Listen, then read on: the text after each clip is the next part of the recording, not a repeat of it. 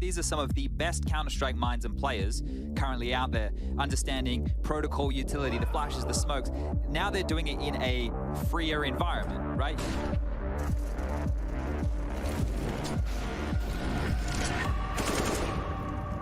Where a hunter falls, niko will rise.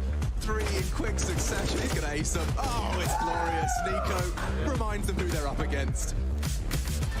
Oh, that was a real flicker-rooney onto Nickelback. Multiple targets and beamers, his hands in business. All right. Oh, god damn, nearly 5. Yeah, it's fast on the approach. APOC first man down. Oh, Banjo on a bit of a tear here. Phenomenal B-hole triple kill. Remember Rez? Remember how we spoke about him like 30 seconds ago? Here he is, and he's going to win the whole down round. He's delaying it as long as he can. Deals with the first man, makes it a double. Rez on a tear, 1 HP for Alex and Rez. This is the flank of a lifetime. He's locked him out of the round. In the smoke. Oh, he could get both, he could get both! Locking him. Surely Dexter looks at his minimap. He sees his dots not moving. He's hit something. Whoa! Oh, a quick one. Amanek. Oh, what? Amanek! Giving us a show! No way!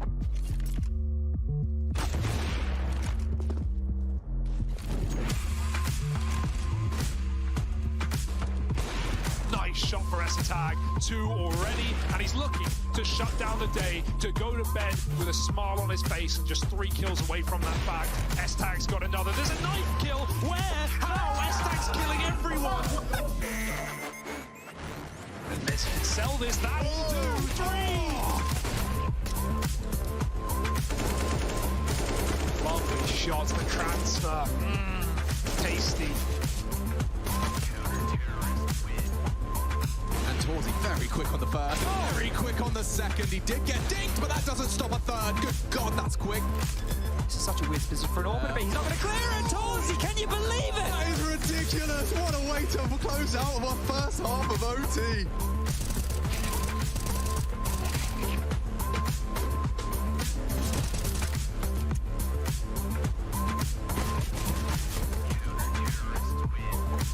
comes contact, Rez opts for a more passive line.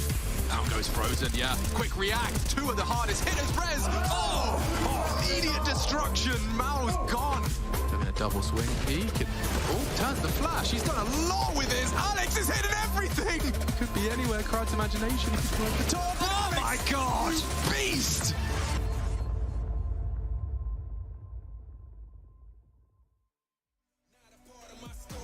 ESL Pro League is brought to you in part by Intel, DHL, 1xBet, US Air Force, Zowie, Monster Energy, CSGO Hub powered by Coil, and Gaming Malta.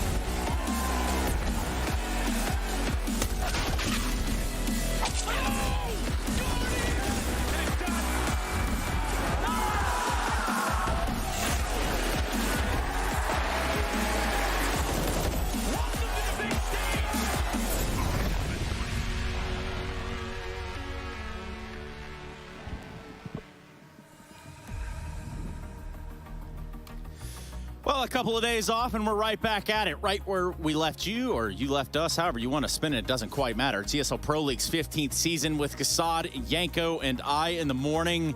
We left Trace. We initiated this breakup. Well, it's unfortunate. But we're back. We're all made up now. Yeah, all still mates, all still ready to go. Group A is done. Group B is ready. What's up? And our X is new and improved. We got better teams in Group B. We definitely... We got teams in Group B, that's for sure. That goes so much further than I think is willing to be said. And Kassad, can you please just reiterate that point at home? You mean about B and A group, the difference? Like how there's teams in Group B. There's a full teams in Group B. No stand-ins, no COVID protocols, thank God, obviously. We're going to have 6 full teams competing for the 3 spots in the playoffs. 5 teams and the big academy team. Nice.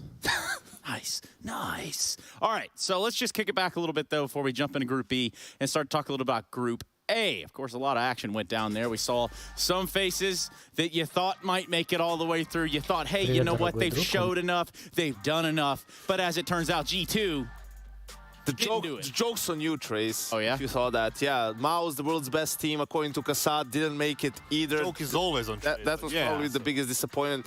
G2, against all odds, still somehow managed to not qualify in this group, being ahead of only the Australian team. So, yeah. Two things that kind of major things that happen in this group is obviously G2 not qualifying and NIP securing the top 1 spot in the group after only 4 rounds of play. So for me, that was the, one of the, the biggest. Yeah, and the one game they lost was the last one to G2, where they already secured the #1 spot. Right. It didn't really matter. And up until that game, they had a 70% win rate on T side in those group stage games. So that was really impressive when NIP, the turnaround that they've had. Also, the whole device situation still ongoing. The fact that they were able to rally as a team and just have a lot of good wins, dominant wins, good performances was super impressive. I think that's correct. Like, they had dominant wins against Fnatic and Tropic and Mouse, even though they lost that Vertigo in an overtime. The rest of the 2 maps were just completely like domination from NIP. But it does stick out, though, for G2 and Entropic. You think about that just a little bit, just right around the edges. Recap it for me. That was the deciding game for G2 and Entropic. G2 had to win that one. They won the Vertigo after the massive comeback in the first map, right? It was like 14-10, 15-7, something like that. They were on the second map. They were up 14-7. And 15-9, something like that, and they managed to drop that. That's a recurring thing for G2, and then on Nuke, Entropic managed to close it out on 16. Another close map for them. So overall, I think, in G2 just, that's another same problem they keep having. Like, throughout this well, a long period of time. So for G2, though, it was a bit of an interesting ride, a bit of a roller coaster, Yanka. They weren't there with Alexa B from the beginning. Oh, well, what was the matter? They had the best substitute in the world. Yeah, but still a substitute in Amanek, right? So that was obviously frustrating for them. But listen, I don't think that's an excuse. Obviously, it's more difficult to play because you don't have your in-game leader, right? Like that's the most difficult player to replace, and that caused G2 a lot of issues. But they still had to win some of those games, even with the stand-in. And you know, I was saying that I think they lost a lot in the grand final, but not at Katowice, by not having their coach behind them in those close games. Well, he was there in that 14-7 game, right? And they still couldn't close it out. I'm not saying it's his fault. I'm not saying, you know, one or the other. I'm just saying that... You're saying it's his fault, but the thing is, like... I think it's your fault. They have no excuses whatsoever. 14-7, full lineup, coaches there, everybody's there. You know, they have to win two rounds just to qualify into the They lost some silly, like, 3v2 or something that, you that's know... That's where it all started. I think it was at 14-7 instead they were like 15-10 or... There is no excuse for them for this event. They need to go back, grind it out, and get ready for the RMR, which is going to be the most important thing for them right now. I think we go back, well, we're done with Group A, so we're done with that completely. We'll just put that one in the bag for now. It's done. Group B, full of names that you might recognize from all over the place. Vitality, Outsiders, FAZE, Furia, ENCE, and Sprout. And we're going to learn a little bit about them now.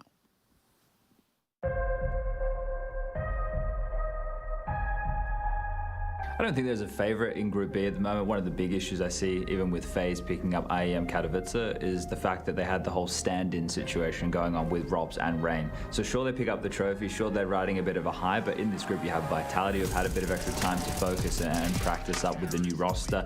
Outsiders are always a team to be worried about, and then Furia as that dark horse. So it's hard to call a favorite for this group, but if you were going to pick one off recent results, you would have to just look towards FAZE. I think when it comes to Group B, there are the favorites, because they just won Katowice, but now it's a matter of if they don't have too much pressure on them. So I think that Group B is the group of death. I think we'd expect better Counter-Strike in Group B than Group A. Group A was very messy. Obviously, there was a lot of stand-in issues for one reason or another. This should be, hopefully, everything we want to see from all these teams. FAZE riding a high, Rain wanting to get back in the server. They just won Katowice. You've obviously got the Vitality team wanting to prove that this big roster change with Sonic coming in as well was something that was worth the money. We have the best American team, and we also have Outsiders that, in the last few big events, had no problems in reaching the playoffs. And then Outsiders, yeah, they're going to play some good CS regardless. Fury are a little bit up and down, but right now they could even be in the argument for the best team from the Americas region. And then as you continue to siphon down the names, I think Sprout have some young and exciting names in Marix and Staya. Also, we have ENCE, who is kind of like the dark horse of the group. They performed really good in Katowice, and looking forward for them to surprise us again. So throughout this group, I think the overall brand of CS should be of a higher quality, but I'm not sure if that will be reflected in the results.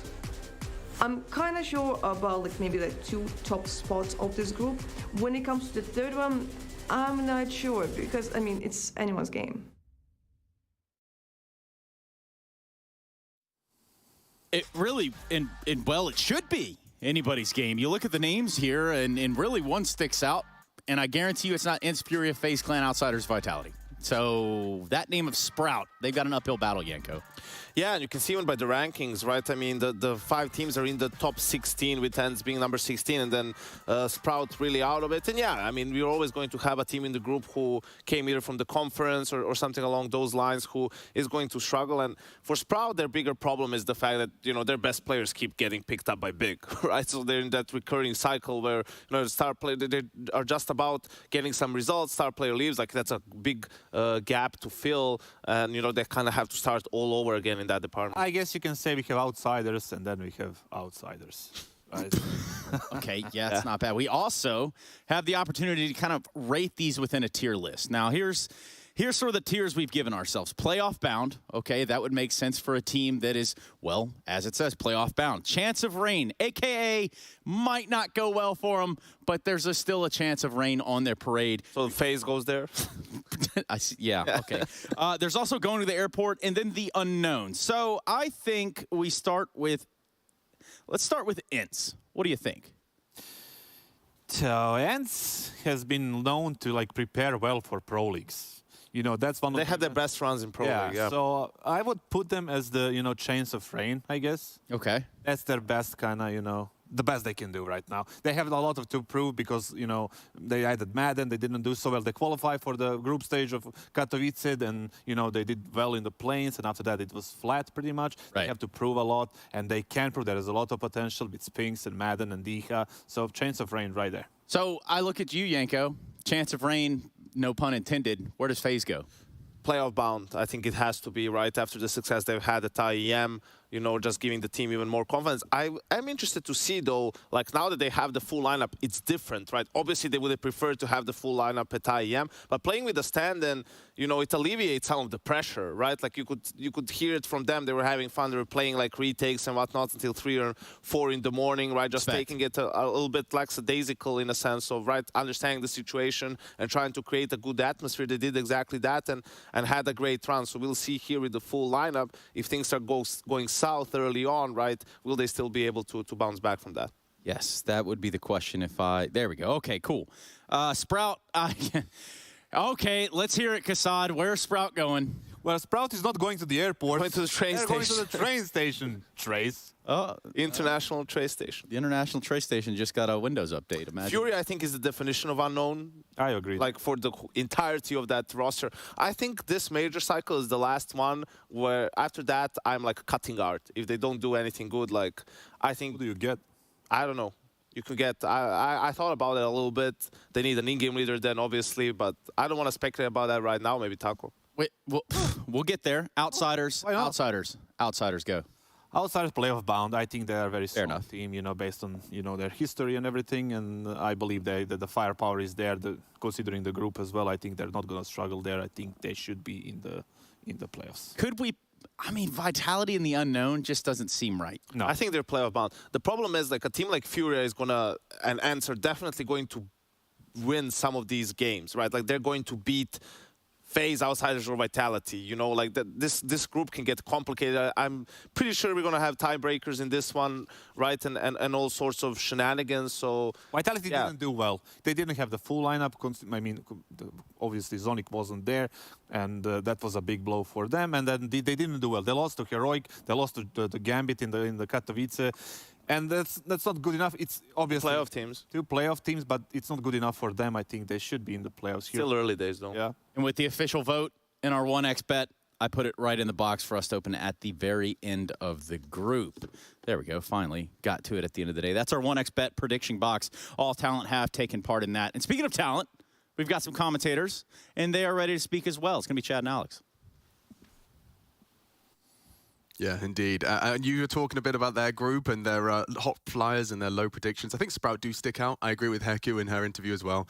Definitely stick out. But you already have made quite a long list of teams that could pop off, and it's about 4 or 5 of them. Yeah, I think it's going to be a really good group. I had a bit of an omission. Slipped my mind was ENCE, right? I didn't talk about them enough in the little interview piece I did, and that shouldn't be the case. And the teams in this group shouldn't forget about ENCE either, because I think they have a lot of individual ability in this team, and I always like the calls that Snappy are throwing out there. It is hard to put the finger on who's going to top the group, though. If you had to pick, well, I guess we did pick. It's in the box. Yeah. You want to give us your answers? No, absolutely not. This is a secret. It's part of the fun. Okay. But I mean, okay, to play along, I asked the question of will FaZe be able to replicate with their established roster. It's very simple, one low-hanging fruit, I admit. I think Outsiders is going to be interesting just to see if they can kind of realize the potential that everyone saw in Katowice, and they kind of let themselves down there. So I think those are my 2 hot flyers, and just seeing Vitality as a full 6-man pack. One of the things that's quite interesting here is that I think now there's a bit more of a distinction in the LAN environments as well. We have online, studio LANs, and now we have arena LANs, because a team like VP, they're pretty good, you know, in the studio LANs, same with like the Gambits, the Heroics, that's teams Vitality. Yeah, but then the arena LANs, we have a whole different thing. So this is a studio LAN. I'm excited to see the type of Counter-Strike we get. Excited to see ZywOo back in some good form. And today is going to be a good Counter-Strike. We're going to have a whole fun week of commentary, Counter-Strike commentary even, coming your way. And back to the guys at the desk for now. In the studio. Yes. Hello? In the studio. Hello, studio. Yep, this is studio. All right, guys, we're going to have much time, so we're just going to start to jump right into this break. What's coming up, though? Vitality featuring Apex, ZywOo, Masuda, Dupree, and Magisk versus the likes of Sprout. And as you can tell, that is David versus Goliath in a nutshell. We're going to go to a break and see what Zonic's cooking up over there. Is it A or is it B? We'll find out when we return.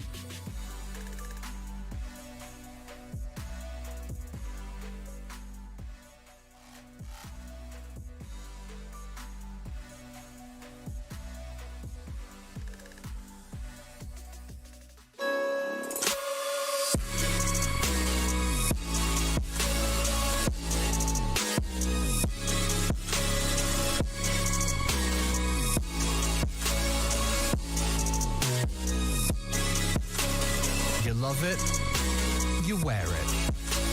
What's your style? Get your merch at shop.eslgaming.com.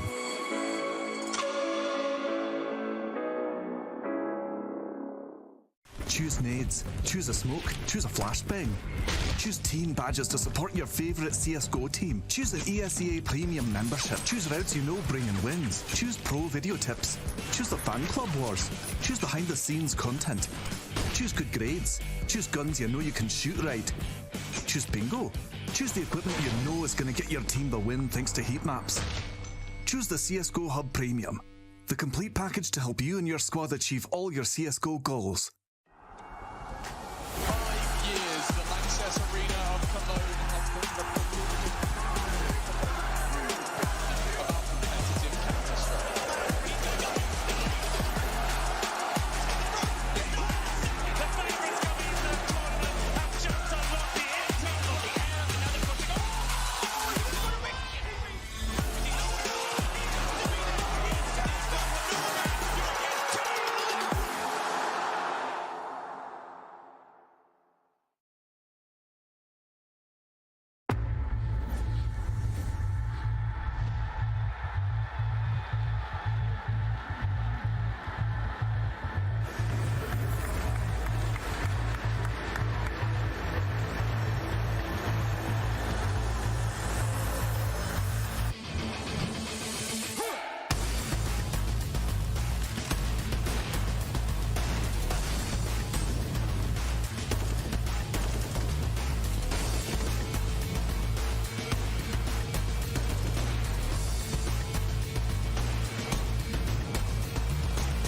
Got the bomb down, but where's Zywu's frag? He's got to start posting something, but from where?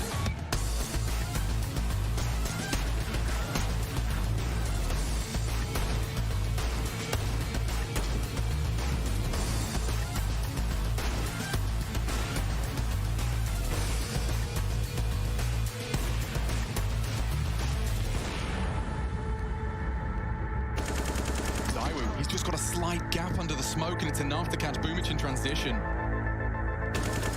Zywoo wants to pull it across the line. 2 frags onto 2 of the best. And now swings out for another. He's possessed. Zywoo won for another ace. Another clutch. It's Perfecto hunting him. No one has been able to knock him on his ass yet. And he's got 6 HP. It didn't stop him before. And it doesn't stop him again. Zywoo!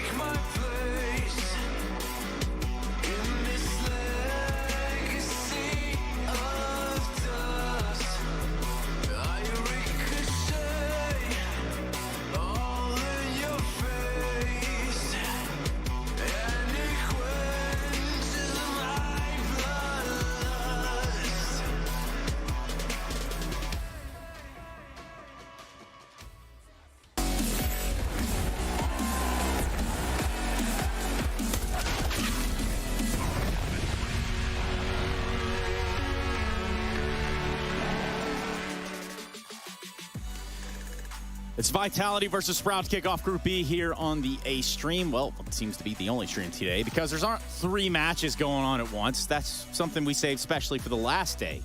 In fact, this day, we get to start anew. In Group B, we look at fresh faces and guys that got to watch on with Group A. Maybe they learned something, maybe they didn't. Either way, they're all the way over there in Dusseldorf, ready to get their party started. Yanko and Kassad are in my party over here. So, hey, ready up, guys. What's going on, Kassad? And first game of the second group, right?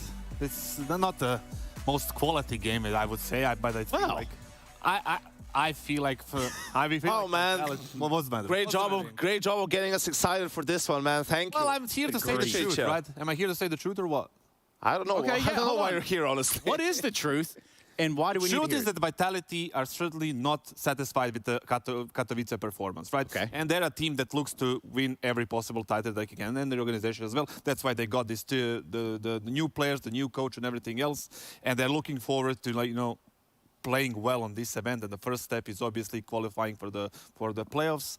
And the first game is obviously against Sprout. They're massive favorites. I believe they had some time to reorganize, to make some new playbook, to do everything they can to actually, perform. I mean, obviously, Vitality, the org, made the changes to an international squad because they want to lift trophies, but I think they're also realistic that, that wasn't going to happen at IEM. It might not even happen here, might not even at the major, right? But at some point this year, Vitality has to win a big event with no asterisks to it, no caveats, and nothing like that. And sure, I think they would have greatly benefited from making the playoff just to have those 5 players on the stage with a crowd, which was the same kind of goal for G2 and a lot of the other teams. But, they lose to Gambit and Heroic. Those are not bad teams by any stretch of the imagination. Sure, maybe a little bit better online than they are on LAN, but, they play good Counter-Strike at IEM. That game against Gambit wasn't really pretty. That was Mirage and I believe Inferno.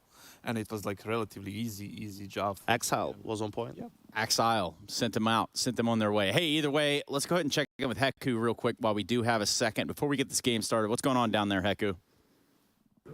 Hey everybody, Group B is about to start, and I managed to grab Steph from Sprout for a short interview. Just to make my life easier, to make the casters and analysts' life easier, I want to be sure it's Ster and not Stir or Stir, right? It's correct. It's Star, as you said it. It's perfect.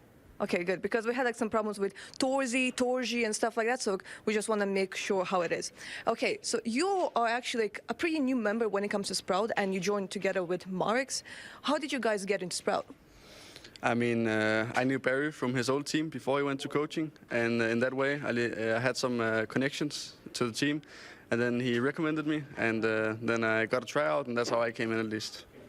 Well, when it comes to Sprout, they usually communicate in German, but right now you have 2 guys from Germany, you have 2 guys from Denmark, and 1 from Luxembourg. Are you speaking German, or is it English? I mean, it's only English, unless the only nationalities are alive. If it's 2 Germans alive, 2 Danish alive, we can speak our native language, else it's just full English, international.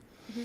Well, when it comes to the big group, you're kind of the team that has maybe the least expectations, if I had to guess. What is your approach when it comes to this group? What are also your goals? Are you planning to get to the playoffs, or you just here more to get experience? I mean, right now we can't really expect the playoff. Of course, it's our dream and hope, but we'll just do our best and see how far we can get. It's not like we expect to make it to the top from the start. But do you think Vitality will be your hardest opponent? It will for sure be one of the hardest opponents, but we believe in ourselves and we hope for a win today. Awesome, then. Thank you and good luck. Thank you. Good luck indeed. GLHF might even be passed around here, and I'm looking at you guys to think for a way to make Sprout look like they can make this competitive. Well... Oh, yikes. Okay. Didn't quite go listen, as well as we wanted to. It's a situation where, they're the underdog. No one's really expecting them to do anything, right? They could obviously over-prepare for the game, have some tricks up their sleeves and whatnot. Yeah, and with our Colex players to watch, we might be able to just identify one of them from Sprout. Who are we going to have first here with our cards being flipped? That's the real question. Got to be Dupree. I mean, Dupree had one of the players that had a solid event in Katowice. We know that he's a super aggressive player. He's going to go in their faces. He loves playing against teams that are kind of underdogs for him. He's just not scared of it. He's just going to go in first and probably deliver on this game too. So, Marix on the other side, you're looking at a guy from Sprout, the second highest rated player on Sprout. One of the newest additions, too. That's something you've got to keep in mind for any player, being one of the newer additions to a lineup. And really, having only been playing for 2 months, it's not that great to not have a victory versus a top 20 team just yet. If you're Sprout, you want to separate yourself from the pack that you're currently, I guess, considered a part of, Yenko. Yeah, it feels like they're still figuring things out with the new roster. And hey, man, I didn't know there were CS players in Luxembourg. I thought they were all bankers over there. Maybe. Maybe he can do my taxes. Perhaps. This doesn't go well. Oh, by the way, there's a name here that sticks out because he has been there since the beginning of time. He goes by the name of Spitty. And what do we know about Spitty, Kassad? Kassad was his coach. Well, it's a veteran player since 2014. He was the one who taught Speedy everything he knows about CS. That explains a few things. Okay. Actually, he was in Mousesports back in 2000. Actually, Speedy emulates Kassad's play style. And we played Major together, Janko. When you were nobody. You remember that part? How did that go? And I was the only friend that you got? That was never the case. Yeah, but now that you two are still here, Mace was always my friend. Yeah. Anyway, Speedy, veteran player, you know. Where his better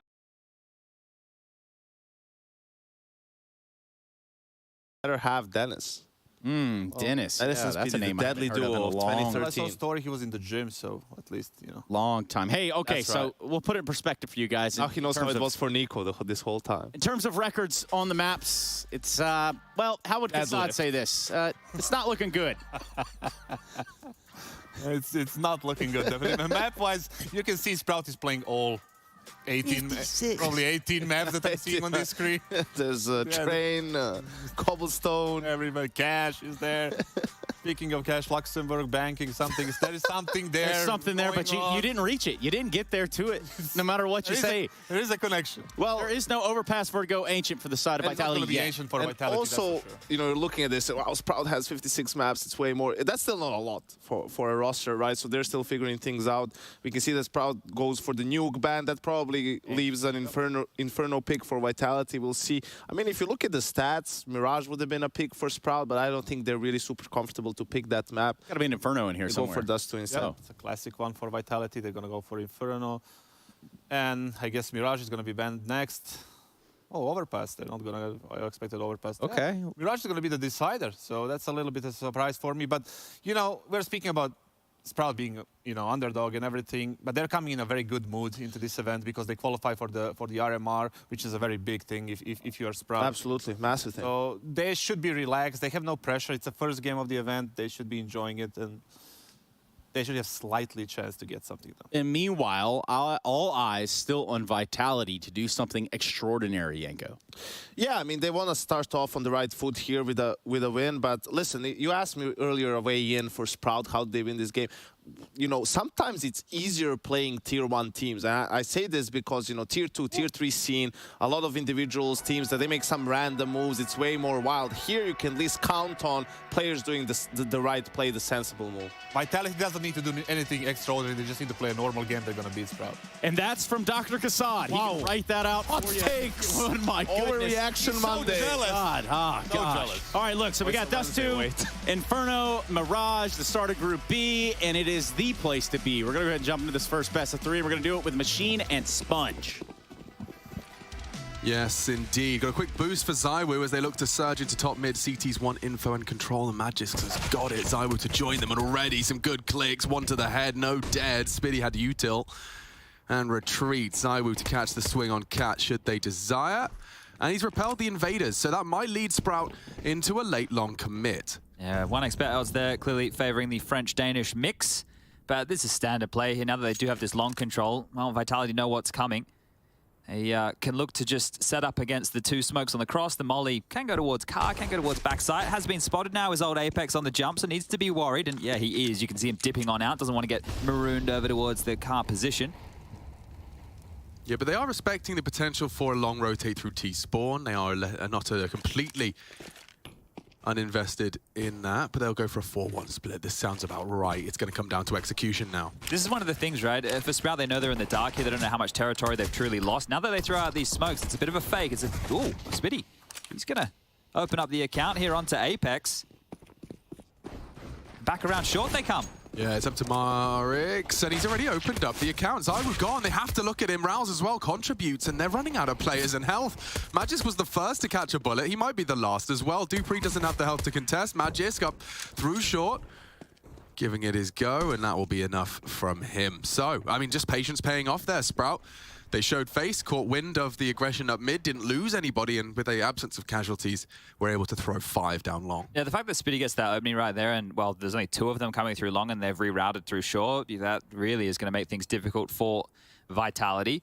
But curious that they were happy to go to Mirage as the third map here. That's a map that Vitality, since the addition of the two Danes, well, the three if you count Zonic, haven't picked up a win. They're 0-3 on that map so far, and a map that we were expecting to have some issues on. Watch it become their best map by the end of the year because they'll just be playing it so much more than everything else. But that's the thing, right? We've had this storyline with Device when he went to NIP. We obviously had it with Glaive when you had the likes of BlameF and Config join. He got the backbone of the very good Mirage that Complexity had, and now we're having it again. So it's the gift that keeps on giving, the Astralis Mirage situation. Yeah, I know it wasn't that long ago before, you know, we were talking about the French teams not having Mirage in their playbook. Of course, Vitality not one to shy away from it. We have got Masuta, Apex, and Zywoo from those French flags flying and keeping them the majority. Now we got Zywoo and Masuta in my fantasy team, Alex. Okay, so you have some expectations of the individuals at least. I like the double scouts here. We know that Apex rocks it, but having Zywoo on one as well, and they're doubled up towards cars. So it's a cool way to get a frag. It's a very interesting setup. This, I want to see how the little wombo combo works here. So you can see the smoke towards the corner. Apex has to take a wider line. Zywoo, this is very curious. Okay, boys. I mean, yeah, why not just use it like an AWP if you both click on the same person? Sure. Right? Yeah, you're right. You are right. But they've seen enough towards long. Rerouting now back over towards Marix, who currently resides in upper tunnels. Rouse with the bomb. And bring up the rear is Stair. We'll do my best to get the Danish twang on that, everybody. Smashing it. But they can just post up here. You can get... Oh, are they going to clear before they throw the nades? Magis can tuck in towards this position. They have so much utility, Sprout, for a BXAC. Yeah, and I think Apex is at least going to be on the right side of the doors to provide a third man. It's very well-timed smoke, and Magis also has another one. So right now, the fact that they haven't just thrown these out willy-nilly is great for Vitality, because look at the time, 45 seconds. It's getting awkward, it really is. And if you do try and kind of fake A again, it's going to be very half-hearted. Apex has the doors crossed, Masuta is Molotov'd out, so they will have that information denied. Magic isn't going to fall for it. He's got another smoke. Yeah, if he drops it now, they have to run through grey screen. Good luck. This could be a legit... don't say five-man save. Don't say five-man. It's all right. They're going short. They're going short. It's all going to be fine. It's all going to be okay. Come on now, Sprout. It's fine if there's dearie not me. Another smoke. Holy moly, red beans and ravioli. Masuta backs a turn. He does put one big slice into another. Good damage on this scout from Zywoo. He could take another. He already hits it. Rouse is gone. They're just running out of bodies and health. Oh, every bullet connects. Just walking into Zywoo's domain. He takes slacks, and there's no time. He might even die after with his AK. Okay. Well, that's one way to truly punish the missteps from Sprout there. A well-placed smoke twice, and you end up losing everything one after time. $350 in Spitty's bank account. And Vitality have all your weapons. That is one of the worst ways to lose the second round. You look very silly. And I like the timeout call from Barry here. Like this, for me, this is probably just slapping him in the back of the head. Say, boys, what the hell was that? Right? Because there was the lack of commit. They didn't draw out any utility. I guess they were hoping the game would come their way, but this is the tier ones. This is the big boys. You can't be getting away with little posture plays like that. Oh, Zywoo made this look so easy, didn't he? Like, just no pressure on him with that scout. You got three people progressing towards you. Camera angle. And you can see him just dipping, darting in and out of the line of sight, chipping away at them, and no time at all. Admittedly, there was no time to retrieve the rifles, so it's not the worst case. They could have lost two AKs there. Vitality didn't manage to wield either of them, so it will be MP9s and M4s. But still, I mean, this is not going to be fun for Sprout. This could definitely plant the seeds of a tilt. Was that intentional? Wasn't, but I'll take it. Yeah, I like it. For those who don't get it, originally they were called Seed before they became Sprout. And when you plant a seed, it sprouts. Thank you. So it's multi-dimensional. On the money for my book, but I do see Apex tag up at least one. Marix brought down a little lower. How many more scout kills is Zywoo getting here, Alex? Oh, you know, they are coming his way. I reckon he gets 2 of the 3. 2? Yeah. Oh, 2 ain't bad. Scout's going to try and at least clear car. Well, Zywoo's going to be back in a big way. Could you imagine an absolute monster like Zywoo having an off tourney? I think, you know, that would really light the fire under him. True, true. Especially considering how close he's been. Oh, they're getting a plan. This ain't bad, all things considered. If they could get a couple more of those kills, it would be laughing, but unfortunately the health and positioning does not imply as such. Poor old Rouse, he fired off a shot. He's hiding in the smoke. They'll work it out. There he goes. There he goes. 3 for Magisk, his first 3 as well as he starts to fill the feed. ZywOo, it looks like he's in form, and yeah, as you said, a bad and off tournament for ZywOo. I mean, that's it's something that everyone has to go through in their career. You can't have a perfect record. Yeah, and another thing is, think about there's a little bit of input lag for ZywOo having to go from speaking French to now speaking English. Everybody at home, if you've been tuning into any conversations I have about international teams, you know that I think that language or communication is one of the biggest components of Counter-Strike. So that's an adjustment period as well. It obviously gets better with time, right? You do something more, and, well, it becomes easier. Funny that. Who knew? Oh, nice little push here from Magis. He's going to completely call Dark clear, and Apex is also in a forward position. I got to do one of these setups yesterday with Apex to see the way that he sets up. I believe the content will come out at some point, so you can all watch it. He's still using 1024 as the res, right? So stretched, so not black bars at least. Oh, that's an opener. How many more can they get? If they get another plant out of this, it's impossible. It's actually impossible. I changed my mind. Okay, well, good thing you did, because Apex, he's been pretty tidy. Grabbed himself 3 in that round. ZywOo finishes off with another grenade kill, and the scoreline reading 3-1. Yeah, his crosshair is so big.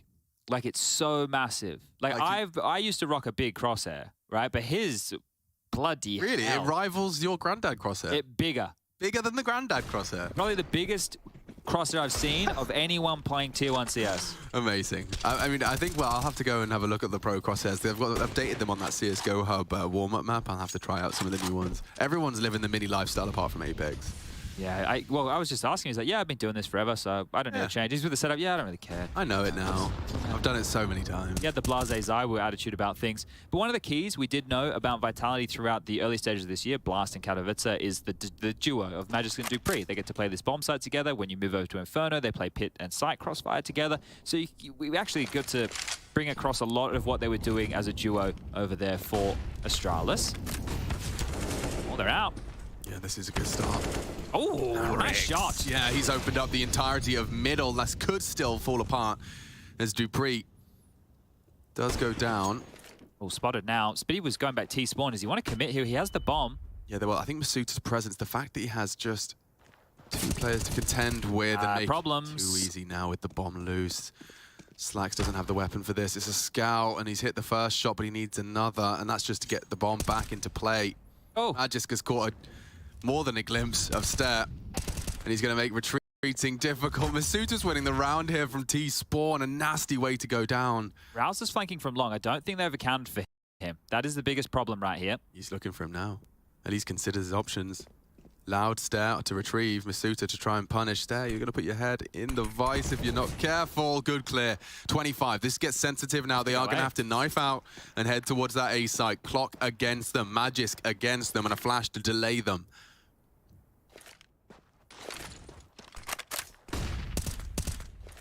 Confirms they're coming. 10 seconds, lads. We can't have 2 rounds like this. And it looks like Magisk has done enough. 5 rounds in. And Vitality have stuck the knife in and twist it. I could see it going wrong. As soon as I saw Speedy floating back spawn, this is the issue with that round right there. I understand they didn't want to push the issue on the B bomb site, but Speedy in spawn and Slax was over towards Suicide. Well, Slax noted Masuta's push and they didn't regroup. They went one at a time. You could see how easy a lot of those fights were for Masuta. And Magisk here, perfectly placed utility. The grenade was great. And then the lineup as they scamper up that ramp. Another round falls for Sprout. 4-1 now. What a kicker for Marix as well. You don't get double entries middle all too often. That should be round defining and falls apart. Bit of a trip over the shoelaces, as Chad has explained. We can see that Dupree and Apex at the moment are in a nice duo to respond to any funny business here. And respond they will. Dupree takes down Marix, Rals onto Apex.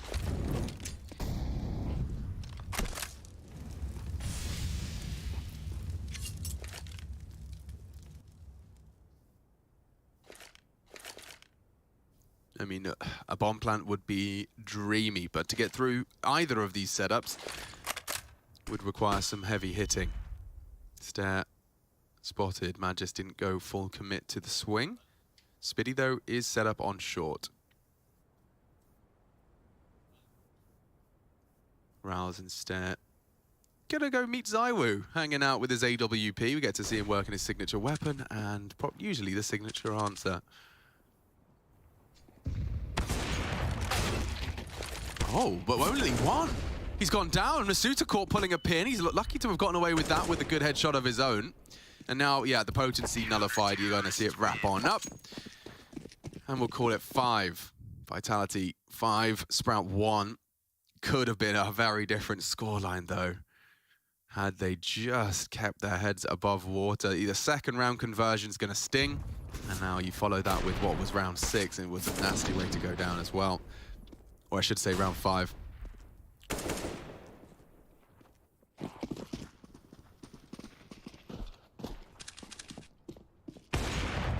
Well, at least they've got the AWP back in the hands, well, not back in the hands of Slacks now, so this could be one of the difference makers. Let's see if they can get anything done here. Speaking of AWP, Zywoo's trained a little slither gap right there, and, well, that's an easy opener. So things really not going to plan here, are they? Slacks got one back in exchange, so that's all right. Yeah. It's just leaving a sour taste in the mouth. It is, and I just going from the perfect interview from Marix. It was great to hear from him, and it was very professional. It was Stare, excuse me. Yeah. But yeah, great interview from a 17-year-old, you know, to have the confidence there. But it was also very realistic and talking about their opportunities for getting through to the top 3. Lots of big names in this group.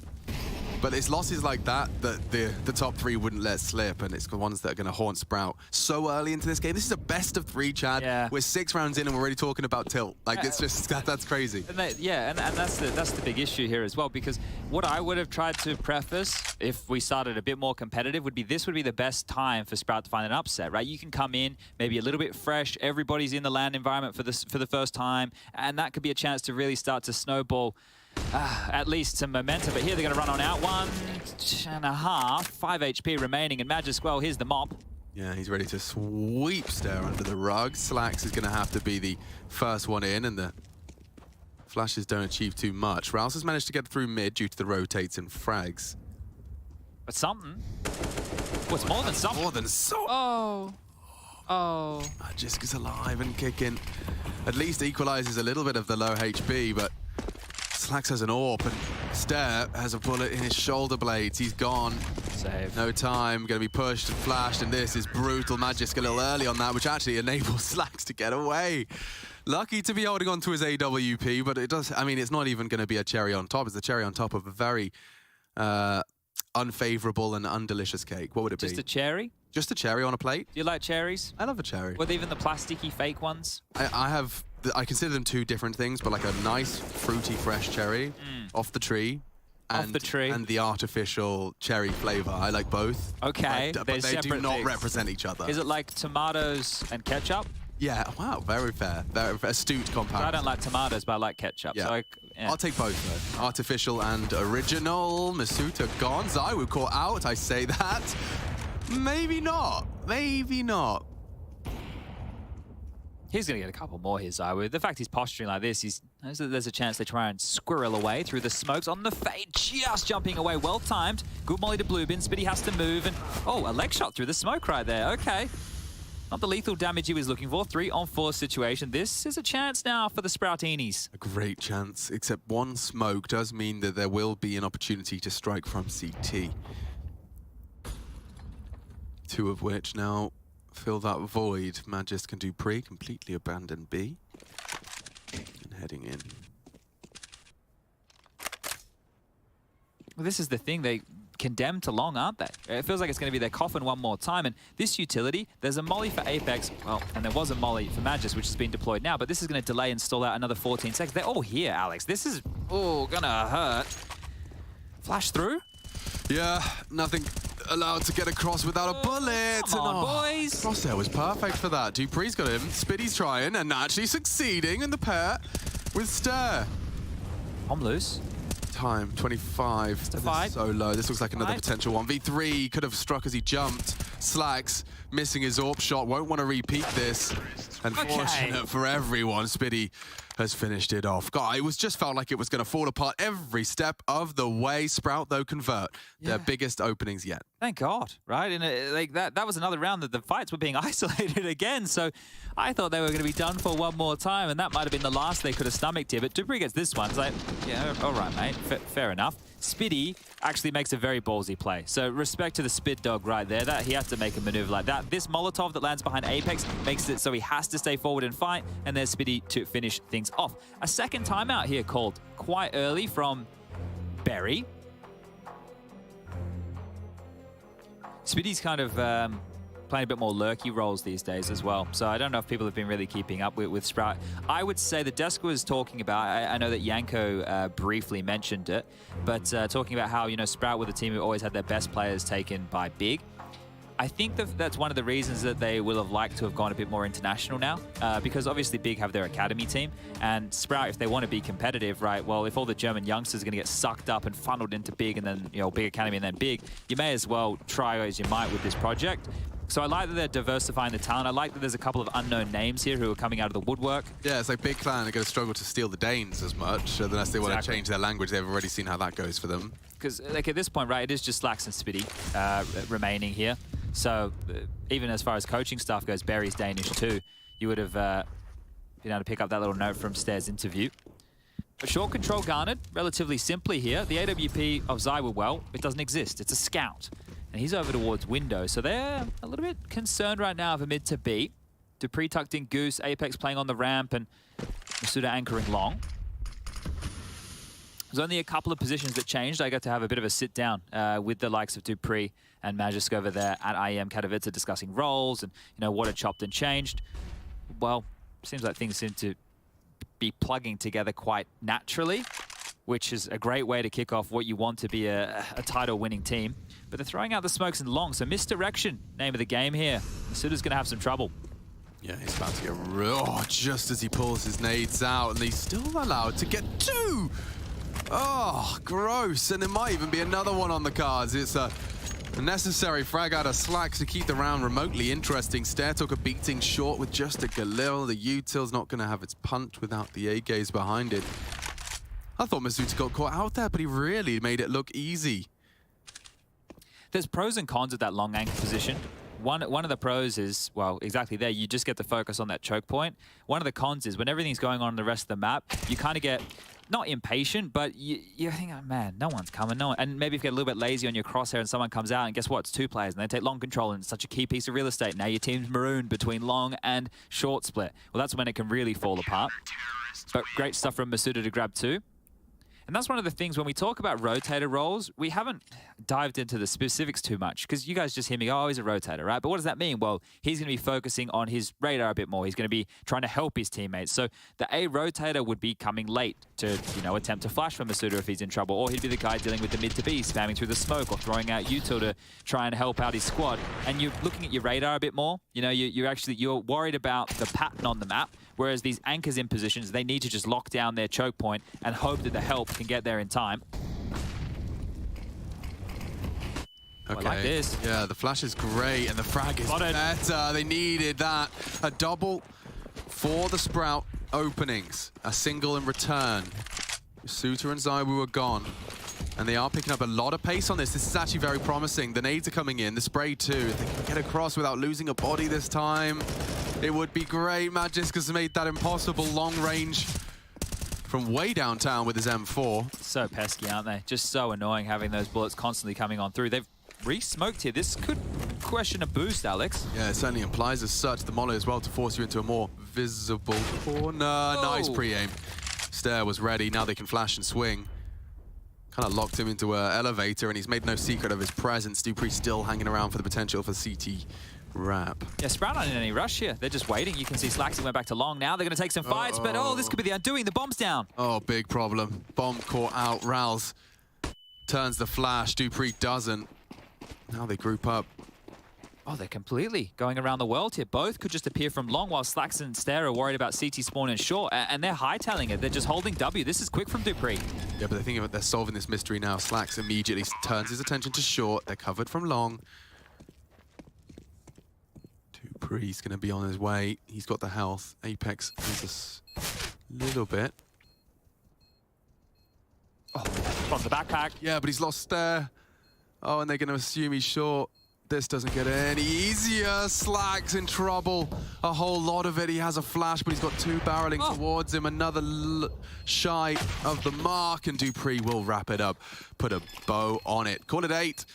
Orb to be retrieved. Just an extra upgrade for Vitality, but yeah, they're not going to be letting things like that slip away. Yeah, and that was another good start towards long. These rounds, you can count them almost, it might take me 2 hands soon, because Sprout are having a great job with openings. Here it is again in the replay. You see Spitty and Marix, they're getting the openers, and then, well, it just gets pipped apart. Really unlucky stuff there. Magic's just testing his luck. Stair does a great job ready and waiting for that boost, exactly waiting for that boost, and at this point, the indecision, it bites them in the ass. I mean, this is probably one of the more sleeper changes to Dust 2 since the M4A1S was Vogue, is that we are seeing so many more CTs punished with just unloading their mags into the cross smoke. Marix this time has got it without any casualties. 2 this time for Sprout. Surely. Yeah. Surely. I'll tell you why. It's because of Stair. Yeah, our observer team's into it as well. Big flank. Hugest of flanks. That should...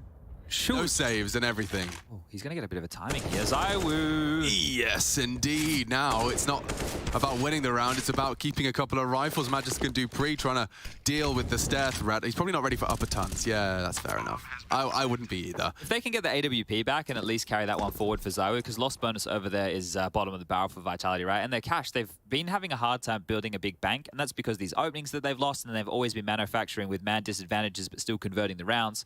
So good for Sprout to grab another. This should be the 3rd. Oh, Dupree decided he wanted another kill or 2. Ooh, 3 is the magic number, bless you. Keeping those 3 rifles alive, and Magisk and Dupree at least going to be able to drop something. Should we recreate the Mei with the old man with the skateboard and the hat backwards? Well, how do you do, fellow kid? Yeah. The man. Isn't that a really famous man? It's Steve Buscemi. I don't know. I don't know actors' names. They just play characters, right? Like Captain America or Iron Man. You don't know the actors' names? Oh, I do. But you chose bad ones there. I had to double down. I had to double down here. You chose some really bad ones there. Yeah. The half has been won, and Sprout, for anyone that's just tuned in, enjoyed the first week of Pro League and is here for a second week. Hello. But also, Sprout are world rank 30 on HLTV. They are looking to do impact and have impact, and I think the prime candidate wasn't Vitality in this group. There's not many actually in this list of teams where I think that they could perhaps catch them off guard. The chance of them being underprepared for, I suppose, like something geeky, like you were saying, you can have something that hasn't been seen. Yanko was implying that that's a possibility, but when it comes to the fundamentals, I think Vitality is just going to make it so punishing. You're not going to get away with any slip-ups. And so we're going to have to see if they can close this gap. If we see a 6, we see a 7, we're really pod racing, but let's see if we can get there. Yeah, I think one of the issues that Sprout has here as well is the fact that Vitality are going to be extremely unhappy with how IM Katowice went, so they've just been sitting, waiting for the last couple of weeks, probably chomping at the bit to get back in the server and go, no, this is what we really look like. Because the potential, and I hate to use that, but the potential of Vitality is huge, right? You obviously have already Apex, who's become, one of the better in-game leaders from absolutely nowhere. You've got Zywoo in the server, of course. He goes without saying. Masood was showing a bit more promise, and then you add into that Dupree and Magisk, and Dupree showed in Katowice that he's not done yet, offering up some fantastic CS, and then add Zonic to that mix as the coach. There's high expectations for this team, very high expectations for this team. Yeah, and they'd be the first to remind you of that. It's important for Zywoo to take that shot and get across, right? You want your AWP player to be mid-long if they're going to do an A execute. So now that Marix is up short, Slack's back at Cat. It looks like Rouse might want to join the pack here. Stair is over towards upper dark is the anchor, and Spitty outside long. So all the pieces are starting to make sense for Sprout if they wanted to go for that A piece. They've got 3 smokes remaining, a Molotov and 2 flashes, so they can do the avant-garde. But you can see Zywoo already starting to posture ahead of this. He already knows this is coming or a possibility. So any moment now, Disaster will strike. Yeah, just on a little glance, and they walk into his line. He gets away as well. Supportive flashes to stop the repeat. He's actually eaten one of them. Marix across to Gandalf. Hard taps. Masuta locked out. Masuta deleted. Marix. Bomb's loose. They need to get it. They need to get the bomb now. Have to pick it up. I don't think there's time. Oh, what a horrible way to go down. The bomb falls. Where did it go? It drops off the ledge or just on the bridge? Yeah, it was the last guy coming with it who died, right? So they already had 2 in the site. They didn't have a lot of time remaining, and going into the site right there just wasn't enough on the clock to work with. ZywOo's forward position, he makes it already chaotic at that point because the execute's meant to go a little bit easier. You're meant to make it out with your smokes, but you can see them trying to play ahead of them. But yeah, ZywOo is the one here to drop the bomb at 9 seconds. So at that point, it's too little too late. It's really important when you are playing that CT ramp rotator to know at what times you can scale. You actually want to let them past. Look at Tons. It's about to get very messy. Magisk already onto Rowls. Oh, and Dupree arrives from tunnels. They're bullying them. Don't even let them start the round now. Not even letting them get out. I think Stare has taken it by force and drops a corner smoke to at least keep ZywOo guessing. Yeah, this is good. Might catch them by surprise here. Spitty needs to be, well, allowing his teammate to work. And there's the round. It's a crippling blow to throw, and I think Apex is going to be feeling good about that call. Just sends his troops in for an aggressive Tons clear, and look at Dupree arriving Tons. Just as you think it could perhaps be recovered, a third is added to the mix. Yeah, this is big issues, and it's a team game so far from Vitality. 13 for ZywOo, 12 for Magisk, Masuta with 10, 11 for Dupree, and then down the bottom, Apex on 8. So yeah, this one is quickly running away. We will get another timeout called, and you can see Zonic, the big man on campus behind them, probably saying, hey boys, you've done well to get 10. Let's get 12. Let's really punish them here today. Their buy, you can already start to have a little bit of a look. It is a little bit broken. Well, more than a little bit. Marix is into an AK.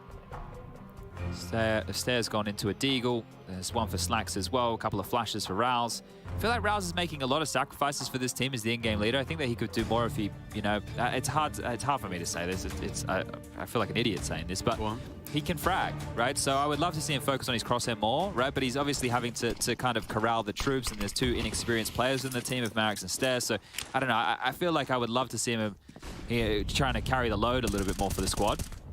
Oh, Magisk is really not letting up the gas. The threat of a long wrap has come in, and ooh, a Deagle to the AWPer keeps things at least a conversation. The suit is very comfortable, though.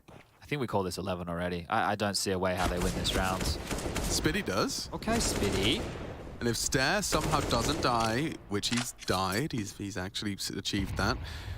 So Slacks and Spitty are going to have no fun at all. No, and it's been time and time again that this long position has been their undoing. It's the only space that they've been able to consistently take, so if we're looking for positives, there's that. But yeah, those early rounds, they should have converted. Yeah, they're really going to come back to bite them in what could have likely been, you know, a 10-5 or 9-6 half. And testament to the B players / A rotators success is that they've died a grand total of 5 times combined. It just means that when you come in their way, they're having no issues, and when you're going A, they're still alive at the end of the round. There's a prime example, cleaning up nicely. Another multi-kill for Magisk because he finds himself at 15 and 2. I think Dupree made a tweet along the vein of, you know, he's going to try and keep up with ZywOo this year. So, you know, if he's motivated by his teammate to play to that level, right? You think about Astralis, and this is absolutely no disrespect to any of the players in the team at all. I think they're the greatest Counter-Strike team to do it of all time. But, like, Device was the superstar, but Device was like, you know, he'd get his kills, right? He'd do his job. He'd do his job, Mr. Consistent. That's what we love about Device, right? You got ZywOo in the team who has a little bit of extra flair to it. So if it's like, and he's dropping bombs, like he's dropping big numbers. If that's like, hey, Dupree's like, actually, you know what? I can still do it. I'm sure seeing someone else, you know, do things you otherwise didn't consider or fathom is a very motivating factor as a player. And down he goes. Marix in mid. 2 openings. He's got the dust 2 pin for a reason, Chad. He's repping it because he does like to rat his way through the mids and open up around. They have to win this one. Yeah, they do. They really have to win this one. This would be what, their 4th or 5th 2-man advantage? Yeah. Can't be Marix though. He's trying to catch another Maybe it can. He's trying to catch another time. Oh, he will. He has. Whoa, brilliant. Just on the read. Not ready for Masuta from behind, but Masuta's got 3 to overcome. Spitty confirms that he has committed towards the B side of the map. Now, this is where they can't really mess this up. Right? Yeah. Right, 11-4. Sprout end on a W, and now swapping sides. We'll see if Vitality's T side is as clinical as their defense. We'll take a quick break and be right on back to see how Dust 2 ends up.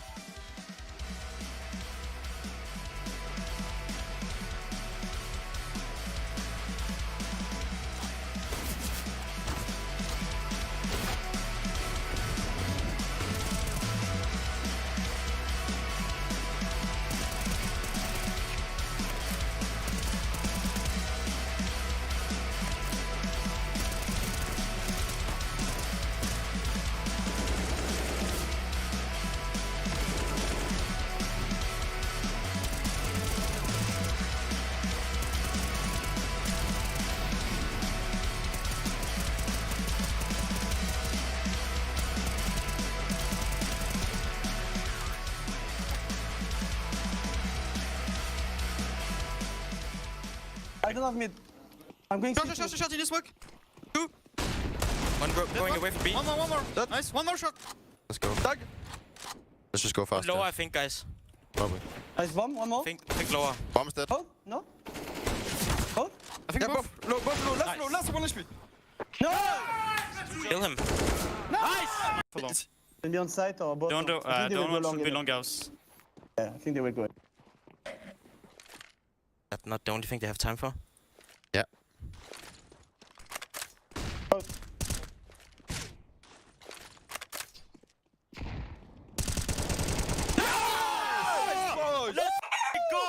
They are doing really great as it is right now, and I love to have such young guns, and they're just hungry for so much more all the time, and that's really nice. And they're kind of opposites guys, because Maris is just a super aggressive guy, and he just goes. I can say go kill, and he will go kill. And Star is just a bit more careful guy, and he thinks a bit more about this stuff, and it's also really good because then we have him on this, some of the sides, and he's in the map controller, and it just works really good. And when he's together with me, we talk a lot, and also, yeah, he's actually just a really good all-around guy. So, yeah, they fit really good into the team, and I mean, yeah, of course they're still new in the team, but when we have been playing a bit more, and yeah, maybe in some months, it will be a lot better. I can already feel from day one we started and until now, they improved so much, and it helps me a lot also with because I'm new in the calling, so because they grow a lot, I also grow, and that's just makes the team a lot better like it is.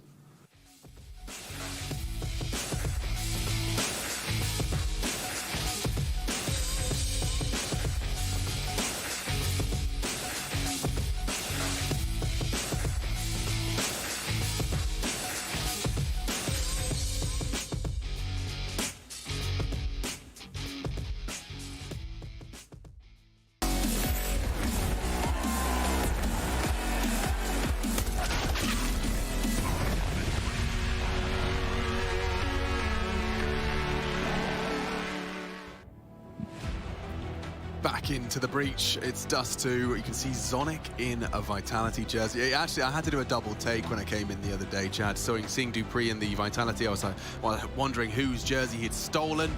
It is still a bit of a shock to the system to see it, but yes, Vitality up against Sprout. We are heading into the second half. And it was nice to hear from Rouse there, just to get a bit of extra insight into what Stair and Marix provide. I think we've actually kind of seen them both embody that through whether it's Stair's interview or Marix's walks outdoors in his first flurry on the T side. Now, it's Vitality that have to bring the fight to the Germans, and Spiddy starts off his account with a big bang. Spiddy's had a couple of nice shots so far this game, so that's another one to add to the tally right there. Let's see. Another number advantage for Sprout. Can they close this one out? They have 3 postured towards middle. They've got Stair towards the back of platform, so a lot of information can be taken from what they can't see, right? You know that there's nothing in middle. They can't see anything in upper tunnels right now, and as soon as Spiddy takes contact, they're going to have a very good idea that this may very well just be that long contact. But one of the issues... Oh, let me talk about the issues in a second. God, getting goosed at that range does really put you on notice. Now, here's the issue, is the fact that on the body of Masuta, he had a smoke and a flash. Well, what he dropped was the flash. The smoke is gone, so they have one for the cross, and they've even flubbed that. Uh-oh. Yeah. Slacks knows he wants to try and use this. Raus can flash for him here. Oh, and so doesn't even need the tracer fire. The sound alone, he finds him. And that early pick from Spitty now feeling like a bit of a disadvantaged round. 45 as they try and get across, and they've done it just on the fade. ZywOo fading their lights to black. Another quick click. Spitty run down with a pre-fire. I think they spotted his barrel somehow because it looked like they were glued towards that position, right? And that is a hard clear from Dupree. Yeah, Magis, he's got this on lock, and a horrible way for it to fall apart for the Sprout boys. He needs ammo. Somebody find him a gun. He's over 12 now for Vitality. All right, well, they want to finish this, and I do think that there is a vibe to Vitality, exactly as you put it, that they have got a lot to prove to themselves and to everyone else, that Katowice was not an embodiment of their skill. Well, this is the thing, right? This all will put this team together to win trophies, because towards the tail end of last year, you know, hindsight's 2020, but the Shocks and Kyojin version started to do better and better, right? Now, they obviously knew what was going to happen with this. But picking up wins, as you've already kind of, you know, awarded the coffin and the headstone, is it's a weird one. Puts you in a weird place. Gonna have to kind of justify, enjoy it, right? I mean, you can enjoy it. I know the frame I'd like to put on it, which was like, you know, last ride with the gang, and we ended on a high. Oh. And Marix onto Dupree nice with a tag on Slacks. He does like to go kill. ZywOo's so bloody pesky though. He's only gone and got the AK-47 and the kill back.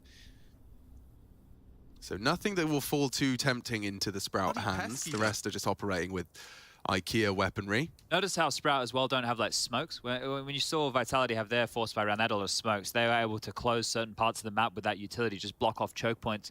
Heading back towards Long, right? They've got 3 of the 4 remaining here, and it's just stare over towards Pit. He's on an island, so what you want from him is a kill. You need to get 1 kill out of him. One's enough. 1 is plenty. And he's going to be run down. I don't know he's here, right? I do now. No, they don't. ZywOo didn't get the memo. Shut down, but he's got this kill that was demanded of him, and the rest are low. This could be the revenge that Sprout so desperately seeks. Slacks puts it between the 2 wickets. Here comes the flank from Magisk. This should win the round right here. Yeah, Spitty's just been called to action. He knows now he can activate. Spitty, will you have a second guess? Will you have a second guess? You won't. You won't. And Magisk has got you dead to rights. Dead to rights. Magisk cleans up. 19 for the day now. He is just having fun. Yeah, top on the scoreboard. 17 for ZywOo, 14 for Dupree, 13 for Masusa. And Apex, well, last time we said he was on 8. Well, he's still on 8, but he just has to call the shots, right? Not having to do a lot here. 13 to 4, the force by falling flat should just be pistols, so 14 almost more than secured. And just 2 more to get us across the line here on map number 1. But we have Counter-Strike coming to you all week. Oh, we've got some fun in store for everyone as well this week. We've got some bits and bobs planned. We're going to be changing up the cast of duos. We'll see how that goes. Yeah. I feel like it's Bring Your Son to Work day with Harry, so I'll see how I go there. Well, yeah, exactly, and I'm looking forward to having my very first cast with Hugo Byron. Hugo B. Byron. B. Byron. As he officially goes. Of Byron Manor. You can ask him about some of his favourite pistol rounds. He's a bit of a connoisseur of the old pistol round as well, Hugo Byron. Also, I'm going to actually have a bit of an intervention with him. I'll leave it at that, but like there's... Intervention? Yeah, I just think it has to be done in the public eye, and he doesn't have like a wealth of friends that I can gather, so it's going to have to be the people. In front of the Counter-Strike world. Yeah. All right. Fair enough. All right. Let's see what happens, there you shall go. we? That's some suspense. I like to keep you guys on the edge of your seats as Magisk has made it 20 and 4. Farming as he throws on his straw hat and grabs his pitchfork. Makes a change from Twitch chat. Oh, one from bad. But this gets better as he slaps 3. 3 with his AWP. He's made a round out of this. It was falling apart at the seams until Slack started to rack him up. Masuta, though, he's becoming more and more of a gamer. Very low, very, very low. The Incendiary could win the round right here. Got to jump, got to move, got to spread, got to spread. He's just risking it. Okay. Nearly got very awkward.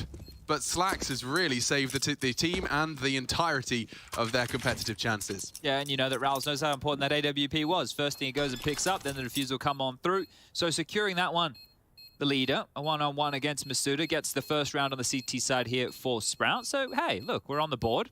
Now we can start adding them together. Let's see how many consecutive are possible, because that round looked like it should have been over out the gates. Hero moment there from Slacks. Yeah, and it gets worse, doesn't it? Like, when you win those rounds after the state of play, you just have to do it again. You have to do it again. They've got everything, every single AK nade and even sidearm they desire. The second shot was great onto Dupree through the smoke. And that was the savior that was Raoul's. Yeah, that's one of the things you're talking about, him jumping and stuff. You put yourself on board with him.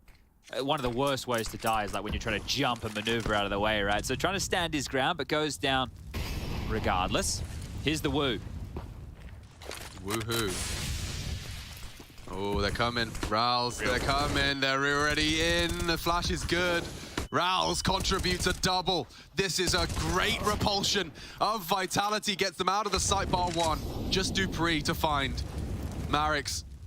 First man on the scene. Apex is in as well. Confirmation as his ear pressed to the door. They might flash and go. Yep, nice catch. Pressure. Good pressure. Marix is gone.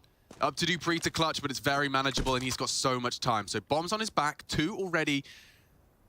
And 2 more to go. We can creep back across here, right? While the door's smoke is up. If he leaves the bomb site completely, they're going to spend a lot of time just faffing about, right? They don't want to push in. They don't want to take a risk right now to clear out B. And while there's indecision, has he just cut noise? Where is he? Where's Dupree gone? Could be about to swing doors in 3, but he's not. Yeah, and this is the thing. He has so much time right now, Dupree. The penny has to drop for Sprout at some point. Who's going to say it? Is it going to be Rouse to say, look, guys, it's possible he's left the site now? Are the 2 of them going to piece this together on their lonesome?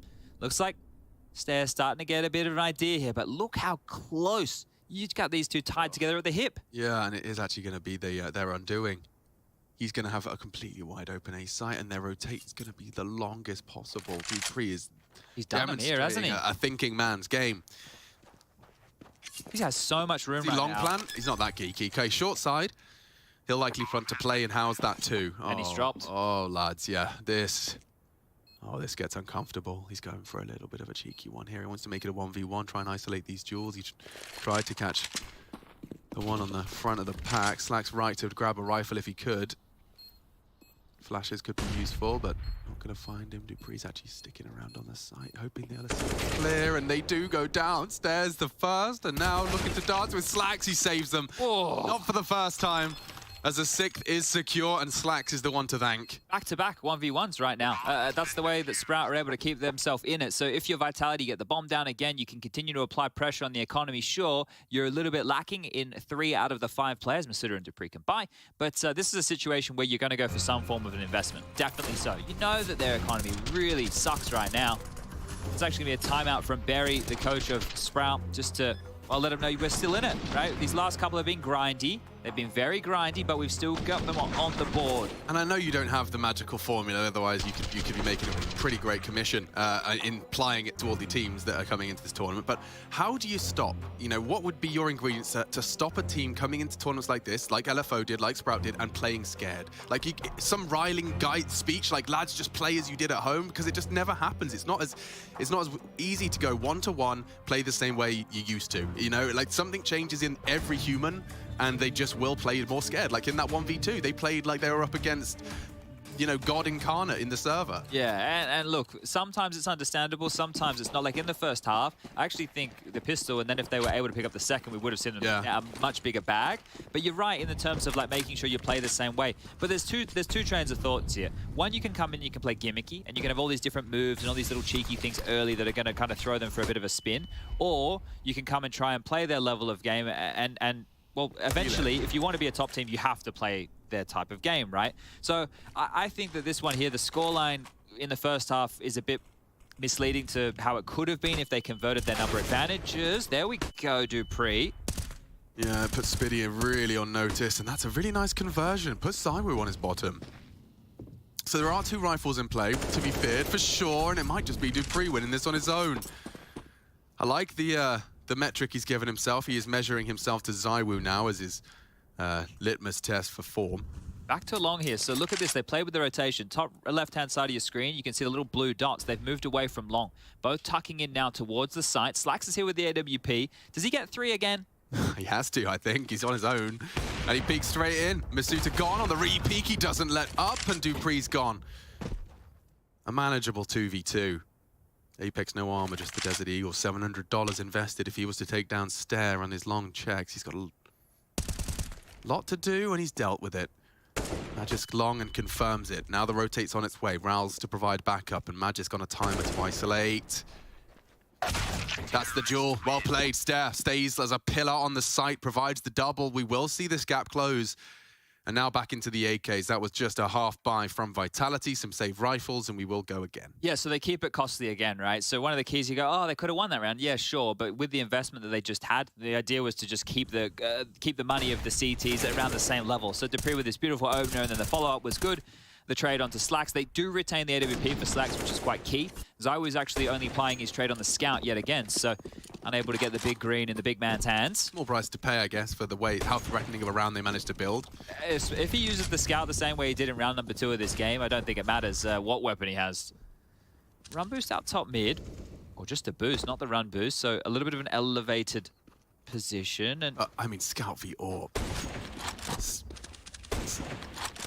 Scout wins. He's so quick though. He's agile, you know. He's like a puma. Yeah, well, he's stinging like a butterfly. No, that's not how it goes. I don't remember those kind of. Is that an Australian butterfly? Sting. Yeah, he's. Even the beautiful butterflies sting in Australia. Everything's scary in Australia. I don't know. You got those honey badgers. Do you have those? Honey badgers. Yeah, we have honey badgers. They're pretty cute. Showed you the quackers. Are they dangerous? I don't think they're dangerous. I don't really know. There's a rugby player whose nickname's the Honey Badger. Honey badger dangerous. Are honey badgers even Australian specific? I don't know. I don't like a badger. Doesn't seem like a native Australian animal. Oh. Badger, badger, badger, badger. A honey badger can be an extremely dangerous animal. Oh. It will attack humans, horses, dogs, snakes, lions, and hyenas without hesitation. Oh, they are cute. And cause considerable damage. They are cute. They look like tanky skunks. Tanky skunks, all right. Tanky Skunk, the name of my first album. And a grenade right on their nostrils, says it's actually just gone a bit too high, and dupreeh has planted the bomb. A 5-man retake. It's time for a very expensive retake simulator here. I like this though, right? I am still a bit of a proponent of retaking if you have good understanding of what needs to happen, right? You can play the retake setup in the util, wow, a couple flashes, a smoke, a HE, there's kits in play, and they can actually take their time. They just need to go through all the checks and balances. This is the smoke to enable a clear on Apex, but no one's gonna do it. Okay, Rowls has taken him down. Playing the numbers, dupreeh needs to flip the scales. And they're equally trading as it stands. Zai's just got a shooting gallery and a very hard shot demanded of Slacks. Yeah, dupreeh, just the tip of his head visible. And a combination of Danish and French pizzazz puts 15 on the board. Dust 2 does look like it is certainty now. And a recap of that veto, we had Inferno as a second, but eyebrows raised should we get to that third. Mirage hasn't been going swimmingly for Vitality. Normie maps. We never loved the normie maps around here. Like, Vitality removed Vertigo. That's where it could have been heading as the third. And maybe a reason they did was because it was quite close when they played Sprout back at IEM4. I know it was a different roster. I understand it was a different time for both teams. But knowing that at least some of the names are more proficient on it, you can see why. But Outlong, again, this should be the final round of play, just up against the upgraded pistols, the Scout in the hands of Slacks. And we've had some moments from Sprout here. Could have been a little bit more dangerous in patches, but this is how the cookie crumbles as they have complete mid control. They're trying to swarm towards upper tunnels. That's where Magisk was just shooting some bullets. And well, guess what? He's gone. Long gone. Long gone is an appropriate prefix. They are already here and... Now, I don't like the retake in this situation, Alex. No, I don't either. In fact, so much so, I think I'm almost going to resign myself to only talking about dead CTs. Marix, Slacks, Rowls, all gone.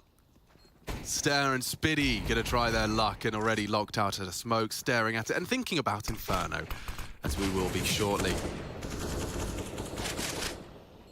But I think the biggest takeaway from Dust 2, it's gonna have to be Vitality. Definitely looking like they're having some fun here, but also knuckled down. Masuta ends on 18. They are just fragging up a storm. And coming in with a point to prove. 2 players on 23-8. It is dupreeh and Magisk with crazy KDs and flexing some of their big trophies as well. We're going to take a break. When we do come back, we're going to have the opportunity to see Sprout have another go. Mirage is waiting in the wings as a third. Inferno next.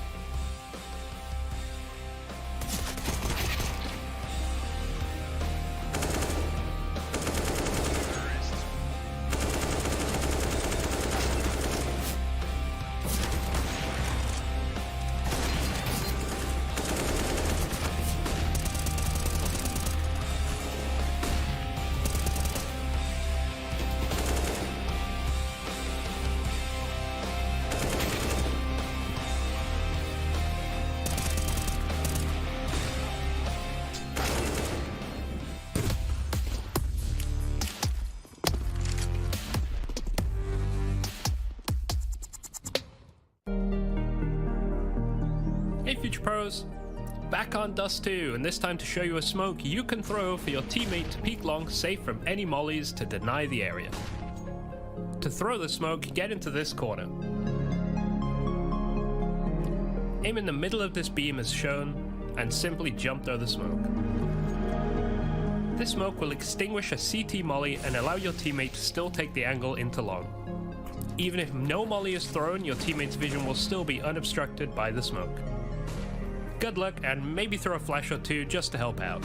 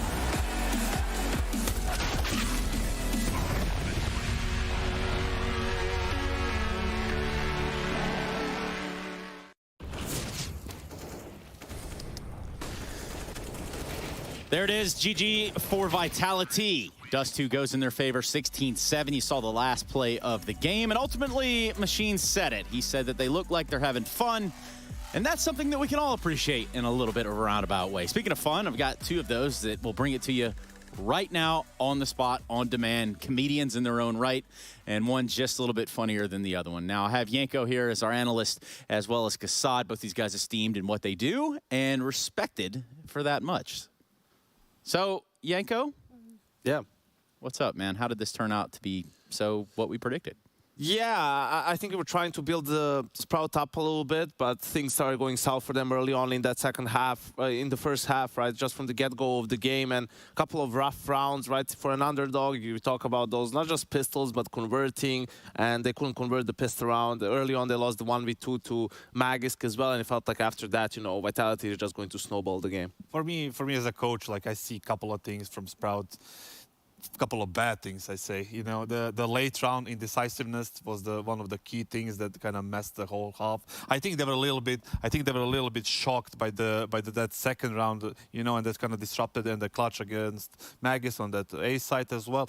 Late round indecisiveness and poor reactions to what's going on the map. There's rounds where they spot an open B on middle instead of running out short with a flash or two. They just keep lingering around short and then going to do sort of these set executes. They probably practiced a million times, and that's that's not how you do it against these teams, right? You can do that, but if you see an opening, if the OP is somewhere else, you just run out and use that advantage to you. Well, one of the reasons is that Vitality's utility usage has been great. It's been before, and especially now with the Astralis guys coming in, there's even more emphasis on that. And you mentioned round 2, Trace, we can jump right into let's do it. Kind of show what happened there, because it's a crucial round in the game for Sprout to lose, right? And for them to kick things off in this round, they had a long spawn, right, which you love to see, especially in the second round against pistols, right? Like, you have the advantage there in the long range. You want to take it, you can finish the round there. So here, you can see Sprout is going for long control. Vitality just gives it up. They actually have 2 scouts there, which is an interesting setup for them. They're going to be in car with Apex and Zai. We know it's the first time I've seen it, but, they're probably banking on the T's not having too much utility to clear them out. And that's where the first problem comes in. Like, pay attention to the utility from the T's. There's a lot. There's 2 mollies. There's 3 smokes, a lot of flashes. They don't use any of that for long, like to clear to molly car, just to kind of bait that you still want to go there. That's what allows the scouts to stick around, right, get all the information, and that's a great thing that Vitality did in this round. You can see they're going back to B. They want to just kind of fake that they finish long, go back to the B, execute. But the problem is, look at the CTs. Misuta has all the info on short. They know nothing's long. They have 2 guys on B. On top of that, the more important thing is, look at the utility. There's 3 smokes, and this is what's important. When we talk about utility, people think about mollies, the damage, the HEs. Right. But a lot of it is the timing of when to use the smokes and not to throw them foolishly. You can see Magic is just playing for information. As soon as he spots someone or just on timing, Dupree is going to smoke it off. And now problems start to arise for Sprout. You can see the time. There's 45 seconds left and still another smoke on B.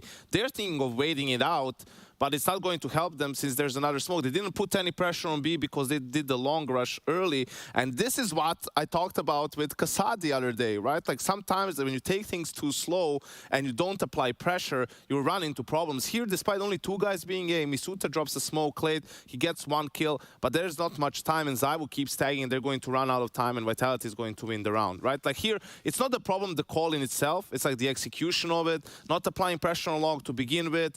Took too long to rotate, and it just looked like really, really off for Sprout. It did look a little off right there. I think we're even privy to some team comms in this moment. So while we can't combine the 2, let's damn sure do it. I don't have mid. I'm going to shot in this work. 2. 1 going away from B. One more. Nice. 1 more shot. Let's go. Doug. Let's just go fast. Lower, I think, guys. Probably. Nice bomb, 1 more. I think lower. Bomb's dead. Hold? No? Hold? I think both. Both low. Last one HP. No! Kill him. Nice! A lot of nice around there, Kassad. One word is the overcomplicating things. If I'm a T side, I got the long spawn, I took long, I spot scout on site. I have my own scout, we take the pit, right? There is no reason to go back to B because your lurk is upper B, he controls that part of the map. We just need to go long. There is no problem that the scout is there. Cross smokes, couple of mollies, that some of the people will sacrifice their primary weapons, getting Mac 10s and getting full utility so they can molly the key spots on the side. You get a proper flash, swinging together, spacing, patting, all these basic things, and you just take long. No need to come back to B and run into this. It also just sucks to go back into a narrow corridor, right? Like fatal funnel. You could see like 1 smoke is just you could they jump out of the short smoke and it wasn't terrible. They traded 1 for 1, right? But if they went to B, they would get like. If you want to go to B, just fake default, smoke the hedge smoke on double door, molly short, like fake it somebody's taking, and then pop out B. That's why you're not gonna run into a smoke. There is no problem of like delaying the round that much. This was just like too much indecisiveness to overcomplicating things. Now here's two. I guess denoted as our Air Force Aim High head-to-head, Magisk and Marix. We learned a little bit about Marix coming into this one. What do we think about what we've seen here? I mean, Raul said that he was aggressive, and I didn't really see that much on the T side. He was, especially on that round, he was playing the upper B, and there, that he was like too passive in my opinion. If you're an upper B guy, you need to do a lurk, you maybe do a hedge smoke, maybe a molly, maybe a flash, then position yourself somewhere around Xbox or top middle, somewhere you can catch some sort of rotations. But I didn't see much of that aggressiveness that he was talking about. So, Yanko, I'm looking at you ahead of Inferno, and I have to ask, does this start to look different? Does it start to look like Sprout pick up a pace here? I don't think so, because you can just tell how far ahead Vitality is in understanding the game, the timings, right, the movements on the map, and no, but especially on a map like Inferno where utility has an even, you know, it's even more important. I think it's just going to be even more magnified, the difference between the two teams. The positive thing on Inferno can be the fact that they're starting on CT, you know, starting on CT, positional game is there, utility can be a little bit better, some better rotations, but all in all, I think Vitality is definitely in the driving seat. They love their Inferno, so it's going to be very hard for Sprout. Yeah, it does look like they're having a good time, and good time in winning. That's exactly what they want. If you're Vitality, you want to come through here and you want to shine bright like a diamond. Shout out Riri one time. For us, we're going to go to yeah, for us, we're going to go to a break, and we're going to come back with what is Inferno, the second map of the series, and see if Sprout can push us to Mirage. It's not ENCE, it's not FaZe Clan, but it is ESL Pro League, and we'll be right back after this.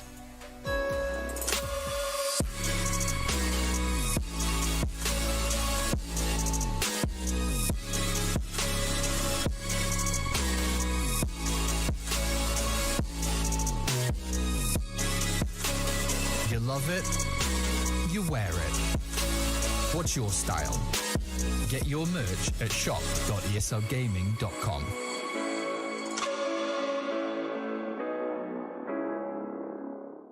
Choose nades, choose a smoke, choose a flashbang. Choose team badges to support your favourite CSGO team. Choose an ESEA Premium membership. Choose routes you know bring in wins. Choose pro video tips. Choose the fan club wars. Choose behind the scenes content. Choose good grades. Choose guns you know you can shoot right. Choose bingo. Choose the equipment you know is going to get your team the win thanks to heat maps. Choose the CSGO Hub Premium, the complete package to help you and your squad achieve all your CSGO goals.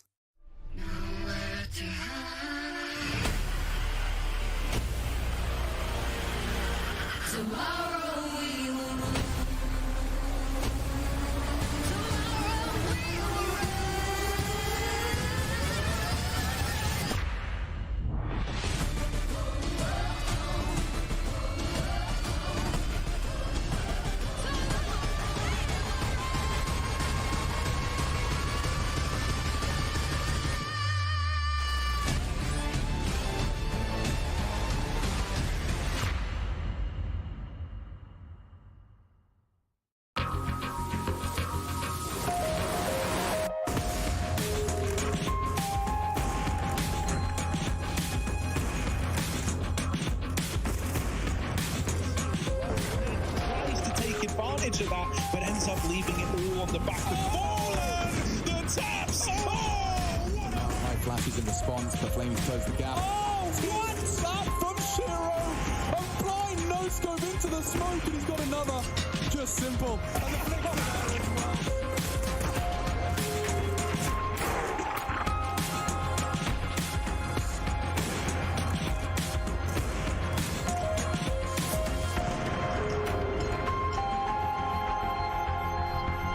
To stretch his legs now and very uncomfortable for Gambit. Intes doesn't get checked and he can get the bomb. Oh, the block! This is chaos. Na'Vi in trouble.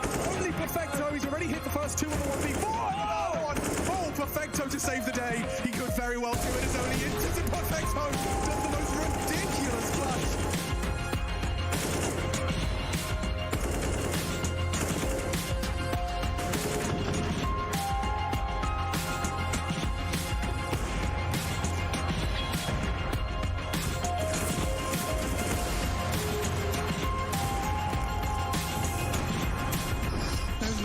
There's no way, Katie, you can't win Pro League like this! You can't win Pro League like this!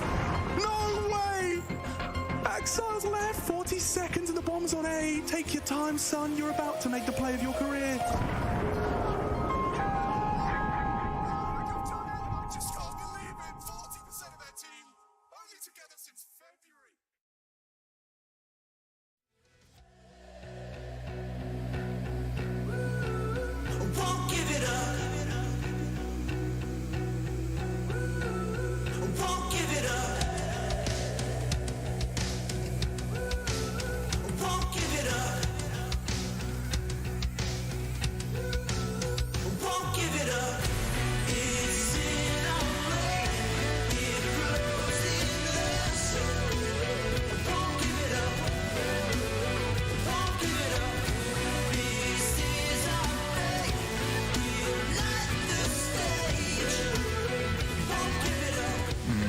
mean, there's a lot of good teams in our group, but I'm looking really forward to play against Vitality tomorrow. But also, I love to see how Furia plays, and I'm super excited to play against them just because of their aggressive play style. And just, I think I've never been playing officials against a Brazilian team, so that will be super amazing as well.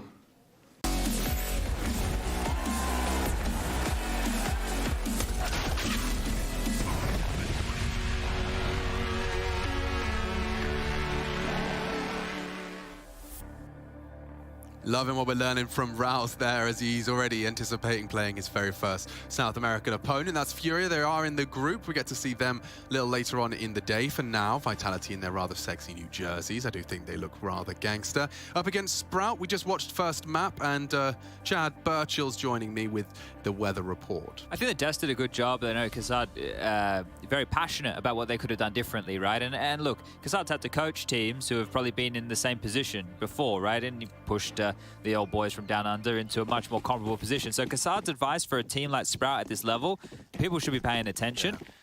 But here we go. Sprout gets to start on the CT side. A wide swing out middle here from Masuta. They just want to corral and push back this four-man stack top mid. Couple of quick clicks and Sprout can solve this mystery, and it is even trades for now. 2 successful clicks. Marek, did he take one? No, Spitty provides.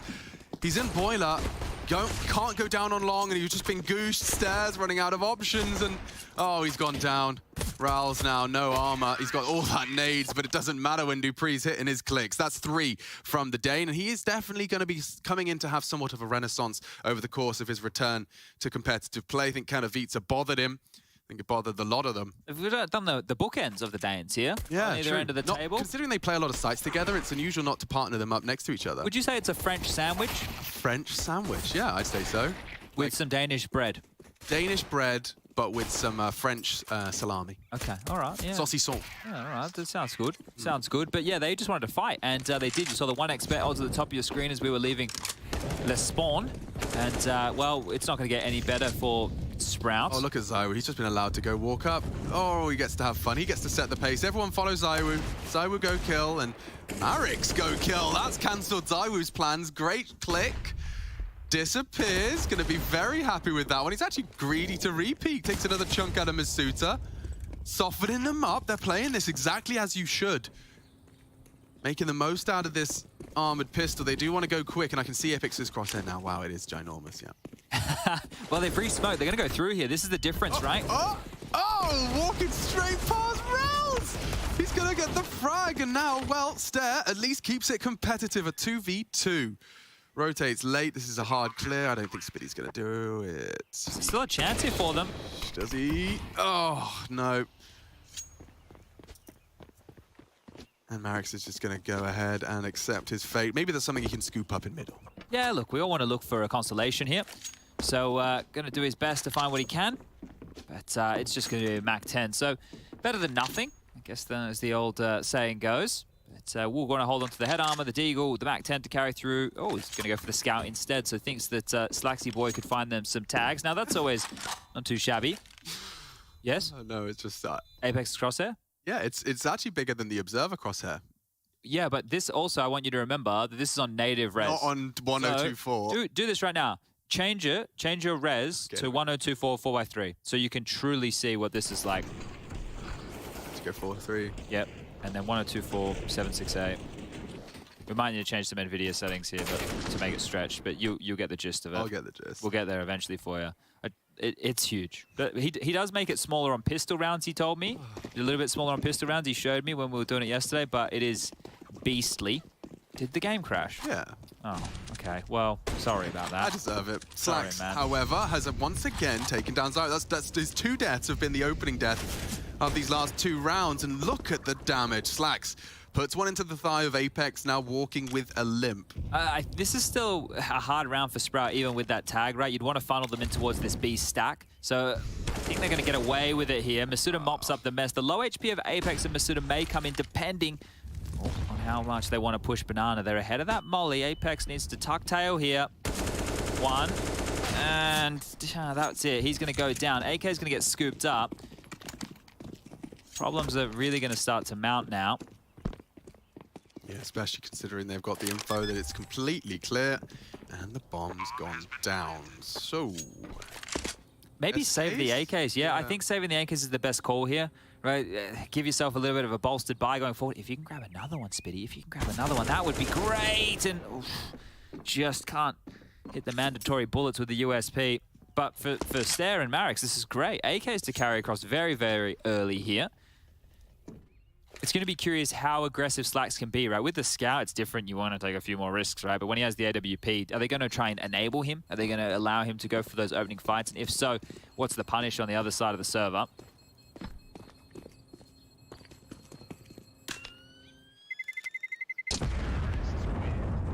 Couple ammo. And here we go. Going to move into the business round of things right now.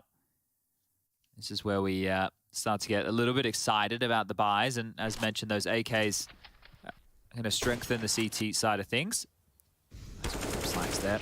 This is the important kill from Masuda, right? If Slacks gets the tag and gets away, could actually have found himself in a world of problems. And Dupree avoiding the worst case of dropping over a third AK-47 towards Spitty. But no T-side AWP right now.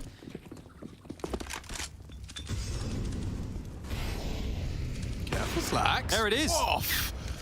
Yeah, he takes a gamble, and it's rewarded. Masuta has to watch from the sidelines, and already Vitality at a disadvantage. Good stuff from Slacks there. I think that it's very difficult, you know, as an AWPer on this map, if you're just sitting back and looking at smoke walls, you have to manufacture your own openings at certain points. And that doesn't mean just go aggressive and be like an absolute, you know, liability to your team, but it means make sure that you can set them up pretty. And what we saw on Dust 2, that it was a little bit difficult for them to close out number advantage scenarios on their T side. Let's see if they can do it here on the CT side.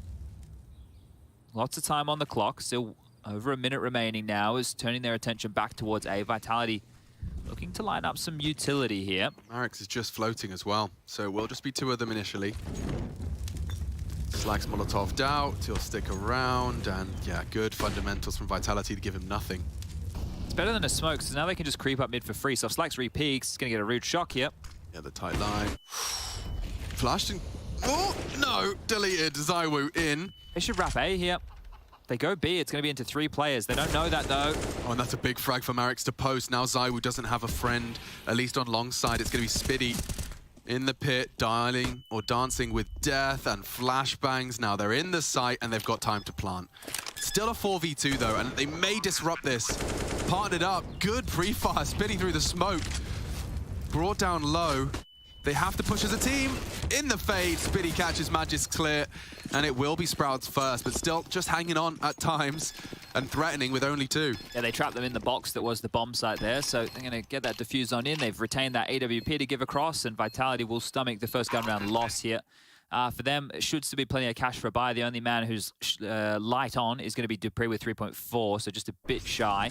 But that should still be enough for him to get a Galil out and all the goodies. But this is great from Slacks here. You know, going for the aggressive maneuver, I didn't think we would see it straight off the bat, but yeah, impact for him, and they were able to convert off the top of it. So really good stuff from the German AWP player. We saw a couple, only the handful of rounds we saw from Sprout on the CT side was off the back of his AWP as well. So he is definitely becoming a win condition up against Vitality, at least for round wins, never mind the series. And he's allowed to post up again. No one's going to challenge him out. 2 swinging up the second mid. He's a bit late on that, yeah. Will get away after nothing to report. It's wild that they don't do it like instantly. Like a lot of teams you see go straight on down with the molly, but they delay it just a little bit there, and well, they're past. So you can see already slipping into boiler room, Masuda and Dupree up through the Hall's position. Spitty, the pit anchor, crossfire with Marix in sight, and Slacks' AWP posted up towards Arch for one more time. Util over the top, and away we go. Yeah, Slacks gets info. Short is occupied. Spitty and Marix with the crossfire for it. Slacks solely responsible for long side, and you can see the extra utility drop to the B players means that Rals doesn't need Stairs help immediately. Okay, so they've dropped the smoke top banana now, and that's been just above the 1 minute mark. Another smoke on Rals towards B. He's so aggressive, Slacks. Yeah, he wants to keep this control. And he's doing it rather alone at this point. Jarring. It is very jarring. And this is well-timed utility. B bomb site still has 2 smokes on it. So if Vitality decide to go back towards B, keep that in the back of your noggin. Well, make it 1 now. Instead, dropped out his. So 1 smoke remaining. They've gambled over towards the B side, though. This is on Marix and Spitty entirely. This has worked out wonderfully. Apex to throw the util. And they flash on and go. This is going to be really tough to defend. It's simple, yet effective. Swinging through. Nice dance from Spitty. Marix as well, good for the first. The second is good as well. Vitality segmented. And yeah, one after another. The CTs have handled business, and this is going to be a retreating Apex. Will they even bother to hunt? I think they've confirmed the round is theirs. Yeah, let him keep it. It's all good in the hood. I wouldn't be too concerned here. That was handled, and you're right. It was very one at a time. It was great work. Each individual on the site getting their mandatory kills, and that's why Vitality had no way to trade. So very well handled in a round that could have got out of control. They gambled over towards B. It was the wrong gamble, but their players anchoring down the site in pit did exactly what they needed to do. And this is what you like to see, right? Because if it goes the other way, Spitty doesn't get the first, they're able to overwhelm. Marix is now having to worry about them waterfalling out apartments above him in multiple different ways. And even off the round win, looks like Barry wants to call a timeout here. I actually love to see it, right? Yeah. Setting them up now for what could start to be a bit of a haul here on the CT half, because Vitality have to take a save. They have to keep this, well, carried across Apex, AK-47, and the rest of which should just be some light pistol upgrades at best. How many other Counter-Strike players are published authors? You know, Zonic is Zeus. Zeus is good. 2. I think that's it. Okay. Well, we've got 2 published authors in the Counter-Strike space, and one of them is roaming behind Vitality during that timeout. I haven't got around to reading his book. I think there is an English translation, actually. Yeah, I have it on my Kindle. You do? Yeah, I started reading it. Okay, no. Didn't finish it. I think it would be great for the next time we have like an hour fill session. We can just read the book? Read the book. All right. Like story time with Alex and Chad. Well, Slacks is going to keep up this aggression, and look, I'll be honest, eventually he will get punished. Yeah. Like eventually he will, but I like it, because if he can get on a bit of he only has 3 kills, right? But if he can be a bit of a heater and find openings consistently, that's such a thorn in their side to deal with. And also shaking off dust too, you know, being reminded he can play his own game, and I'm sure his own game probably constitutes a lot of mid-peaks. Apex, though, saving his AK, so he is going to just be at the very tail end of this pistol round. It is just Glocks. Yeah, they didn't invest anything around it. You'd think maybe a flash to enable Apex, but they weighed out the early util. Oh, that looks like a nice grenade right there. So just going to soften up 2 of the 5. And there's more where that came from, Chad. This is a great... Oh, Lordy! Stare impresses us with that one. Lovely find. Just taps the head. More to come, and he's had enough of that. Good call from him. He doesn't want to be losing an AK or his life. This might be a bit of a limp biscuit here. They might just want to head back and forth, ping-pong between both sites, just to milk out as much utility as they can. It was funny the other day when LFO were playing Ancient, wasn't it? Yeah. And they were just on one of those pistol rounds, and Licky's typing, "Give utility, please." Just one. I thought that was very humorous. Rushley 1, 2, 3, 4, 5, 6 is not with us on the 1s, 2s, and 3s today. He put it up on his socials if you wanted to go have a little bit of a giggle. He's not here. No. Damn, Rushley. He's doing content for Yanko this week. That sounds fun. Yeah, well, I figured he just wanted a holiday, because I don't expect him to do a lot. He does too much, if anything. And there we have ourselves a lovely wrap into the Slacks AWP. So good to get him, as you said, heating up. We got him on 6 frags. There's a couple of eco bashes there to keep us tied up. 3-3 the score. Smiles on the faces too. Look at that big grin. It's probably just feeling having a good time. You know, they're probably just talking about that one tap, and that's the one tap. Hello. Yo! Reaction shot onto Drally right there. Yeah, it reminds me of that get right one from forever ago onto Silo. On Nuke, yeah. Okay, well, Apex, because of the virtue of, well, how the loss bonus scenario works in this game, he's only down to a deagle here, and you can see his frustrations on the cam. Everybody else with the AK-47s. Is it more direct approach right now? Because Apartments, well, it houses a few. Yeah, this is actually a really spicy setup. Slacks, you said it was going to get punished. Oh, Dupree, he's dealt with the first. They know the orb's tagged. He jumps into their crosshairs. They win that out, and that is essentially the round. Wow, that's a quick way to conclude. All right, well, save. We love a good save on Inferno. It's one of our favorite things to do. You go, you sit in ruins, you hang around, you check it out, you listen to the birds. You grab yourself a smoke that's on the ground, and yeah, you just chill on out for a bit. So this is a really good time for everybody at home to use the social medias. If you're on the Twitter sphere, if you're on the Instagrams, you can tag Alex and I, you can tag the desk. We've got Yanko, we have Kassad, we've got Trace over there. Use the hashtag ESL Pro League. You know, you want to send us any questions? You want to send us a picture of a honey badger? Yeah. Get involved. I mean, I've even actually brought up Twitch chat to see how you guys are communicating, and it is all very Spog champs. It's PG-13. It's mold pecs at the moment. Mold oh, yeah, okay, yeah. I guess he wouldn't be too happy with, well, I mean, he would be very happy with the way that's worked out right now. Walking into the site and winning it with 1 minute 30 still on the clock. You take those. You take those. And that's off the back of a timeout as well. So don't forget, Zonic probably called or had a part to play in that. They called the timeout off the back of that. And, well, I don't know. You probably didn't account for 3 people fighting apps. And dupreeh just reacting off the info. They knew they brought Slacks down low. It was a likely trade, and Masuta to trade off of him. They win the numbers game, and the numbers extend in their favor as well. Everyone's got a weapon. Let's jump into round 8. Hi, I'm round 8, and today we're going to be with Slacks, taking an aggressive stance down middle.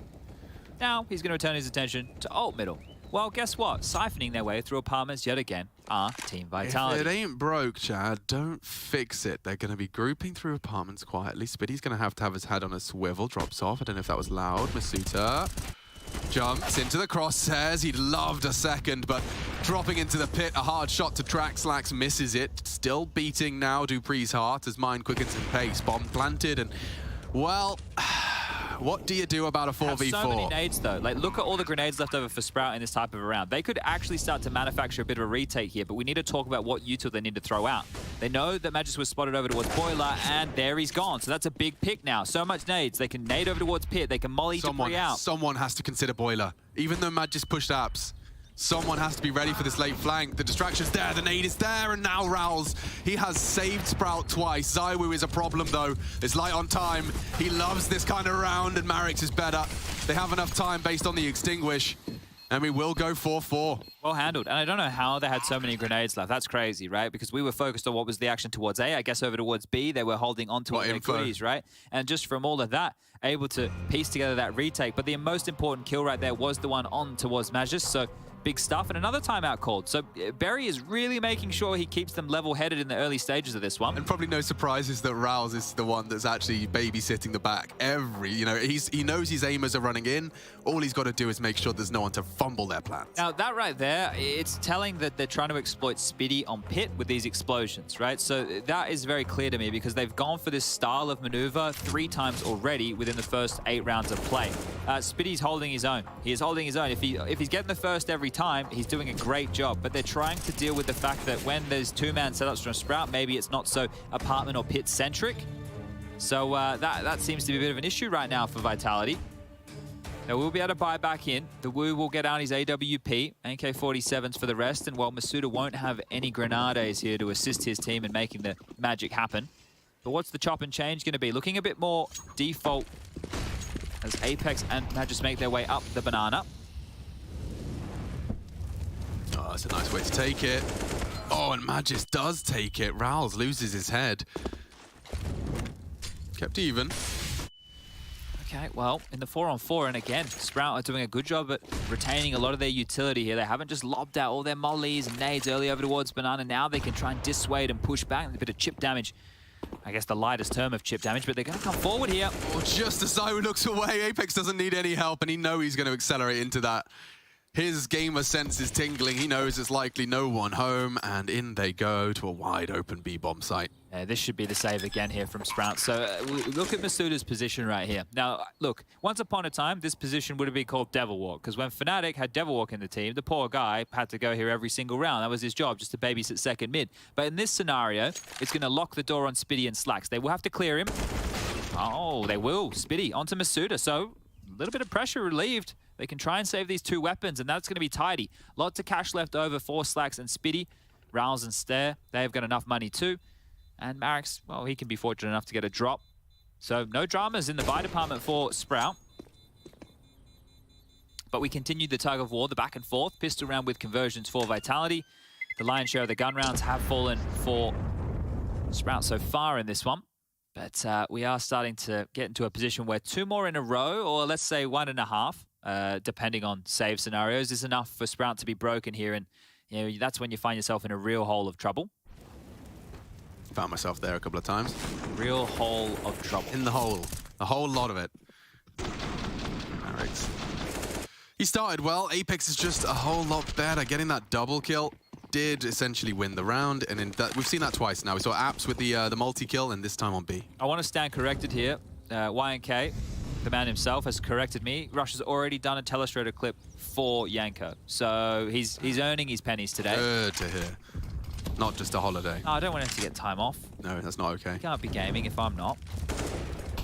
Well, they are getting top banana control without too much sweat on the brow or util. A lot of pressure, Alex. No util use. Yeah, this is horrible. So early to have lost so much. This is the retake util, which they will respect, but Magisk is ahead of it, and they aren't ready. Oh, he nearly gets them both. It's still actually not the end of the world. The fact that Rouse lives on, what's his util state? Nothing. Absolutely nothing. So he better hope they run into the A, as they have. Dupree repelled by an Ice Orb shot, long lost, as Masuta fills that gap. Oh, this is everything, and Apex has won the round again, unless Mr. Marix is up to the task. It's just one man. Chipped away at by a nade, already in a powerful position, adopted for Apex. Apex doesn't have to overextend here because Masuda and Zywoo could smoke CT and Coffins, but they need to get a move on because Slax and Spitty are starting to rotate, so everybody's here on B to at least get this one done. He's ahead of this molly. Yeah, but Zywoo clears him, so perfect. B pressure continues, a high flash. Zywoo trying to tuck in. And now the crossfire favors Vitality. Not easy to break through. Spitty, Slax, both flash. There is util on Slax. If you could get that smoke on the bomb, Apex has beat him to it. He can peek and play around it now. Good Molotov. Zywoo's fine though. Forced into the pillar, squeaking wide, and there goes Spitty. If you're Slax, you're not so convinced you want to go for this. You will get taken by Zywoo. 3 on that AWPT side. It's the first time we've seen his name in multiple facets in one round. And they got plenty of cash to return back into that investment, but Zywoo keeps him safe. Yeah, so grinding away here. So we get one more buy now out of Sprout, and then after that, it's going to be a bit more hobbled. That'll be 2,400 coming into their bank balance in the next round of play, which is going to put some of them close, but no cigar. And fortunately, Slax is able to get that AWP out yet again. He is up to 8 kills, and a lot of the time he's been able to find a bit of opening impact. So let's see if it can be the 3rd consecutive here from the French-Danish mix. Lots of flashes up mid, and well, spamming on down banana. Stair is going to get the opening onto Apex. There you go. This was a compulsory start.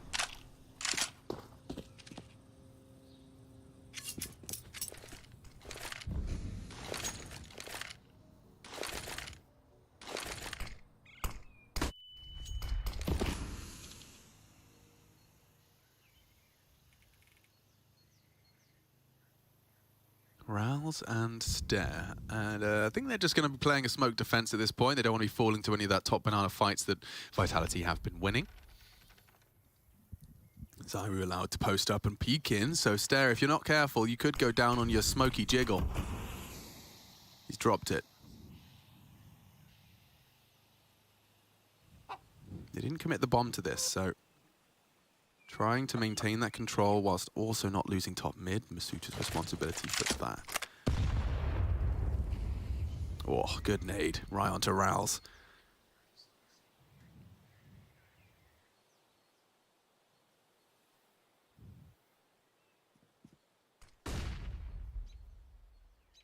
Marix will float over, and Slags tested by the A lurk. He's gone. That's great. A 2-man advantage now. A 2-man advantage. And it looks like Vitality are actually just going to completely scrap it. They know what lies in the commitment to either of those sites, and it's actually the lesser of two evils to just return to spawn and keep hold of what you can.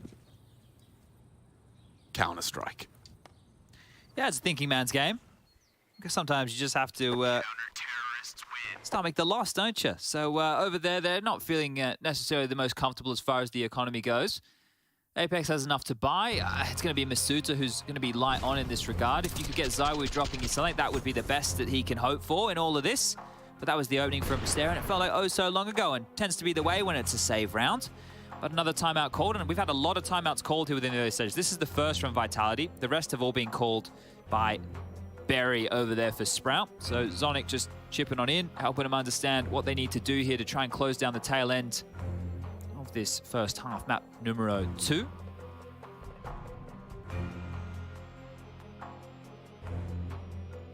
Would be good here if you are Sprout to get the last consecutive, well, would be 5 if they can grab them all, but there's 4 more rounds of play. You'd be wanting to be getting yourself up, I think 9, right? I know that the best they can muster is 9, but realistically, Yanko was talking about utility usage, those little bits and bobs for Vitality. It's only going to become more of an issue when Vitality are on the CT side. So get him while you can. Oh, Stare. He wants to stick around. It does cost him a great deal of health. Cost them more. They lose Masuta. Magiska, shadow of his former self. And the smoke's still up. Apex just a couple of cursory glances and smoke deployed in apps as well. So for now, they have fought off the initial invasion. Yeah, this is very flat though now, right? They lost so much HP, they lost the player, and they expended a bit of utility and didn't really get banana control. Yeah. So the thing is, Magisk is going to work his way up here. He doesn't really know what lies on the other side. You can see that smoke of the CT, so you're assuming, right, that they're playing from the back of the site, and it's a good assumption. But his pressure now being felt. So yeah, they're gifted top banana control. Dupree gets, well, pushed away by a bit of a dink. And they have to pick one of the two, and neither bomb site feels good right now. You don't forget, they just saved 3 rifles in the last. They cannot afford to not commit again. Spitty's starting to rotate over, and they also have 2 players on the arch side here of Marix and Rouse who have full mid control. So they can be quick to back up Stare on B. Dupree doesn't have the health to cage him. Spitty only a flash. Stare just using his weapon at this point. Here comes the Spitty nade. It's a well-sourced smoke. He's picked that up. They swing to pull, and Zywoo's opened up onto coffins just as the smoke bloomed. They got the sight now. Apex ensures it with a great shot. And now 3 versus 3. Zywoo, though, he's ready for you. Baits the shot. Marik's good movement just to the fingertips now. Surely the molly's enough here to call this off, right? Do you really want to go for this if you Sprout? Not really. 2 very hard clears and another tag onto Slack. Zywoo, he's hit both of those shots, and this time he doesn't make the same mistake. To be run down, little slow. Zywoo quite the opposite. Quick scope into Marix. And Slacks, yeah, he's just looking to survive now. 1 to the side on the peak, and he takes 2 for his troubles. It's not bad. Good economical damage, but Vitality win the round. I think here Magis needs to slip away CT spawn, well aware of that, needs to really hightail it. Bomb's about to go off, wants to keep the AWP, and he will. So, gets that for Zywoo, who we saw find a lot of impact there towards the tail end of the round. But yeah, like for Sprout, that's actually left them in a bit of an odd one, right? Rouse can buy right now, Slacks can drop a gun or 2, Marix can get a purchase on in, but you don't want to be bankrupt at the tail end here of the half, and because of the back and forth, the very back and forth nature that these last couple of rounds have had, it means that if they lose this one, they're likely to be eco, because their loss bonus is only 1900. Only 1900 here, so might come into some real problems late, but let's see. If they turn it around, they pick this one up, it's a whole different conversation in itself. 3 banana again for control. Slack's not seeing a whole lot. That log smoke has left a tiny bit of a gap. And oh, he is burning. He's forward of this. That would have been a death that would haunt him in his dreams tonight. Standing there with his knife out. I think they would have heard Stare here. He's been quite noisy on this, and there's so many players just on the cusp on the other side of that smoke. He is sticking around, and he's been left with, well, all the responsibility on his plate. Doesn't even look like they left him a smoke here, so he is just going to have to operate with nothing. No utility, just jump spotting alone. And if you're Vitality, you're more than happy to wait out this banana util, flash over the top on your own, and then spread and scale up banana. There's the flash, there's the spread. He wants to, oh, I thought he wanted to fight there. Thinks better of it. He's trying to make it feel like he's got the confidence of a teammate with him. And as it currently stands, it does hinge on Vitality respecting Stare. Slacks is rotating over, but he has the AWP, right? He could quite simply be smoked off. The best thing he can offer is his smoke and Molotov to try and block the top of banana. Rouse is coming too. This is a good gamble, and that's a great kill. Very nice. Apex wants to go, and here comes Vitality. Big defense asked of from Sprout. Zywoo's always a threat on his coffin's position, and it's Magisk and Apex just diving through that CT smoke. Slacks does manage to take down that pesky Apex, but the bomb now planted. It really falls to Marix. He just got caught through the smoke. Spitty was the last piece of the puzzle. Arrives late CT, but the site's lost, and the 8th round secure. Yeah, so this is just going to be Spitty holding onto his gun here, and the worst case scenario is now just manifested, because as I mentioned, only 1900 into the next round of play. If they'd held on to those guns a little bit earlier, then they probably found themselves in a very similar situation. So I'll just shut my mouth. Either way, it's not going well for Sprout here. Zywoo grabs the final kill, and now the half has been won out. So this one, well, going as I think a lot of people expect, especially the 1xBet odds expected. I think you had Vitality is the hard favorites. What was it, 1.01? Yeah, to 9. Yeah. Much bigger than that. Coming up later today, we've got some more exciting games. We get to see FAZE in the server for the first time since their amazing Fairy Tale run. We've got ENCE, who are no stranger to a Fairy Tale run as an organization themselves. Obviously a different roster. Get to see Snappy, Spinks, Maiden, Hades, and Diha back on in the server. I want to see how Maiden's kind of sitting into the team now. He's had a bit more time. Yeah. There's a couple of question marks about that because he's a bit more of an aggressive player, how he was going to be used, because we knew that Dodo was much more supportive. Yeah, that's true. It was weird to see Dodo go, considering how much of a component he felt in the team. Yeah, the thing is, you can understand, like, Madden's a good pickup, right? Yeah. He's a good name that was out there on the market to pick up, so you can justify it. But I'm just curious how Snappy's going to end up using them and who is going to make sacrifices here. Or maybe they don't make sacrifices. Maybe they just play something a little bit more aggressive. But we have a bit of an eco bash here, so let's play how many can ZywOo get, or how many can Magic steal, because he wants to pad his stats here. Respect to ZywOo for taking a re-peek on that, and now the hunt is complete. 9 for Vitality. They would love, they'd bite your arm off for a 9-6. Let's see if Sprout have got it in them.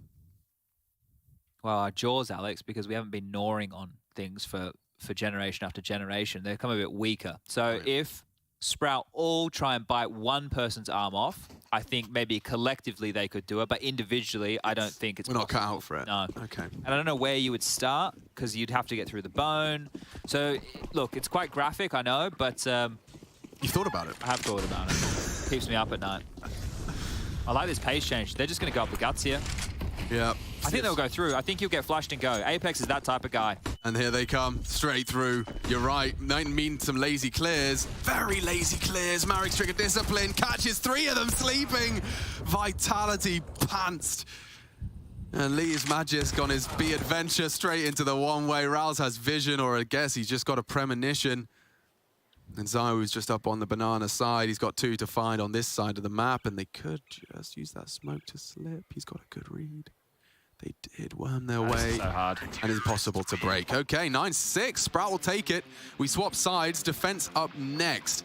We'll see if Sprout can continue to forge a path towards taking a chunk out of Vitality in their debut here at EPL Season 15.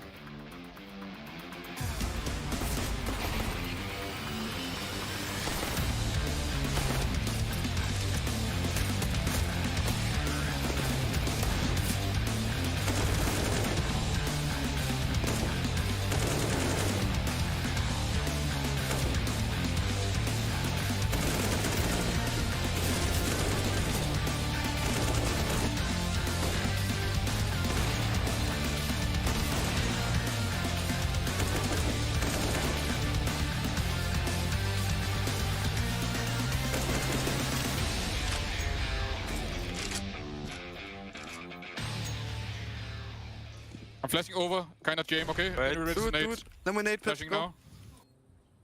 Nade pit. That's good, Rafe. Chill now. Nade pit. Dead. I swung past pit. Let's go side. Just find him. Oh. Side, last side. Go. I'm on him. Go. Just go. Go, just go. Run. Nice!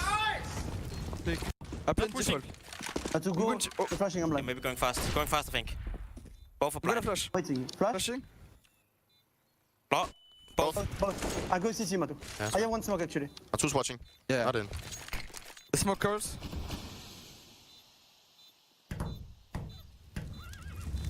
Somebody C3. I have good position. One dead. Just side. That's perfect. He's hopping. Up. Falling back. Nice, Matu. Our goal for this tournament is definitely making it out of groups. I mean, it would be a disaster if we didn't make it to top 3, so that is definitely the main goal. I wouldn't say the goal is to be top 1 in group, but it will be a very luxurious thing. But we will take every match at a time and we will focus. So we have a strong group. There's a lot of good teams here, and I think the main goal for all the teams here is just making it out as top 3. Maybe the only team that probably see themselves winning it is probably FAZE, since they came out of win in Katowice. But I think looking back at everything, it's just important to get top 3 so go into playoffs, and that's the main goal, and that's what we're here for.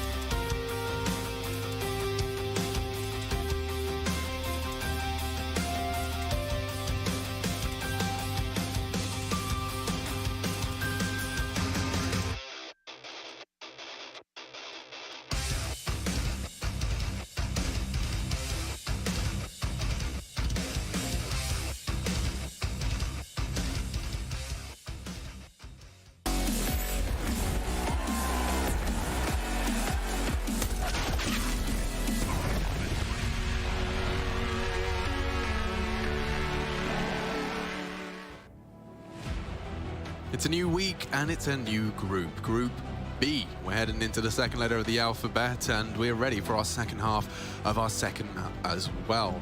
Sprout up against Team Vitality, to the teams featured within the group. A lot of big names here, and Sprout vying for a spot at the rather exclusive club that is top 3. Should you get top 1, you are locked on into the quarters and can skip the whole round of 12. That sounds a lot like the goals that Vitality have set themselves, hearing from Dupree.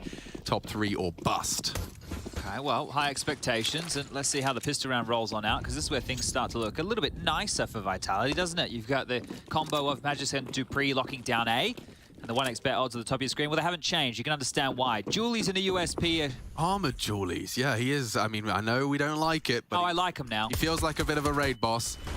And he's in. Slacks is not taken down Dupree before a Julie gets to be fired. Jakey is on our 1s and 2s, and Zywoo puts 1 into Marix. Slacks nice on the Molotov, and there's a third from Slacks, popping off, applying Dupree's damage with the Julies. In the open is Apex. He's not gone down. How has he not gone down? There we have it. It's Rouse with a quick one to finish. But Sprout, they'll take the pistol. Yeah, okay. Well, now they're in a very good position to tie things up at 9-9. Now, this type of exact round was what they stumbled over on Dust 2. They won the T-side pistol on Dust 2, and then they limped around the map. They got zoned out by utility and left just flustered in the last moments, getting dismantled by the scout of Mr. Zywoo himself. Let's see if they can do it again, because you can see, and look, it's very key that we point this out, that smokes have been prioritized by Vitality. Look, 4 out of the 5 have smokes. That's very key right now, that 4 out of the 5 do. And, well, quick up Banana this time. Not going to take their time about things. Smitty the entry fragger. Yeah, that's going to fluster them. Pulls out a smoke. Look to Dust 2 though, right? Look how quick they're taking the fights. I'm not saying this is the only way, but this is one great way to bait out utility early. Yeah, and especially in this round, as you've highlighted now, there's only 3 remaining. And with so much time, it does remove and chip away at the potency by which those deagles and those smokes can have. Stair's been dispatched to, once they fade, keep his eyes and finger on the pulse of B. Everyone else just looks to cage any pushes for info into the apartments. And there's a T-smoke in response. That was actually the last of them. Yeah, that's going to be a bit of a problem for them, so they need to take this big control here. So I was going to snap down with the 5-7. Ooh, spotted 1. Well, look, the fact they get away from danger there, that's good. And they get some information off the back of it. 2 pit side. Yeah, more passive setup now. And the later the clock goes, I hate going short against teams who are on pistol upgrade. There's so many angles to worry about. But they're going to continue their way forward here. Yes, there's only 1 deagle to stand between them, and the sight, and Magisk only needs it. A crazy double. He was completely isolated. He stood and fought. Zywoo low. They can't let this one slip, but it feels like they might. 20 seconds. The deagle again chunks another. Stair low. Can't find their head because Zywoo, and that will give them a chance to get the bomb down. Pressure's coming. Yeah. You can go down to a wallbang there. You've got to be very careful. They cower behind the box, dropping out a defensive util. They've got nothing more. And Slacks danced with. Need a reload. 1 coming from the apartments as well. Oh, they're going to be sitting ducks for this. They know it's coming. And there it is. Apex strikes up to Slacks to clutch. He's been great. Dupree finds a big one. And that is a heartbreak for Sprout. Felt like they did a lot there. Magisk, however, the solo A defender. Yep, and that kind of explains exactly why I hate going up short, because there's so many angles. I could start listing them. Let's go. Graveyard, bike, balcony, picking out of apartments, mini pit, site, moto. I can get more specific on the site if you'd like. This position. Cold zero. Whatever you want to call this. Default. Yeah. A-bell. And you got the weapon advantage, but you're running into a complete unknown. As you mentioned, they didn't have any smokes. They couldn't smoke moto. They couldn't smoke front side. There was no Molotov here to kind of make it a little bit easier for them. I like the way the round started. I didn't like the way the round ended, but regardless, Vitality bounced back with another force buy, and it looks like a hard B. Yeah, this is going to end quick.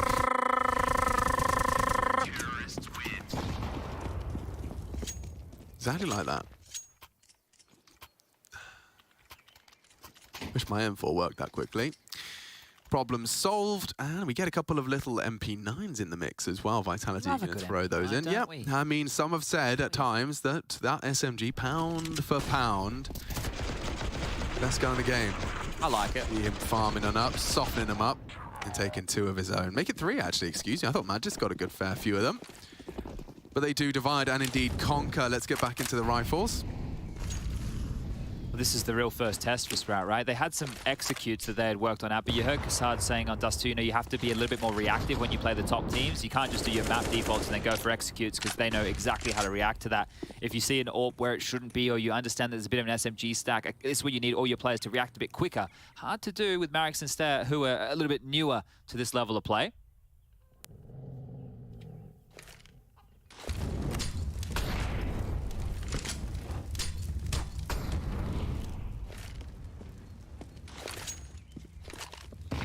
Well, back and forth as they showed themselves in Banana. There's currently a 3-man stack from Apex, Dupree, and Masuda, who are in the wrong place at the wrong time right now. Zaiwu and Magisk are the 2 who are comboed up, and they're just juggling across nades. That is very important that Magisk gets that smoke, because now he can deploy it at his feet at Bike if he gets mollied. Oh, there's not a molly in play. Don't worry about that. Won't have to use the one-way, but it's double nade, triple nades. Still alive? Magic stands to deliver at least 1 from that chaos, and well, the 2 already wrapping sight. Need to deal with him. They've dealt with it. Zaiwu locks down the site, the bomb is loose, and he's just untoppable. He hasn't got any friends, no help, no support, doesn't need it, not dead on the reload. Spitty doesn't finish his meal, finally does. The 1v3 taking shape. Fight! Oh, Masuta just a bit too dastardly. Slips through the crosshair, makes it 12. And Vitality, it's all smiles. They know what this means. It means they are just taking baby steps towards that 2-0 conversion. Sprout also broken. You know what time it is, Alex? Tell me what time it is. It's time to look at the scores on the doors. Over there on the Sprout side of things, Slacks leading the charge 17, 13 for Marix, 10 for Spitty, 9 for Stair, and Rouse with 8. On the other side of things, the counter-terrorist department of Team Vitality, 19 for the Woo. Magisk with 12, 10 apiece for Apex and Masuta, and Dupree on 9. That has been the scores on the doors for another segment. Thank you for tuning in. Or tuning out. Respect it, either way. Bit more air in yours, I think. Yeah, it's airsoft, actually. I've got the airsoft version. Well, I know that you're a bit of a pacifist. No violence for you. That's not my style.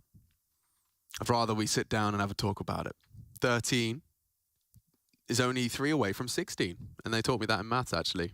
What grade was that? I think the 13 plus 3 was, I think that was year 6. Year 6? Yeah. Okay. Well, I'm glad that they covered it. Oh, me too. Otherwise, our job would be significantly more difficult. God bless, what was her name? I can't remember. Did you have a favorite teacher?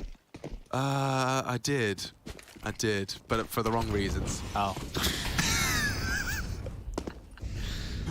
Oh dear. I do want to hit her up at some point on Facebook. Hey, Lindsay, how's it going? Oh, dearie me.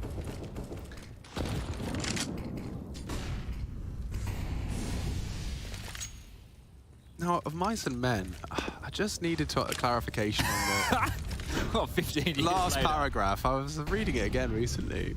Lenny and these rabbits, right? Look at Zaiwu, just so graceful, so agile. Oh, and that Shadow's a real meanie because he knows he's gone and he calls it clear. It's an active man's game. It is, it really is. You do have to stay on your toes and every second counts. You gotta be a thinking man, an active man, an aiming man. All of the men? Yeah, apparently. Not a Lego man. Well, yeah. Be nice if you could detach your head at times, make it harder to hit. Put it in your pocket. Oh, this is bad. Oh, it would have been perfect. Yeah. It would have been perfect. I loved it until it didn't happen. No, Dupree, however, might just get a whole party coming his way. It's not going to be a little Pasha throwback. But the thing is, you know Dupree's an A-holder and you just found him Speedway. So do you go back to A or do you go B? I don't want to go near Zaiwu. But I also don't want to wrap B. Yeah. Can we just not fight? Can we just save? Yeah, see, this pacifist of you is coming out again. Sorry, yeah, let's not fight, guys. Let's just not run into the crosshairs of Zaiwu. That's not bad. You know Magisk is the pit boy, and he reminds you of that. Spitty reminds us what he's capable of. He's been doing this a damn long time and continues to hit the headies. That's 8. If Spitty does a big clutch, I want to tell everybody. I want to get it out there. Yeah. Let's get Spitty making me giddy. Okay, it's nice. That's nice. I wanted to get something out with it's either Plopsky or Spitty. Okay. But it's to do with the classic character Speedy Gonzalez. I see. because, as you are aware, Plopsky's last name is Gonzalez. That's true. And Spiddy is Spiddy. Maybe True. Spiddy onto Gonzalez. You need the both of So them. I go, Spiddy onto Gonzalez! Arriba! Okay, I see. I've ruined it now. That would have been cool. Well, no, but it's never going to happen. We're workshopping. Sprout versus NIP. This is the rehearsal. Yeah, on the grand final stage. Spiddy onto Gonzalez! Meisterschaft. Season 27. Deutschland versus... NIP show match. Yeah. And Plopsky's fallen off. He's in the Swedish national team. Okay. Well, he's in the academy team, I guess. Yeah. Actually, it's sounding more likely than what we've spit. More we talk this. about it. Hold on a second. Well, that's a round. And a round and a half right there. That's going to be the second for Sprout within this second half of play. That's the pistol, and that's their first gunny. That's a timeout called, and this time it is going to be on the Vitality side of things. The second one. So they've had one in the first, one in the second. Plenty of cash money for a buy. The Woo's going to have an all. This would have been rounds, right? Wouldn't it? Wouldn't it have been rounds? 100%. So just a little bit of an unforced error there on the porch boost makes the difference. Yeah, like Spiddy's hit some good shots. Like he's hit some insta shots, which is what you want to see.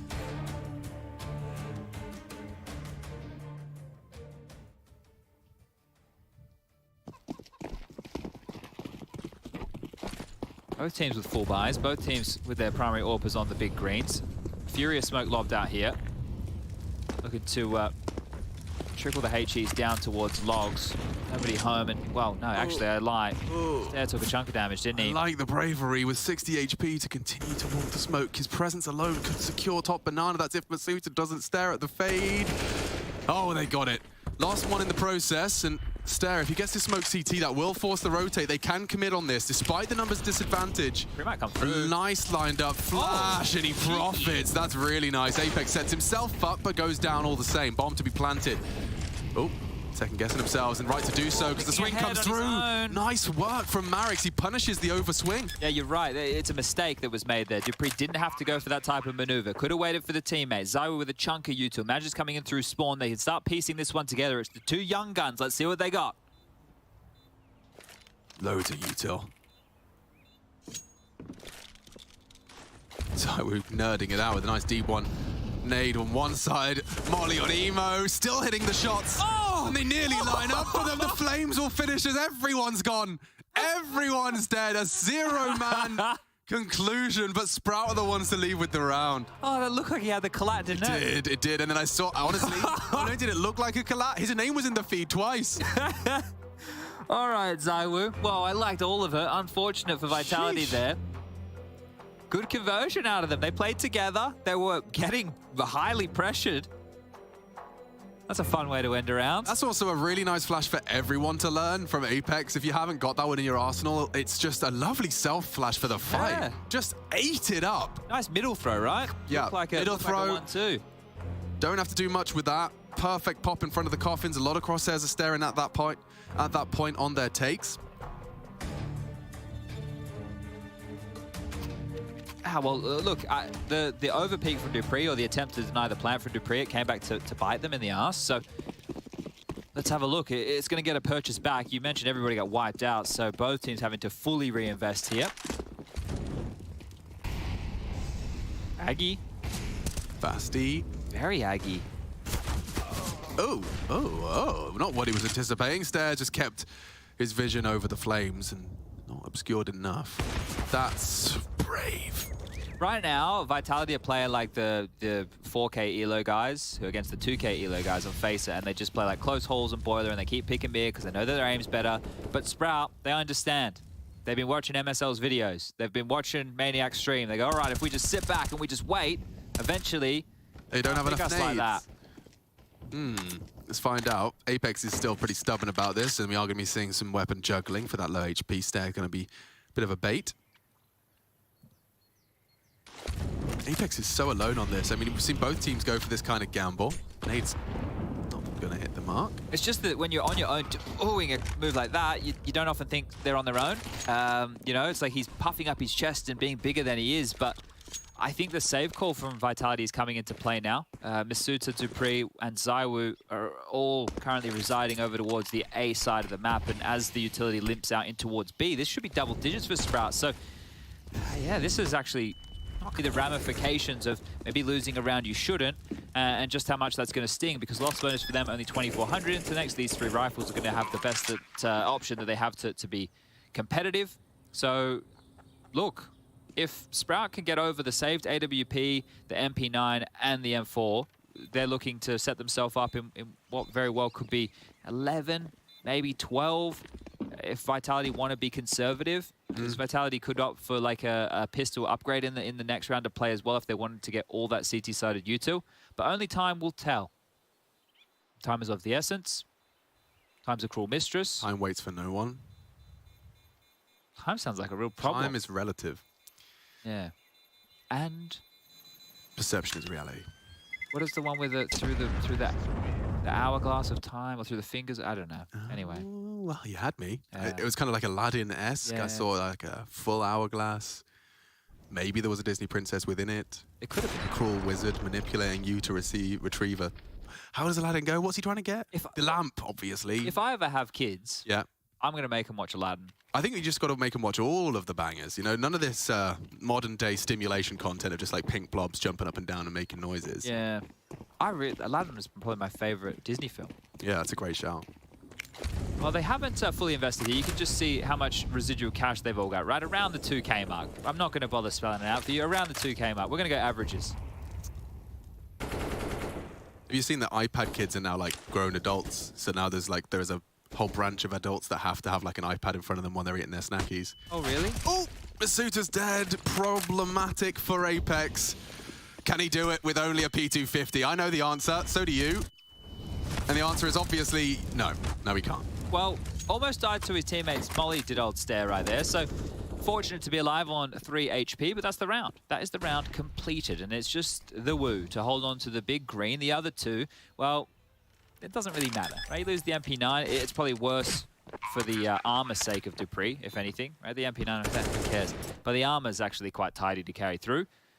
If Magis can find an exit, they can upgrade one of these Deagles or MP9s into an AK, that's all right. But all in all, let's call it 11, shall we? Now, I'm not the most well-versed with the Vitality kind of like media outlet and what they've commented on, what they haven't. They got breakfast cereal now, you seen it? I did see Spider Pops. Yeah, and you can get a Vitality shoe mimic in it. Like, it's all pretty meta and gangster. Yeah. But I was wondering as to whether or not like they'd commented on how much thought they'd given before pulling the trigger on this huge, you know, change. How much they'd thought they'd given to like Apex, ZywOo communicating in not French for the first time. You know, I mean, ZywOo had Alex as an in-game leader for a while. Yeah, but he does French. Yeah, Alex does the French. He does the French. So look, I think that in terms, it's an organizational move that we know, right? It's a move from the org. It wasn't a team-based move, and it's something that's in search of the trophies, right? So if you know there's not enough French talent out there, and you don't want to do another Masuda or Kyojin situation, which apparently they didn't, this is a great move. And if it comes with your players having to learn English, and let's see if it works or let's see if it doesn't, well, you're going to either prep them up and they're going to find success, or they're going to struggle. So I'm interested to see more Vitality versus the good teams. Yeah, I mean, I definitely have a lot more hope for this than, say, the Furia language switch for Junior. ZywOo, though, has dealt with Marix. Taking pause here. Apex is full deep banana control, so they are going to be walking into a stack. Magisk was standing ready to deliver, and ZywOo's actually just going to sweep through again. So they've got full control of both entranceways. Yeah, you're right. The info is buckets and spades right now in favor of Vitality. Jump peaks could get slinked under, depending on the timing right here. Yeah, this is actually exploitable as well from Apex, but it doesn't really matter when everyone else is dying. That could have been it. Could have been a way back in. It's not, and it's 14. Raoul's, I mean, congrats. You got all your health, all your nades, or the majority of them. But you also have an entire 1v5 on your plate, and Apex now gets the info for free. Ugh, no fun for Raoul's to be had. A nade, go on, just don't let it be a full teammate. Get him out of here. Don't let 5 be up, and now he throws it a little too late, a touch too late. They're going to boost, watch this, Alex. So Apex has just gone back around so they can boost out to the flower pot to make sure that Rouse isn't going to get in for free, instead of saying coffins, where he's already noted. So, yeah, good heads-up play. It didn't actually come in to the scenario, but there it is, 14, and I think we're headed for the likely outcome here, which is a Vitality 2-0 to kick off the day. Alex was talking about the games up up later. It is ENCE versus FAZE as game number 2. That one's going to be going live at 4 p.m. CET. And last game of the day. It has to be game of the day, this one. Outsiders Furia. Yeah, that could be a good matchup. Get to see Yakinda back in the server. Jame as well, going to be heading head-to-head up against Art. And we get to see more from Safe. Yeah, that's an interesting one for me. See what more Safe has to offer into the mix of things. I like watching Flit over there in Katowice as well. He was having some good games. So, yeah, some explosive players on both sides of the server. But a bit of aggression here from Mr. Dupree. Just wandering down, and easy as you like. Good little tap away. That's a great response. Really nice work. Slacks dealt with ZywOo. Not for the first time, perhaps not even for the last. Yeah, well, let's see if they can extend play here, shall we? Apex doing, well, similar scenes, just posturing forward in Banana. AWP going to get scooped up from Dupree, so now he can actually just retain that big green over towards the long side. Back towards Banana is where Sprout's affections are heading. It is Spitty on the lurk. Plenty of utility for a full B execute here. They could get the mollies towards back of the site. You can just see that flash towards top Banana to secure the sandbag control. But back and forth, so it is just about posturing. They made the right call here. 3 players locking down top mid. It's only Spitty through apartments. That lurk smoke, are they going to bite on it? Oh, lot spotted, lot spotted. Yeah. They have to go fast back to B here, I think. They've kind of been denied on this A go. Yeah, and that's Dupree's awareness as well. The same conclusion he reaches as he knives out down Swedeway. They will not be there ahead of him. He'll be smoked off, though. They have the util for this. Okay, so they can isolate onto Masuta. And oh, ahead of the smoke. Yeah, very much a problem. Rals has cleared the site. They know there's an AWP CT, and that is a threatening shot. He actually tags up one. Slacks on the way in, bottom spanked, but alive. Kit anywhere here? This could be a big problem right now for Vitality. They don't have a kit for this retake, unless Masuta had one on his corpse, and I can't see it illuminated, so this may actually be a save. Look at Magis, he's still over towards the pit. So they're going to give away 12. I think the round that they dropped earlier, right, where they should have won the 2-on-3 situation, I think they've been told, hey, let's button it up. Because, yeah, maybe they'd go for this one. Great job, Ob's team. They found the kit top mid, but far removed from this retake situation. And, yeah, retain the AWP for ZywOo, because why the hell not? 25 kills for him. Been finding more than enough impact on the big green. Just make sure Dupree can get out. He's been spotted. He needs to stay alive, and he will. ZywOo has 8K. Not the end of the world. I made it seem more exciting, though, because, you know, guys, we want to make you entertained, too. Yeah, I was entertained. Consider me entertained. And especially the scoreline is entertaining, considering Dust 2 definitely spelt like a, a foregone conclusion. Inferno, though, marinated in the very same sauce, I think there is definitely a little bit more to be seen here. This is a full gunny. Let's see what the boys from Sprout want to throw their way. Just the 2-man A-hold again with ZywOo and Magis here, so they're leaning Dupree over to B to help bolster that deep molly down mid to corral them. And oh, molly plays. That's a ZywOo-esque move. Oh, yeah, Slacks doesn't hit it, but that's a very flash. Teammate and stare. Oh, he's got all 3. Huge. Just kicks down the door to B and says, I'll be having that. Thank you very much. Marius can stick around and lurk and punish them. They can lose everything here. Vitality, not a single rifle to be saved if they can pull this off. Marix, opportunity to catch Magisk, who's almost guaranteed to be on pit side.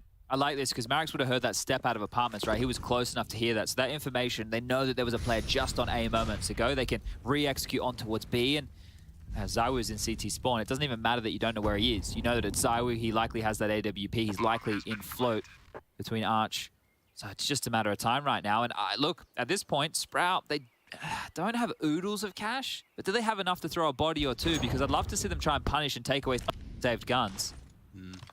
I mean, they might want to try and do it as a unit, right? Like a secondary take. That tends to be better than one-man missions. Marix does have util, and oh, I thought he was going to do a lurky smoke. Oh, strafes out. And he's giving it to them earlier. Just as we were discussing, the whole team is grouping now, and his pressure would have been so valuable. And now ZywOo's caught another. Oh! Bother. Bother. Bother. Oh, bother, says Winnie the Pooh. Slacks probably in a similar kind of mindset to Eeyore now as he lets out a sigh. It could have been cool. It could, yeah, look, it could have actually done a significant chunk of financial damage here. So Marix just jumping the gun a little bit there, making sure that Magis couldn't get away, but applying the pressure prematurely. And another timeout called here, the third now for Vitality. Look, you're in this situation, you have very experienced players, you're probably not sweating too much, you just need to make sure you don't have any of those unforced errors. in a round like this. Dropping the guns across, getting the necessary weapons in the hands. Should have everything they need for a perfect looking buy over here. Won't be dramas as kits go. Utility should be looking tidy too. I think it's just about not giving away any of these openings, right? Because this is the stair openers. Like, well, I guess it's technically the stair closers because he just absolutely bopped 3 of them looking for banana control. Just made them look a bit like silly gooses right there. Cookies. Quick.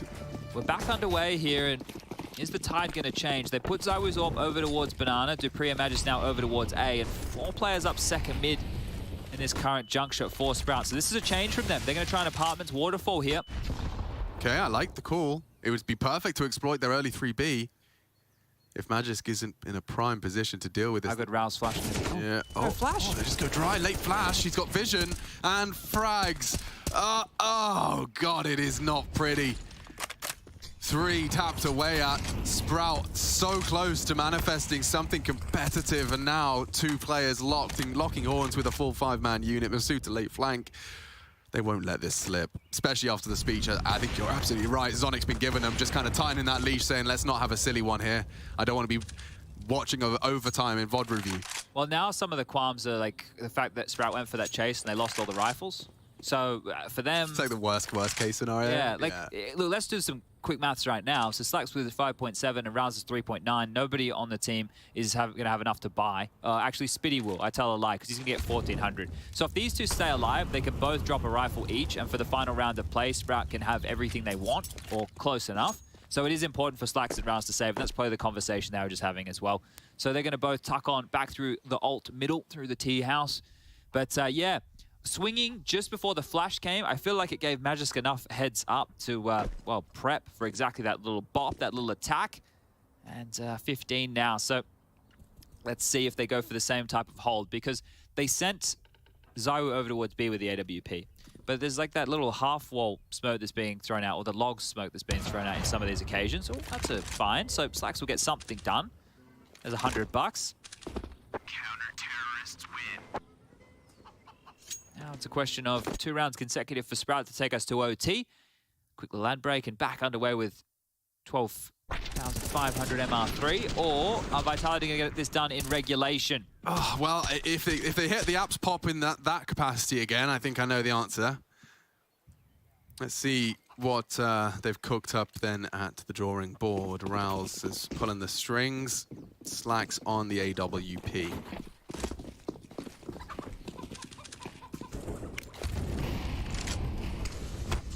Three early lean. Good nade. Softens up stair. He's going to be working at 50. There's more where that came from if he wants to keep his progress. Oh, they're holding on to it now. Feels like Apex wants to unleash this on the fade. Oh, I was aware of the fade. Cheeky business. Masuta to check it as well. They've even got nades. And ZywOo's gone. Great work. Again, stair. Good for the opener. Where's his team to back him up to find that trade onto the sandbags? Nice work from Masuta. He's dastardly quick. 3v2, they need this. Rouse commits to it. He's making it competitive. And the last 2 is Dupree and Magis. They scream. That's the A defense. They're worried about this Spitty. Like, he's been very lurky, right? So they're taking their time just combing out to make sure he's not in boiler or halls. But now the bomb goes down, the jig is up. They have a very good idea that this is on towards the B bomb site. Oh, Rouse and Spitty, they've got everything. The palm of their hands. Oh, he doesn't know. Or maybe he heard. Spitty swings out off the flash, and Magisk, he had the sound cue. He knew it was coming. Raul's gonna get hunted down. They may have got the info off the flash. They're making this look good. Raul's thinking too much. Gets around the corner just in time. Time of the essence. Swings out for it, and he says play on. 4 in the round. Whew. That's gonna feel good. That is gonna feel exceptional. Wow, again, it's just this constant banana pressure. Stair is doing a great job of opening here. Sure, he didn't get 3 like the previous, but 1's enough because you can just see the acceleration behind it. Oh, that gave me a little bit of goosebumps knowing Rouse just felt like it was all up to him. All up to him, and he's swinging out for that one. He didn't fall into the trap of playing the second guess game of the defuse. Oi, oi, oi. Okay. We got full 30. The question is, do we have overtime? Both teams can put together a very good-looking buy here. Wow, I say very good. Unfortunately, Galil's for Marix. But Stair, a great game for him. He's found himself 19 kills. We've got 20 for Slacks, so we were impressed with his aggression on that AWP early. with those 4. Rouse has gotten himself up to 15, the same as Marek's scoreline, and Spitty with 12. So only 5 more to add to any of those boys' tallies, and they will be setting themselves up for OT, but they're putting the pressure on. They're pushing Vitality here, and this is Vitality's map choice. Mirage up next if we do need it, but here we go. That is legit when things get interesting. Let's see, is overtime really a possibility? They've done it time after time. Can they do it without a stair opener? You know, he's got into B, but he's forced banana fights. And again, I mean, he's going to have to function at 2/3 health. Apex really got the memo. He understood that, you know, he can buy everything. He even bought himself a Zeus for this round around the place. So making sure they got the full upgrades. But looks like this time they're just going to go with a standard 2-3 defense here, retaining top mid control as opposed to trying to fight for banana control, which, well, you've seen has been the thorn of their absolute existence here. Oh! They live on. Real chance. He wasn't blind then. No way. Chill your beans. Reposition. Retool. That was enough pressure, Chad. Mission accomplished. Look. Top mid is completely blind now for Vitality. Very worried about a bit of a set piece coming through here. So now we turn our attention back towards Masuda and Apex. Apex unloading through the smoke, trying to get a couple of sound cues. They've got enough utility to execute on this. Masuda and Apex. There's a single smoke on Masuda, so he's likely going to throw that out as a divider. Stairs walking in. Stairs walking in. Stair trying to be the opener again. Oh, got the info. 1 CT, they scream. He must be backside. Drops his divider smoke. That's going to be a bit of a threat, a bit of a problem. Oh, he's done it again. Has done it again for the squad. Overtime looms. Vitality, they have to secure a retake. Jumping into and Stair decides he's had enough. 2 kills on the aggress pre-plan. Now into the post-plan, and it's up to Zywoo to be a thorn in their side. 27 and counting, he racks up another. Raul's watching with bated breath. Spitty, they double peek. That's brilliant to overwhelm the Orc. Dupree still lives on. Magisk is fragging. This can fall apart still. He's low. Overtime, 1 click away, and they've done it. Sprout, extend play. We will go to overtime.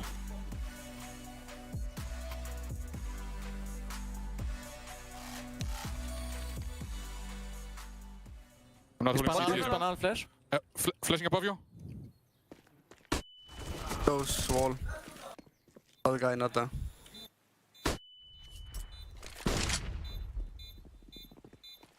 Let's close, Pablo.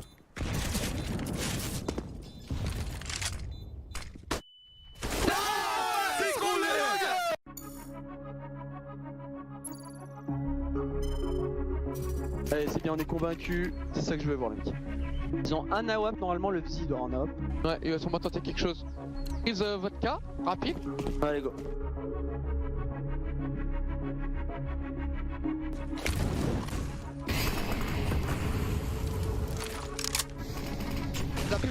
Ça passe la banane, juste une HE. Ça smoke en banane.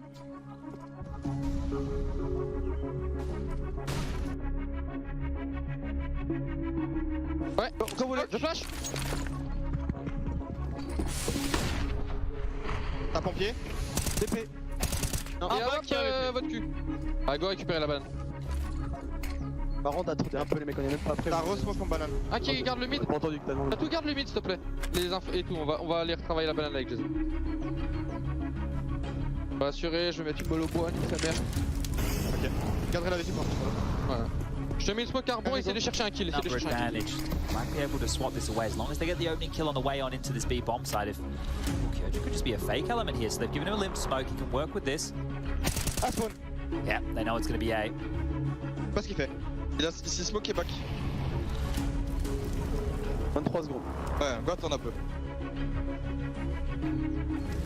Quel derrière la mollo. J'ai mollo back. Vas-y. Mort. Il est raison. BP à gauche, pas tout. Oh, and the bodies have dropped. They've got 1 second to spare. Je joue headshot, je joue mes duel pen. Je pour ta gueule, non, je pour ta gueule. Pour l'instant, j'ai raté un peu. Attends un peu. Zywoo's now on the flank right now. This is some heads up counter strike. They're coming quick shots. They're alive. Exactly, and he knows it. Avec les deux. Survival, integral. He has gone down early. It's not bad if he can isolate. Not even looking. Not even looking. He's got the 1v1. He's got the flash. Forces S tag off the bomb. Calls his bluff. Gets the info safely. Zywoo's at mastering this thinking man's game. Light on time, has to sit it, gets the info. What a turnaround from Vitality. 4 to Zywoo's name, we will discuss it now. 2v5, 2v5. 2v5. On est vraiment des tops en fait. Attention, attention.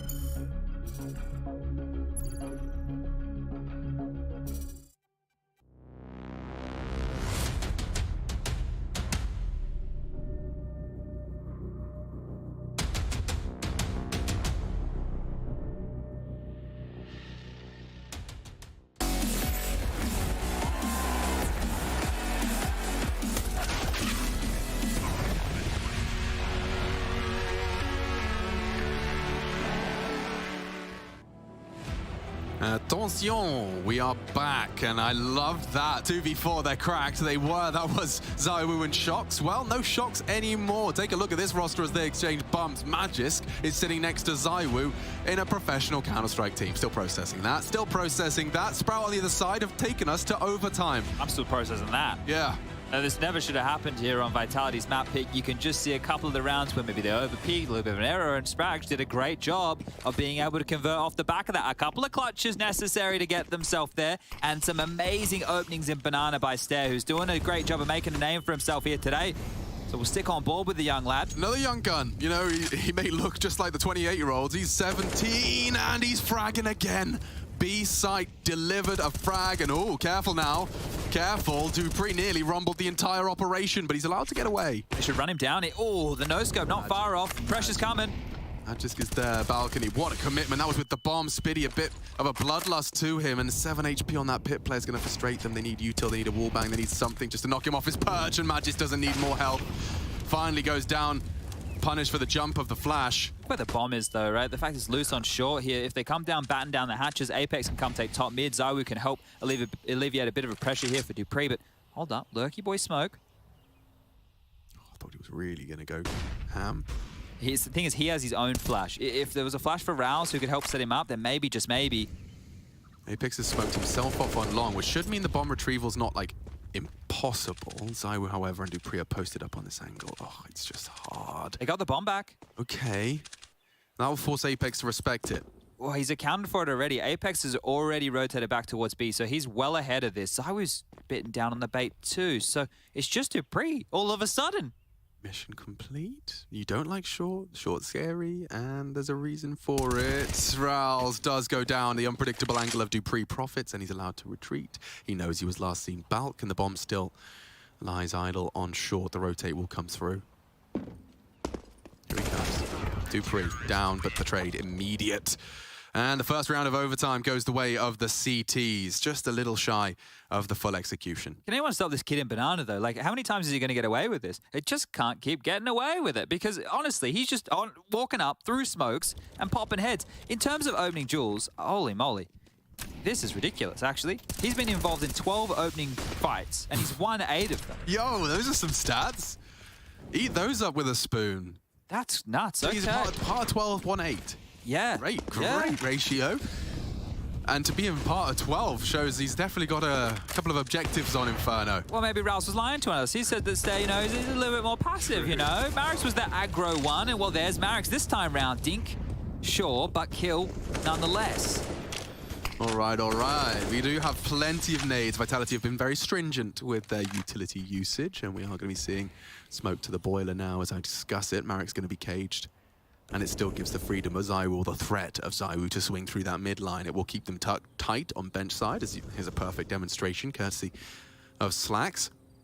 Yeah, right now, Sprouter in the driver's seat, the power position, right? This is like a power play. I don't know if you guys know ice hockey. I don't, but I just know sometimes people get put in a cage and then you get a man advantage. So someone's in a cage right now, and it is dupreeh.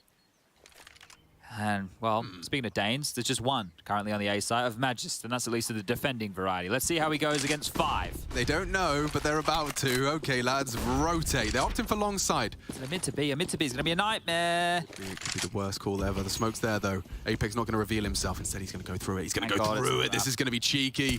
Very cheeky. Magisk already contributes. Apex catches 2 slipping. Good headshots out of Rouse. Has he really got another one in him?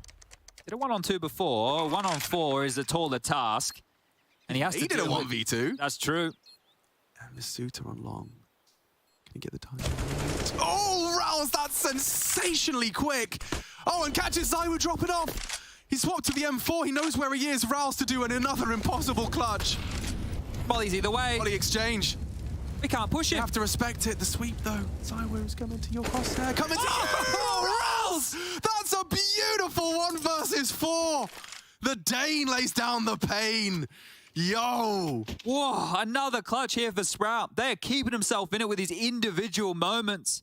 That one is massive. Apex rocking through the arch smoke, gets himself 3 kills and all the part of that. Round should be done.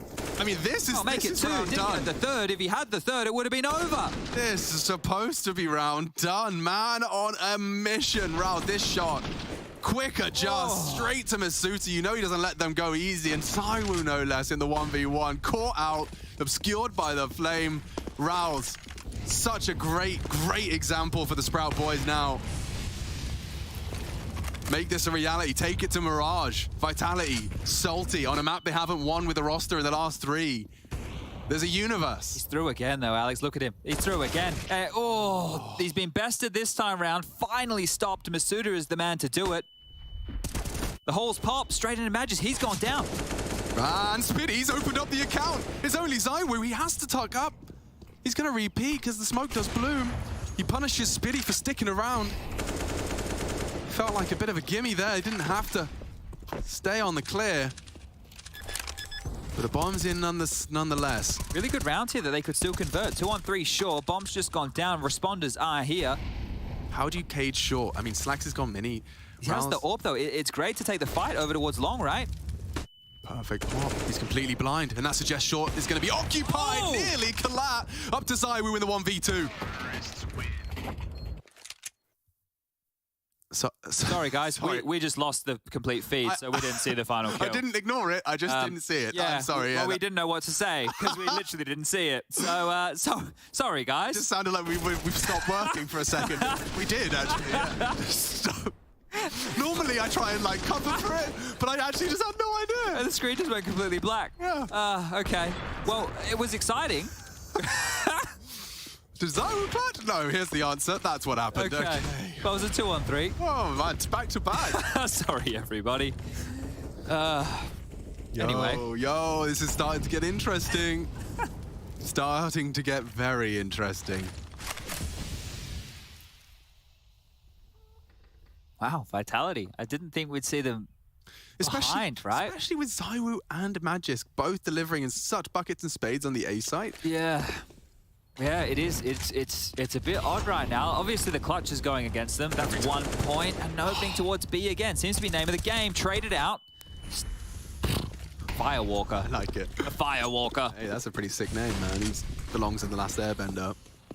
They're wrapping in. Seen this crossfire work before? Quick. This is so quick. Great reflexive incendiary. They're all rotating over. Vitality are about to get boned here. And that's the technical term. Here comes the swing. Oh. Spitty actually ate that up. It's up to 1 and 1 man only. They collapse. Stare, normally good for it, but not a 1 versus 3. And now they know where you are as well. No fun to be had for him. Look, if he wants to save the AK, that's cool. That's okay. You can have it, because you can't buy it on the CT side. It's contraband. The counter-terrorists, they're not allowed to purchase them. I don't know who decided it, but someone did. So the bounce back, 17 now. It's good that Vitality getting pushed too, right? Because obviously we wanted to see what Sprout have to offer. We also wanted to see how Vitality are going to respond in certain situations. The last thing I think that you'd want if you were Vitality before going up against a FAZE or an Outsiders, even an ENCE, Furia, is to have a walk in the park in your opening game and to go in thinking, yeah, we're really good. Well, now they're getting put on notice. It's like, well, we need to tidy up this, that, and the other. We can't overpeat. We can't give anybody any way back into a game because we end up in overtime and things get a little bit stressy. It's a message as well to those that are coming against you about your map pool. You'll know not only do they see what you're banning, they see how you play, and they see how you play on Inferno. Perhaps a map that wouldn't have been necessarily in their best of 3 pool becomes more interesting for them if this is how an embodiment of Vitality's current Inferno shake-up. The only sad thing about Vitality is they don't play Ancient. Is sad. That is really sad. Yeah. Who wants to play Mirage over Ancient? Orange map fans. All right, well, down mid again. Same little Aggie move, but this time with some follow through Spitty. Oh, he might get this one. He will, and it was, well, not the cleanest of kills. Traded back, damage done. Slacks down to 2. Slax is so lucky he didn't go down there. That would have been round defining. Gotta stay alive. Oh, Stead doesn't stay alive just as the smoke was fading on half wall. The thing is, I'm not going to count Sprout out of any of these scenarios, right? So they've been good on the individuals to lock down rounds, but let's see if Rouse could do it because there's an onslaught of Vitality members in Banana ready to come his way. Anyone can do it, Rouse can. Rouse, he's our man. If he can't do it, no one can. Rouse. Oh, that's a freebie right there. Apex not expecting the re-aggression, so Slack's just playing super Aggie in mid. Oh, and he's Crater jumping out the second mid window, man! Das ist nicht gut, Junge. Ja, das ist sehr schlecht für die deutsche Mann. Alter. Junge. Was kann ich sagen? They're both here, though. Rouse and Marix.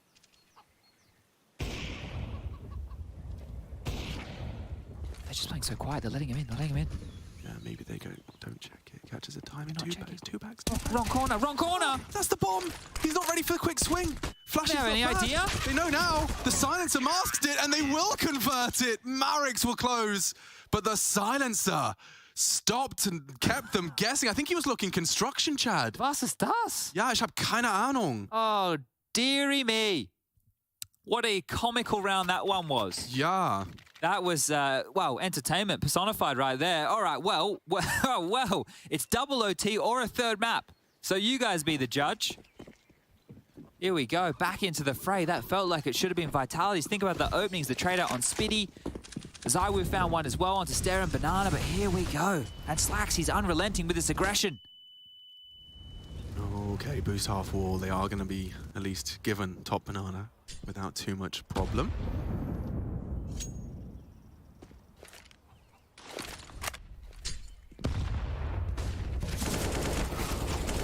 Hello. Goodbye. Apex is getting away from the flames. Smoke to extinguish. Okay. Now then, we wrote them out once. This is for the push to a third map. Vitality still with the man advantage and starting to consider their options. He got Masuta posted up in apps, Dupree hoping to catch anything early, but the bomb's still loose and loads of time.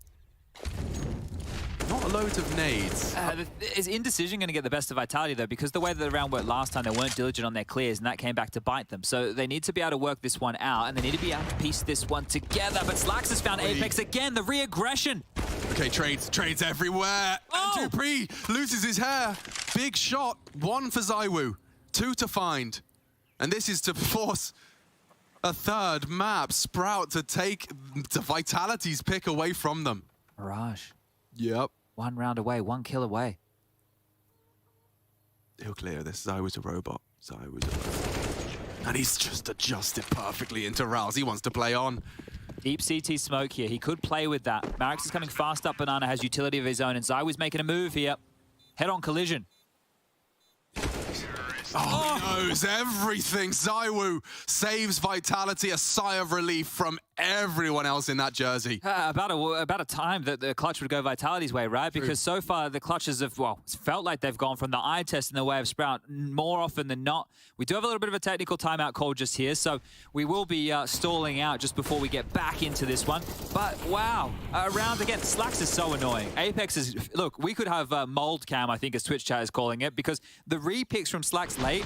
Still peeking middle. Yeah, like, no, but honestly, man, like, I'm getting mad for Apex in those type of moments because an AWPer going like that, it's so risky. Yeah, but look at the grimace on Magic's face. I mean, he actually just looks like he's seen or smelt something disgusting.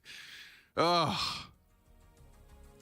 We're just having a little bit of a discussion right now. I think we are going to find the game continuing. Yeah, this is one of the issues that does crop up from time to time.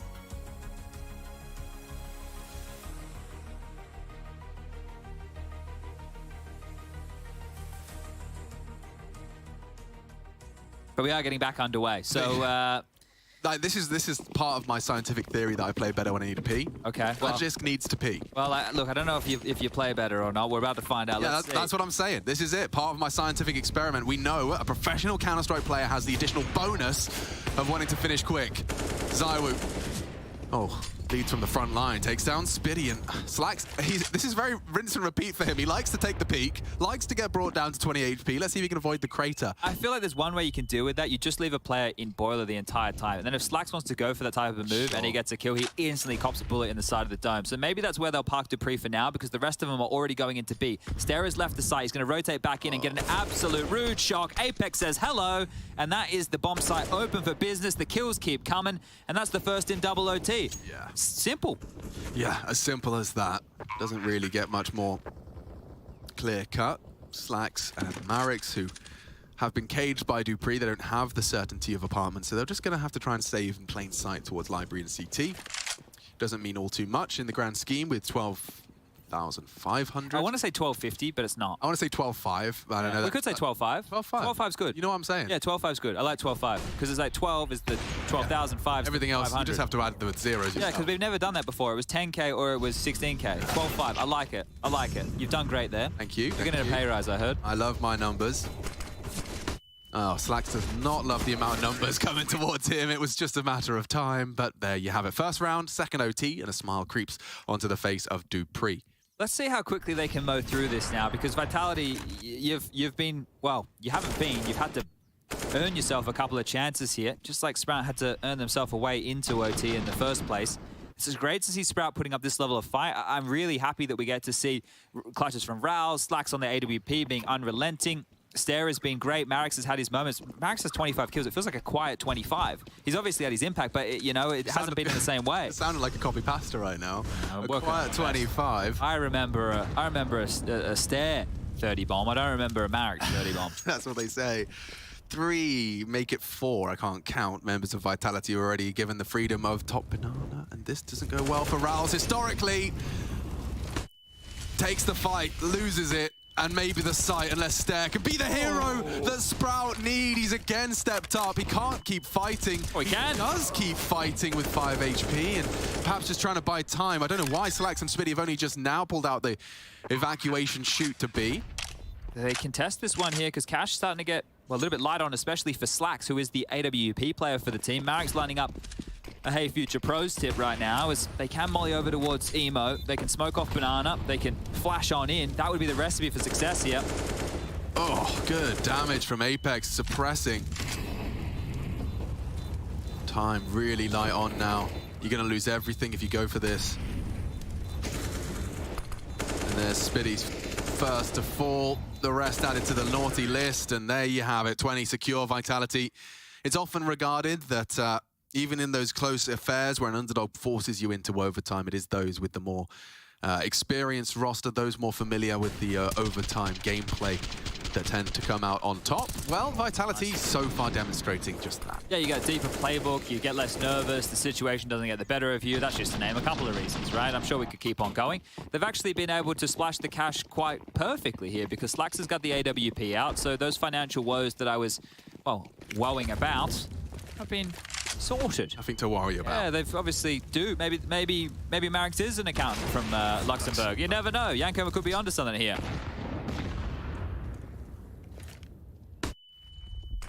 Oh, they won't pick this time. They want to. They're flirting with the idea.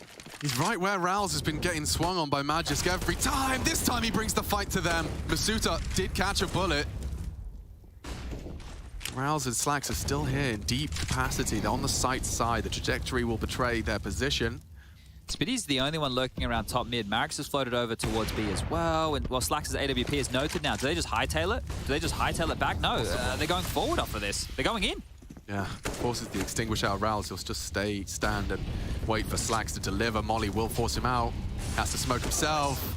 Good kill. The flames have spread. That's at least Masuta down. Chipping away. The M4s have a one-shot headshot now.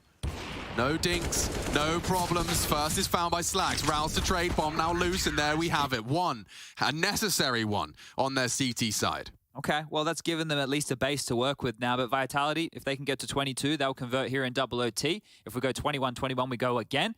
Or Sprout are still in a position where they need to get all 3 T rounds consecutively here. But remember the problems Vitality were having in Banana. Stare was walking up. How are Masuta and Apex going to deal with this? Because it has to stop. If it continues to happen, the game's going to, well, keep on going. How are they going to put an end to this? He's going. He's off to his usual domicile. not so swift about it this time round. I think he may have been prepared for some form of a counter. So how do we force off this setup? You can't just walk into it. Coming through. You can just walk into it. dupreeh takes some damage. dupreeh deals some as well. A double out of the Dane. Matrix. Matrix is... Oh, it could be in the Matrix, his old Marix. Marix. He's hanging out on his library smoke, and yeah, they are just going to be kind of held at bay. The fact that there's already a CT on T ramp means this is it. All or nothing. Yeah, masuda is pushing to contain, right? And this is what you like, right? If you push and you keep going, give it the kill, you give an avenue back, but he's just pushing to contain. So this is great stuff. Good reserved counter-strike here from both Apex and masuda. You can see Apex trying to contain that CT spawn. He's going to get a fight coming his way momentarily. Look at this. Very procedural from Marix here. Oh, there's a chance. Yeah, big chance. He wants to actually continue to apply the pressure to Apex, forces utility out and forces Apex back. ZywOo graveyard. 2v3 on A. ZywOo doesn't really need much help. He's got Magis though in tow. And Vitality are going to have themselves some series points, a handful of them available. 2 opportunities to end it here. Just one more round required right now, and yeah, it's looking good. It looks like they've tied up a couple of those little dramas, but one of the difference makers in that round was Stead didn't go banana. Right? He didn't go banana and look for the kill, and that's probably because he was expecting something a little bit more aggy.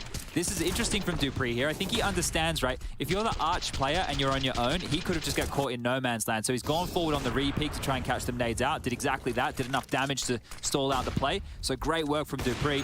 But let's see, we're back underway here, and well, ZywOo extremely aggressive, looking for a chicken pick kill. And here is our man. Stare.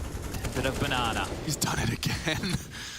Highway robbery of the defense. masuda alone, and if they can avoid early casualties, never mind, they've actually caused another one. dupreeh went for a push down middle, now his corpse litters the middle lane. Well, this is the thing. Vitality can take a gamble with these last 3 players, right? And I don't mean gamble aside, but take a couple of risks that you wouldn't take in regulation when you know you're trying to secure 16. Because you have another shot at things next round. You may as well try some, well, something a little bit fruity, something a little bit outside of the box. It looks like they're just playing a 2-1 with Magisk on A. So if they return to his bomb site, he'll have to do it all. But ZywOo can start to push. This is what I was talking about. Push he will. He knows at least confirmation there's one there, very loud. Steps up, step. Oh, and the taps connect. It is going to be a spotless finish. masuda alone and on the wrong bomb site. That is if the A scout continues and does his full clear. Now we know, and the bomb's off to A. Yeah, so just putting their little tentacles out, right? So multiple members just peering into both bomb sites to see what feels the nicest. And right now, it will be A. Bomb planted, 40 seconds thrust onto the clock. masuda still a little bit curious about where he needs to go. He has to rotate through CT. Would have to fight Spitty, who's already setting up a bit of a camp over towards the well. Having a bit of a drink. And make sure you're drinking at home too. Maybe you're enjoying the Counter-Strike, but don't forget to have the H2O. Oh no. 3 liters a day now. Yeah, you've upgraded from the 2.5. I'm just going to keep upping it. Yeah. Yep. 3 is pretty easy, right? See these bottles we have here? That's 1, right? Right? Yeah. No, this is 750 ml. Oh. But if every 4 hours you drink one of these, easy. You'll have had 3 liters in a day. That's easy enough. Yeah. Spitty might even take this AK away. masuda's been staring at this long enough. I'd be getting bored. I would be getting bored too. But yeah. masuda's not got bored at all. He was so ready for that. Everyone knows like that little explosion trick and then go these days. So when you know it's about to go off, that's when you're on high alert. But he does it again. This time he doesn't see it. What do you see? Do you not have the same smoke we do? Actually, there's a high chance he doesn't have the same Probably smoke. not. Yeah, and there was no smoke in the feed either, so I don't know what's going on there. Come on, Gabe. Gaben. We love you. Double AWPs, also known as the DORPs. This is it. If we go 21-21, we will be going to another ad break, and then we will be coming back for overtime number 3. Magisk will be sprinting across the studio. Let's see if we can finish this one. Here now, 2 AWPs as highlighted. Does mean that this is going to feel different. ZywOo actively posted up. Oof, dupreeh with a shot there. Not able to connect. His scope's going to have been heard, Alex. Yeah, and they might want to punish that. He's not even prepared for this. I don't think they're ready for this. Despite that, Rals His opponent Flash just whittles away at him. Gone now. I understand the decision because the AWP was spotted over towards short side, so they wanted to try and punish long, but straight into the M4. And the thing is, it's 2 AWPs in play, so now if they think they can head back towards B and there won't be any AWP there, that's going to be completely incorrect. Apex, Masuta, Zaiwu, the French, to lock down the bothersome bomb side of B. Back towards A. Yeah, it could work. It could work. It's a bit of long control. There's a lot more options available to you here. Just going to go through the arch smoke. Apex. This is heard. He's hearing all of this. All of it. This is perfect for Zaiwu's AWP. Oh, at least Apex has gone down, but they know he knows, and they commit anyway. Zaiwu trying to catch that B player. Stare was waiting so long, but still goes down now as Zaiwu can focus all of his attention here on the ramp. Masuta just stands to deliver the spray. It ends here. 15 seconds, he doesn't have the health. He goes down from behind, and Vitality, sweat on the brow. They were made to work for that one. Double overtime, and it does conclude. Vitality will take the series 2-0 in their opening affair here. Group B, Pro League Season 15 continues after the break.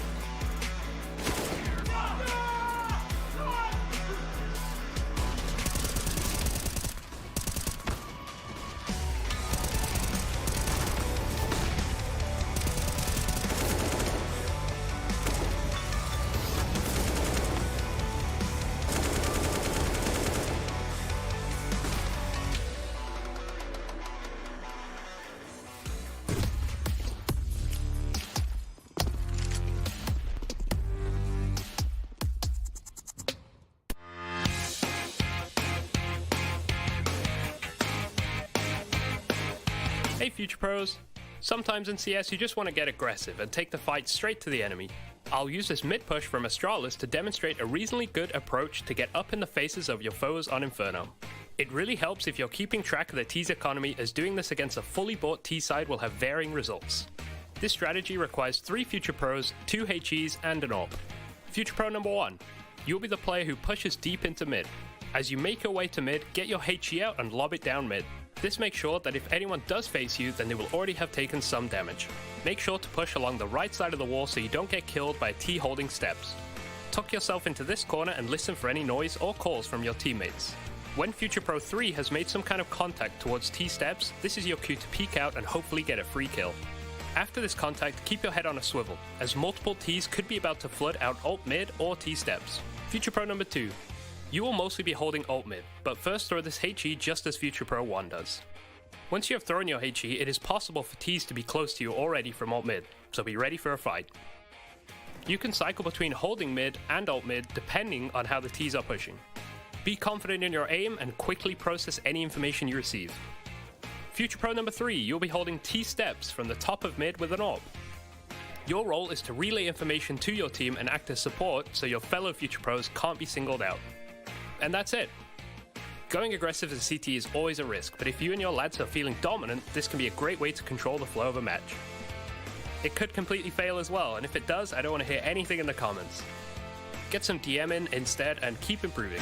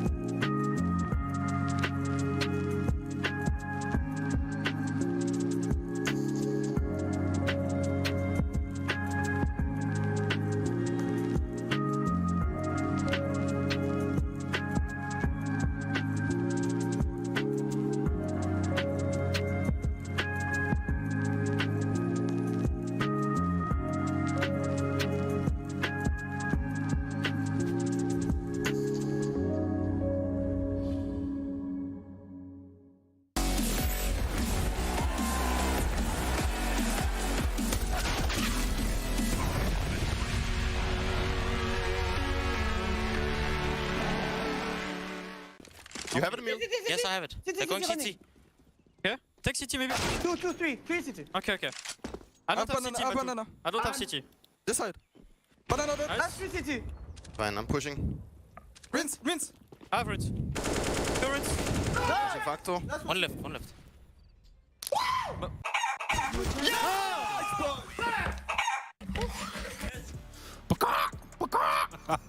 Somebody had to hit it one time. Well, at least Vitality did twice over here for Sprout. 0 goose egg, but they did make it damn competitive on the second map. We saw overtimes come out, and, well, that's just not something I think we expected to see in this series. Kassad, Yanko, thoughts of their own, of course, as human beings. Well, we have to commend some of the individuals on Sprout for keeping this game alive, and obviously on the other side, the B side of Vitality was not doing well. I'm just going to say it like that at the beginning. I'm going to add on later. Oh, nice. Okay. Yeah, Sprout definitely did much better on Inferno. I think they were really expecting this pick, right? Like whatever they veto Nuke or Inferno, the other map is going to be a pick, and they put up a much better fight. Yeah, they certainly did. The numbers will tell that story exactly that. For the side of Vitality, sometimes you can even still look at this lineup and scratch your head as to how it all came to be under this regard. Well, nonetheless, they're getting their feet off the ground. They've done it in the right way here with an opener in their Group B debut. Now, we do have the opportunity to hear from Zonic. What did he say after this dub?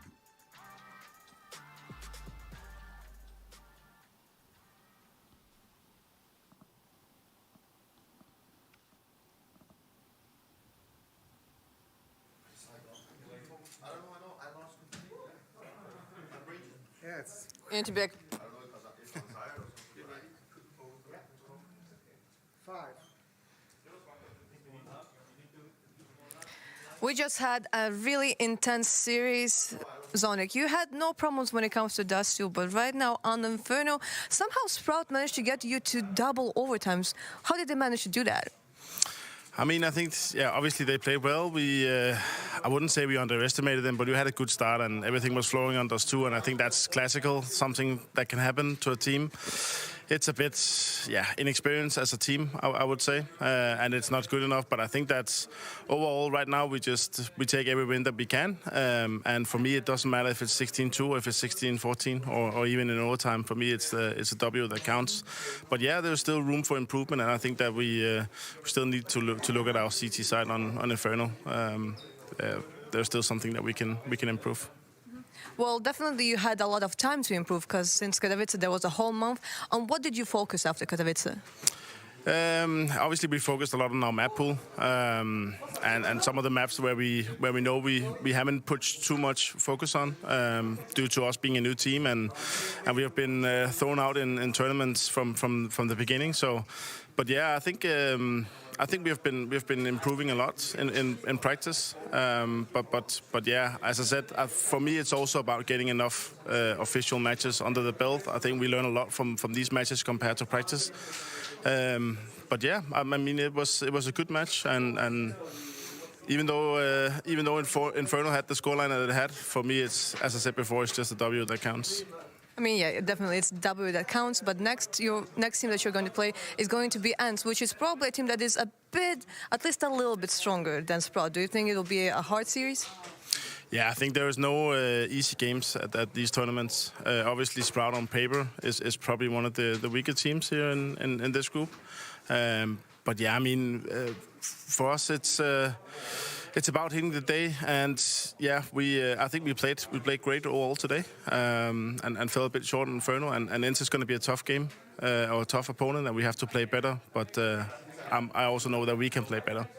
Okay, then looking forward to see maybe like a more like one-sided series tomorrow. Thank you very much. Me too. Thank you.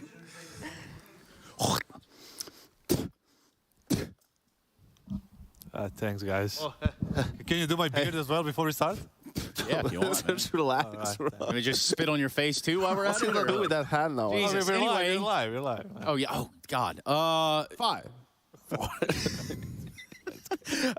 None of the counting necessary. We know what happened here. Vitality walks away with a dub. And ultimately, though, you have to give some props here. You have to give some credit to a Sprout that we thought would come in flat-footed.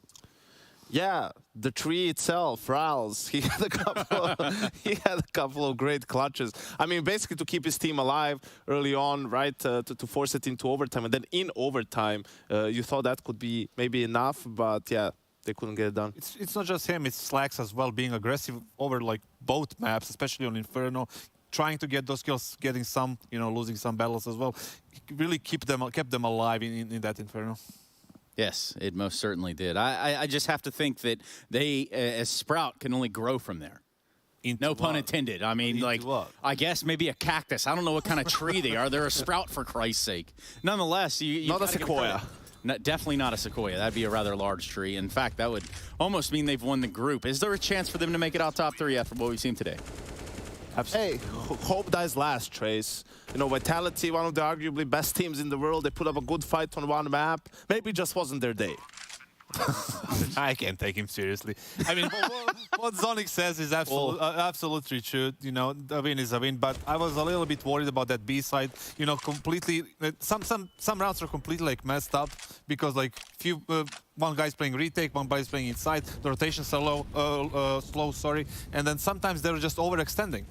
Well, funny you should mention that, Kasal, both the B side and the rotations, because we got something here for you from the first half, actually, which was also important, Trace. It's not only how you finish, it's what happened up until that point. Oh, please. It counts as well. Please, tell me more. So let's get into this. Like, it's a reset round. Sprout just won the round before, right? Vitality kicks it off. It's mostly like a default at the beginning, right? They go for banana control, but they eat a lot of utility here. They eat the damage. You can see that Misuta goes down immediately. Now they're in a 4v5 situation, right? Now pay attention to a few things here. Star is the lone B player, right? And even in a 5v4, sometimes this happens, right? Team just decides they have a read, they're gonna play, he's gonna play more of a retake, and then they can go like towards B later on. But the problem here is we're going to be able to see, right? Magisk is low HP, they can't know that, but the pre was dinked in apps. So that's definitely something that they have information about. I think it's too much. The second point is Star just threw his second smoke. He doesn't have a smoke anymore. What you want to do in this situation usually is he uses the smoke once these guys go to clear mid, right? And that way he buys himself time. If they clear mid, have contact with one guy, let's say, who's lurking, the rest speed up B, they have to go through a smoke, which gives him an advantage.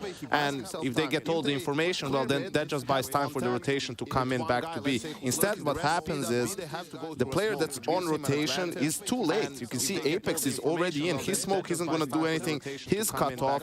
Star as well in Ruins is cut off, and at this point he can't take any fights. You know, at this point you have to concede the bomb site, which is bad, but not as bad as him just dying here to Zyvo, and then Apex getting good timing to push through the smoke and get the second kill, and the round is over. Just because of those two small things, from a 5v4 and a health advantage as well, you concede the site and you lose a very important round. It could have gotten you back into that first half. The thing that was important in this round as well that we need to mention is that the fact that Speedy had a flash. When you are in a position where you are too late to rotate and you cannot help with fighting, you can use that flash on top of triple, on top of tell your teammate to reposition in a position that can be, you know, used to flash, and maybe you get a double. This way, the big guy was playing Ruins, and then Speedy was trying to get to that smoke. He was too late, and then it was over. So, and it's another example of utility usage, right? If you just re-smoke instantly, like you're not doing anything, you're just delaying stuff by 5 seconds. If your teammates aren't doing anything, you wasted the smoke. But if he smokes, they're clearing mid, they have contact, the Vitality players react, he can get one kill, guy jumping through the smoke from Ruins, and then you just stay alive, right? The reason, to circle back on the Vitality T side, the reason why there were 4A couple of times towards the end of that, first half, is because Vitality ran 3 times that whole spot strat. And that's maybe 2 reasons for that, right? Something they might haven't seen in the previous games. We know Zonic likes to anti-strat. And the second thing is like that's a reaction. You see the first 2-3 gun rounds going away like into heavily towards B side as a CT. You immediately react as a whole with the whole spot. They did 3 times, pulled 4 people, just went back to B. So we'll go back to B, back to base. Back to you. Because sometimes in the studio, this business, sometimes it's not for us. It's not for us. Look, FAZE ENCE coming up. Outsiders Furia is going to end the day out. Don't know that we have many spoilers for you other than Kerrigan seemingly having a hard time pushing that door open. That's right, FaZe Clan getting situated and adjusted. And we will go to a break so that we can jump into that best of 3. The second one of Group B, ESL Pro League's 15th season continues when we return.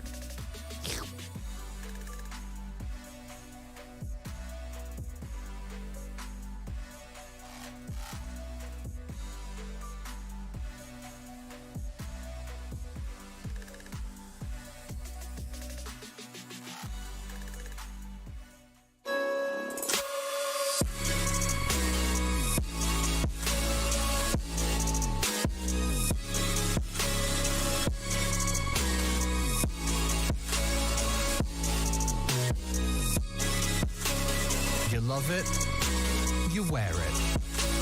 What's your style? Get your merch at shop.eslgaming.com.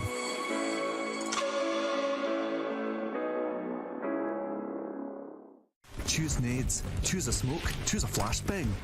Choose team badges to support your favourite CSGO team. Choose an ESEA Premium membership. Choose routes you know bring in wins. Choose pro video tips. Choose the fan club wars. Choose behind the scenes content. Choose good grades. Choose guns you know you can shoot right. Choose bingo. Choose the equipment you know is going to get your team the win thanks to heat maps. Choose the CSGO Hub Premium. The complete package to help you and your squad achieve all your CSGO goals.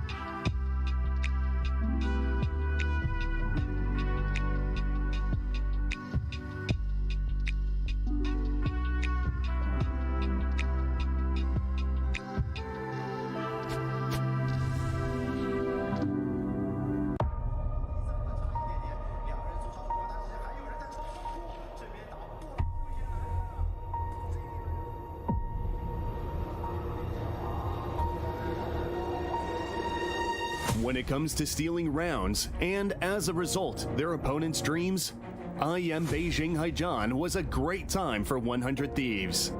Vitality might have been a threat back then, but what Gratisfaction did was just a prelude to what was to come. There's no bomb plant yet. All the pressure of the timer right now is on 100 Thieves and Gratisfaction. These two, oh my god!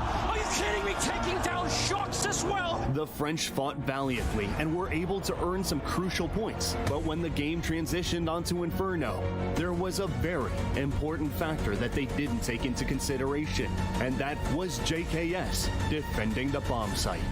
They almost catch him at the angle, and they finally bring down JKS. He's going to try and flash his way into a fight. What does it take to bring him down in the speed defense? The flash for the setup, and actually, he makes it back around the smoke. He's still a factor here. Oh no, they line up behind it. I can't believe it. He's destroyed their team.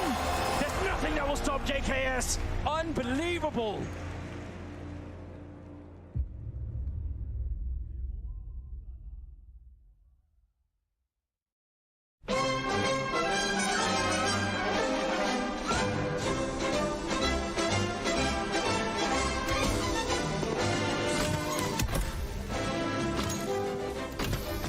In the road, oh, I see him. Station.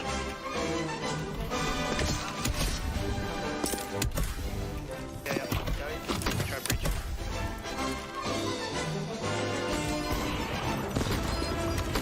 Got him. Oh. I was looking at him. Oh, I see someone else bumping.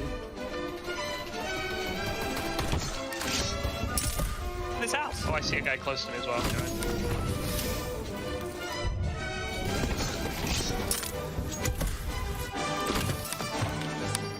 That looks good. Oh. can surf that.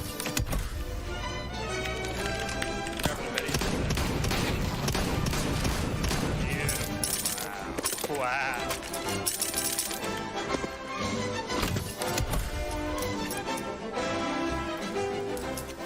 Oh, it's delicious. Yep. Yep, going. I can't help you. Live ping. Oh yeah. I'm excited. It's not good at all. Saved. Saved. All the trees.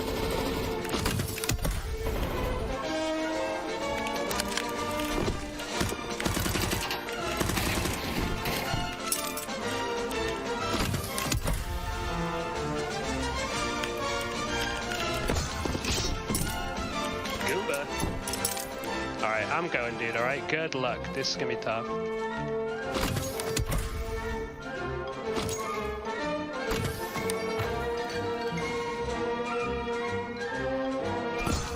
Actually. Oh, what a way to win. What a way to win.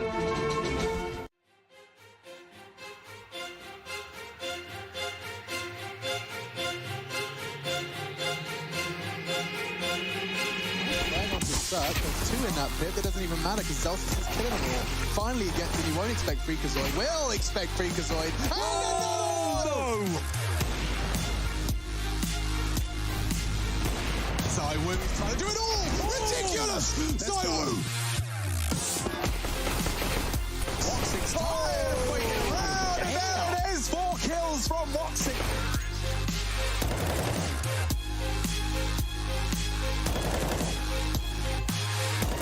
Maya locks down the A-bomb site. He's going to get the ace there. He's overwhelmed. Doesn't make it look like that. He wants some close quarters, shoving his barrel in their belly button. And he's got it as well. Freakazoid. Oh!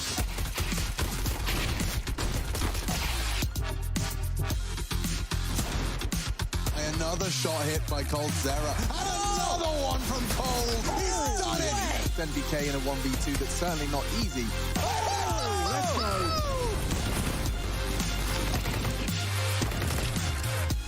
Oh my God. That is just absolutely remarkable. Oh, let's go.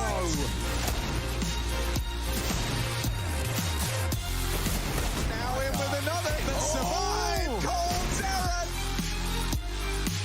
Fallen, brilliant collateral shot. Fallen for the quad kill.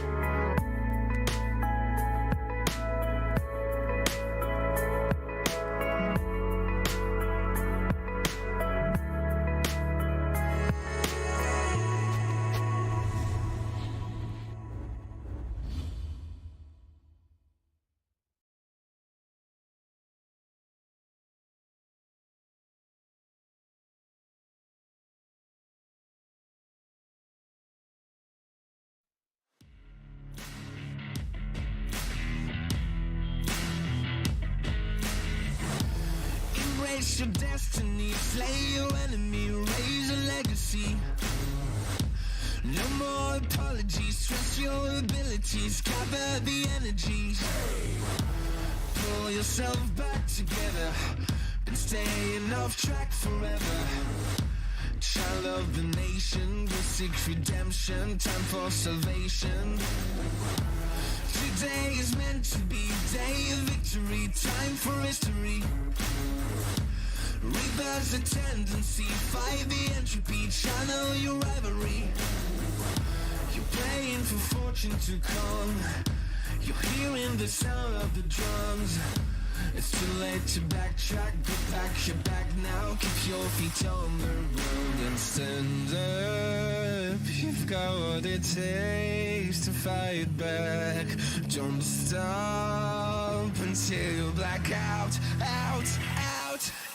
Stand up, up. You've got what it takes to fight back, back.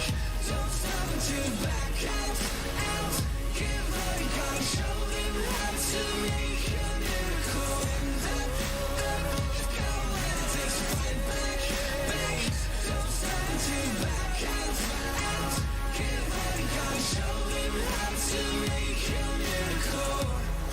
Save your team, be a hero. Take home the cup, be a star. They're waiting for you, take aim, shoot your arrow. It's your time to shine, show them who you are. Stronger, gotta go faster, gotta get better, gotta work harder. It's fight or flight now, get up now. Go with the move, go for the goal, lead up the stadium, you know it's down. Stand up, up, go what it takes to fight back, back. Don't stop until you back out, out. Give all you got, show them how to make a miracle. Stand up, up, go what it takes to fight back, back. Don't stop until you back out, out. Give all you got, show them how to make a miracle.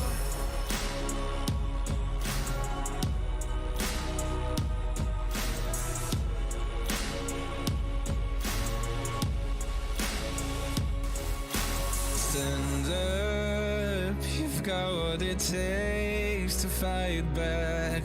Don't stop until you black out, out, out. Stand up, you've got what it takes to fight back, back. Don't stop until you black out, out. Give all you got, show them how to make a miracle. Stand up, you've got what it takes to fight back, back. Don't stop until you back out, out. Give all you got, show them how to make a miracle.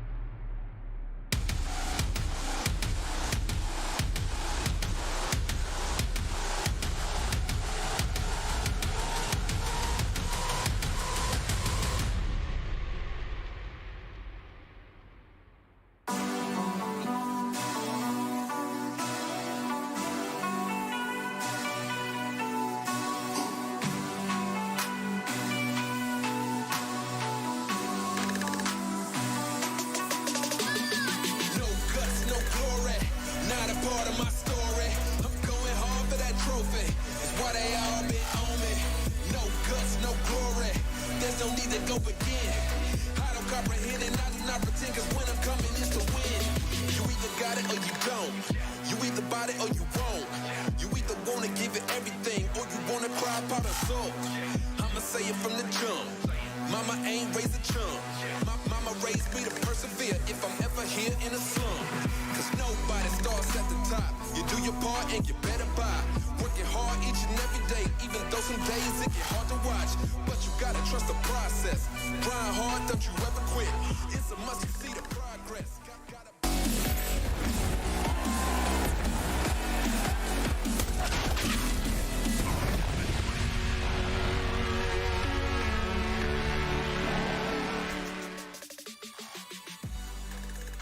What is going on, everybody, and welcome back to ESL Pro League Season 15. We just saw Vitality overcome Sprout, and now we are back to see FaZe take on ENCE. Trace, Wine, Kate, and Cassard are off for some rest and relaxation.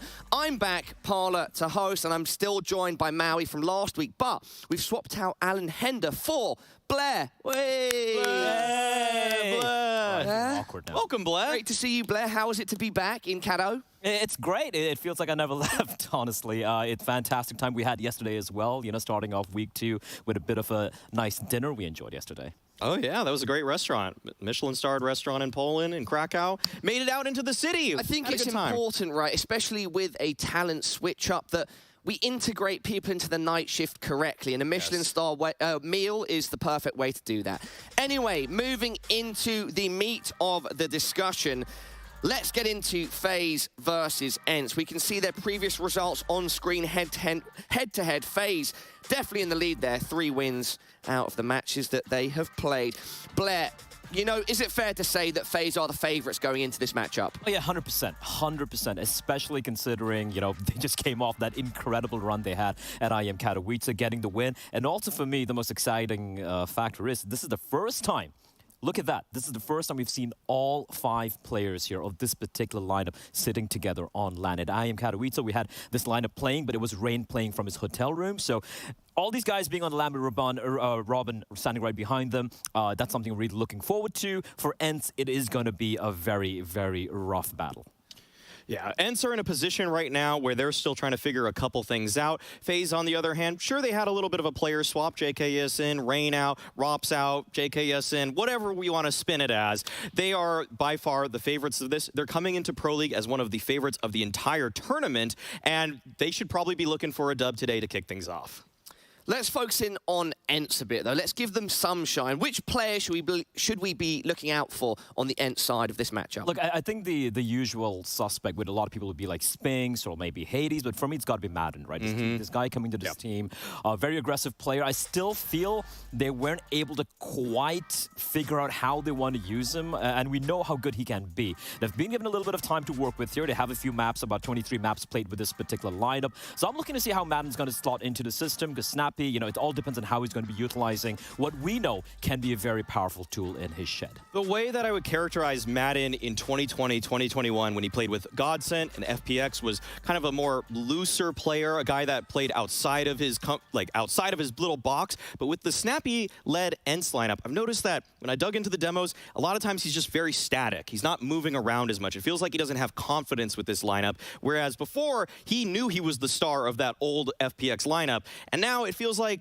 maybe there's some other guys that should be taking the initiative. Spinks, Hades, other guys on this roster that are honestly doing a fantastic job as individuals, but you need to see Madden get it into gear. I feel one of the coolest things for the side of ENCE, like a shining light, would be Hades, right? Like, he's been a player I felt like needs to really step up and be much more consistent for his team as the primary operator. We didn't see it from him, but at IM Katowice, he was a highest rated player, I believe. He really put in the numbers, was being very consistent, despite it being a losing effort. So the pieces seem to be kind of falling into place here for ENCE. Whether they can deliver, though, we're going to be finding out here. What will be the other factors that ENCE need to take this over the finish line against FaZe? I think it's going to be the map pool. I feel like it's going to come down to the map pool, right? Because these are maps there are maps which both these teams like to play. Mirage, Overpass, for example, they're very comfortable on it. Inferno must be getting banned out by ENCE here. It's one of the stranger bans from international Counter-Strike. Yeah. And it's a map that FaZe is supremely confident and comfortable on. Guys, before we delve deeper into this matchup, we have some interviews ready with Heku on the sidelines with either team's coach. Hey everybody, right now I'm joined by Robin, the coach of FaZe. Robin, when it comes to your team, you have a lot of talented players, but I guess it's kind of like questioning like a father, like who is your favorite child? Who do you think is the star player on your lineup? It's a tough question. You know, I think it depends on the map. Honestly, we have such a viable team to do different things in different scenarios. So I wouldn't call anyone a star. I think you could say it's actually Spinks, but also I would say like all of our rifles, like Thinking Modern, Duha, also have great firepower. So it's not necessarily that we have a one star you could point out. But if I have to choose one, let's go with Spinks. Spinks it is. Well, you kind of got into a really hard group. It's a group B. Some say like it's like the group of death. Which team do you think will be the hardest for you to beat? I would say the hardest probably is actually FAZE. Like think about their Katowice run. They had a great run, of course, with standing, but still like now they have their full roster. So they are probably the team to beat or the favorites in our group. But overall, the group is, of course, like overall, it's a great group, great teams, and there's gonna be great matches. So everyone is gonna be like a good team. I mean, I think it's vitality for sure. I think ENCE is a really good team as well. I'm hoping that we can have a good start here. There is many teams that are tough. I think the competition now in CSGO is extremely high. I think there's many teams that are like delivering a lot of good counter-strikes. So it's tough. You have to take every match, you know, full focus and go from there. Well, you already mentioned ENCE, like the team that you're going to play right now. How exactly did you prepare for them? Like, did you like watch the demos, or are you just planning to play your own game and have like maybe like kind of an easy time? I mean, we do like we always do. We do some antis. We check some setups, and we're trying to focus a lot on what we are going to do as well. So we don't really do anything different for ENCE. We just do the same old thing. I mean, we also did the usual stuff, but of course with Ropes they don't have that many maps like played with him. And with the standings at Katowice, of course, it makes it a bit harder. But we did look for tendencies, what they are doing. But the main thing will be we need to play our game, of course, focus on our strengths. But we did some preparation, and we have some tricks up our sleeves. Well, I'm looking forward to see those tricks. Thank you and good luck. Thank you.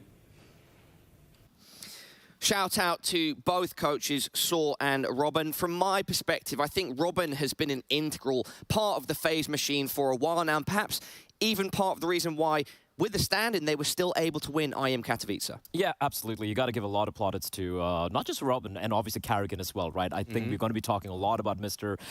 Anderson himself. I think they've been looking fantastic. The way he was able to work with so many moving parts in such a high-stress environment goes to show that Carrigan is, you know, he deserves all the praises he gets. Yeah, absolutely. I feel like you can actually just talk and sing the praises of everybody on FAZE. There's not a single weak link when it comes to FAZE. I mean, you look at all these guys, and they all had their moments in the playoffs, in the group stage. Everything clicked for FAZE at the right time. It's one of those teams where you actually can say there are potentially 3-4 stars on it. It kind of gives me vibes like the Liquid Grand Slam winners, the strength of that roster. And it's no coincidence I'm saying that, given the fact that they have one of the members of that team in Twiss. I think something that's interesting, maybe Blair and Maui, that you can speak on, is that FAZE in previous iterations and other teams across Counter-Strike's history, we've seen lineups that are packed with stars, but they haven't necessarily worked, including previous FAZE lineups. Maybe this one can be different. And I feel the instrumental factor for this team to be that championship caliber team, which are already starting to kind of show here winning IM Katowice, has to be Brokey, right? I was just taking a look at his ratings. It's always been this kind of this workhorse opera for the side of FAZE. I was just looking at his ratings, you know, 2021, 1.08, 2020, 1.06, 2019, 1.02. Now, it's only been a couple of months in 2022, but he's on 1.24 rating. And I feel like he's starting to really shine and become the superstar that no one really expected him to be. His style doesn't really lend itself to that. It's not quite as flashy as some of the aggressive operas out there. You know, he plays back a lot more, lets the riflers do a lot of the dirty work in the beginning of rounds. It's more rarely him finding that opener than it is somebody else or a Kerrigan system that's trying to devise a plan to open things up. But yeah, when his back's against the wall, when he's pressured in a bomb site, it feels like that man is always good for two. And you can't say that even about some of the other world-class operas out there. Guys, before we get our casters involved and head on to our vetoes, let's take a look at our Colex players to watch.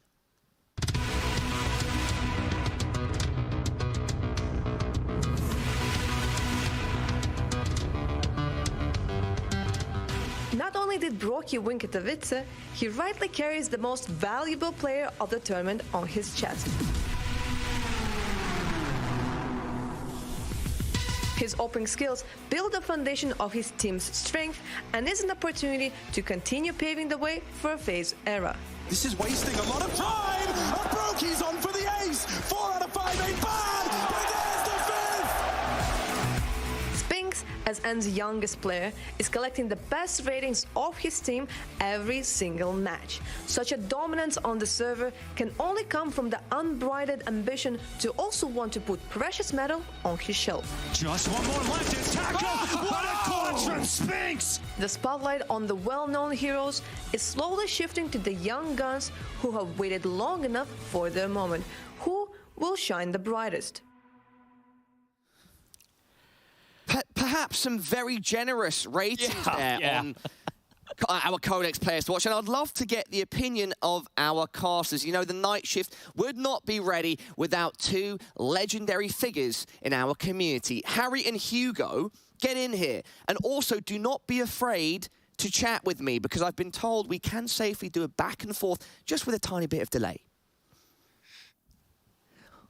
Oh, hey there. It's not Hugo. It's actually Chad that I've brought along for the ride this time. Yeah, we're really mixing it up here. Don't worry, in this, like, cast hold, I guess you'd call it. Hugo is in the corner. He's just watching on from the sidelines. But, this is going to be sick, Chad. How are you feeling? I just want to know for the desk if they want me to get in any Hugo catchphrases or lines that I need to make sure to keep up appearances here today. Because, look, I'm excited to do something different, but I need to make sure that I do Hugo justice here. Guys, you got anything? Why has he gone and done that? Why have we switched in Chaddy B for the huge Byron? That's what I want to know before you ask me any questions, Chad.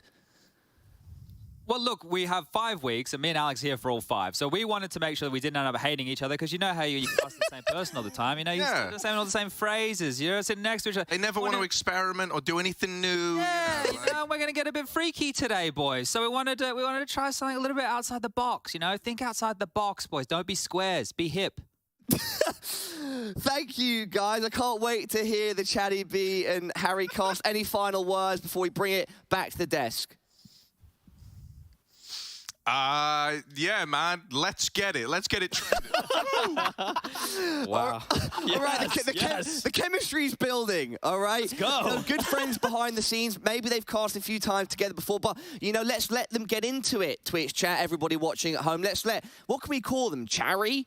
Hunge? I still like Spunko best, in all honesty. But Niko's not here, unfortunately. Yeah, either way, look, it's great to have them on board. I'm very excited to have Chaddy B involved in the night shift. We will miss Hugo dearly. Either way, let's turn our attention to the vetoes. Maui, take it away. Yeah, we've got ENCE banning out Inferno. No surprise there. FaZe has been banning out Vertigo. And this is where things get interesting. Do ENCE want to just punish pick that nuke? We were prefacing it earlier in this segment, and it does seem like they will go for that. This is the right call coming in from ENCE. For the side of FaZe, here's the thing. Do you want to pick Mirage? It's a map that they're very comfortable on. Dust 2 comes out. This is something we were talking about in the green room, Maui, right? They can go for the Dust 2, kind of semi-punish pick coming in, or they can go gone with Overpass, which is a map that they're very comfortable on. But that's the problem with Overpass and Mirage. Both these teams like playing on that map. So Dust 2 kind of punish picks, not fully punish picks, but kind of punish picks coming out from both the teams. And the Mirage ban from FaZe. Okay, I can see that, taking it away from ENCE. Yeah, there we go. But yeah, let's kick things off. We got Nuke. This is exactly what we were talking about. Felt like one of the win conditions we outlined for ENCE was to flex that map pool a little bit, use that snappy in-game leading style, that misdirection, all those smokes going everywhere, and try to get FaZe out of their comfort zone. Guys, arguably any winner in this veto?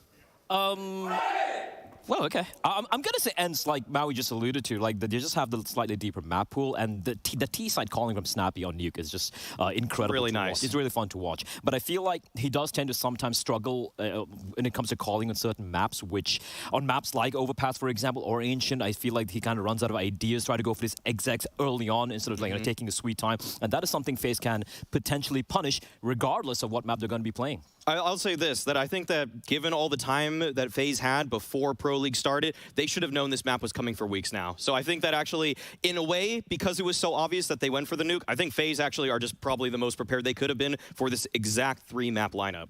Blair, do you agree? Do you think FaZe are going to be coming in hot off that IM Katowice victory? Oh, they should be, right? Like, this is a chance for them to not just, you know, show, let's be real, there were a lot of storylines into that particular event, you know, all the stand-ins and whatnot. G2, of course, not having their coach standing behind them in the finals as well. But this is like almost every team here are full lineups, especially in Group B. And we have so many big, heavy hitters. We have Vitality, we have the Outsiders, we have teams like ENCE who can potentially be an upset team. So if FAZE, they want to take this win.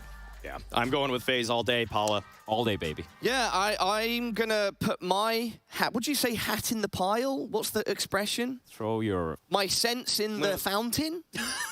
I'm going to put my sense in the bird's nest, as they say. And Two hands in one bird's nest. Yes, exactly. And FAZE will also be my pick. Guys, they're not quite ready yet, so if... Don't put all your hats in one bird's nest. Don't put all your hats in the chicken's coop. That's exactly.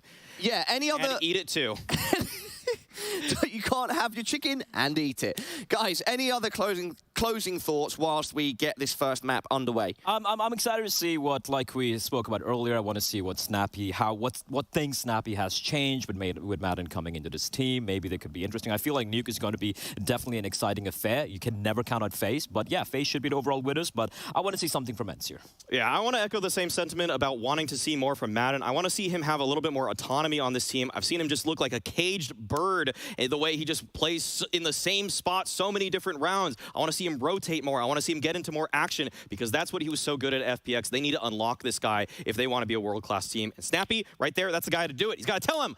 Bro, I think Snappy has had a hard time over his career with criticism. When if you look at this guy's track record, he's brought a lot of different rosters to the forefront of CS. Maybe not championship-winning teams necessarily, but he's always managed to produce some level of results. Do you guys agree or disagree?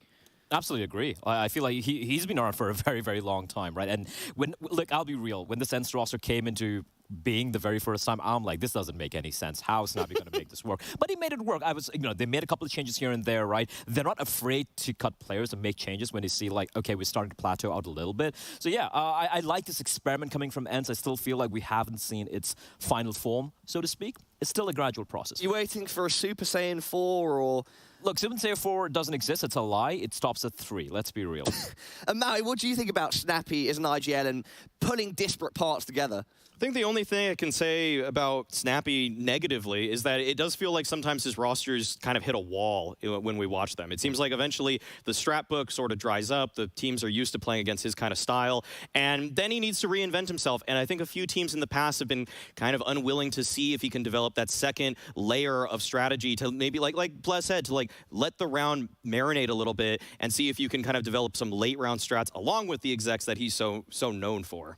Turning our attention to the FaZe side of things, Karrigan has remained relevant for so long now. Rain, the same. Like, how much of a factor do you think those two players are going to be in this matchup, in their own individual ways? I feel like they're in a very good spot at the moment, right? Just the fact that he has the ingredients he's got to work with. You have someone like Rops, who you can pretty much rely on. Rops is arguably the cherry on... If we're doing ingredients references, Rops is the cherry on top of the FaZe cake. FaZe cake, all right. So the foundation has to be Brokey, I guess, and Rain, maybe. I don't know. I don't like... I would say the foundation is Rain and Twist and Karrigan. And then you've got the sprinkles of Brokey with the Rops cherry. So all you have is a foundation and sprinkles and a cherry. That's not a cake. Well, I'm not exactly an expert baker, mate, but I'm trying here. I think what the way I would characterize it is that Rain and Karrigan are the flour and the eggs. They build the foundation. Okay. They're the ones that make it rise, baby. Yeah, and talking about rising things, let's hope this match rises to the occasion. It's FaZe versus ENCE, map 1, Nuke. Let's get into it.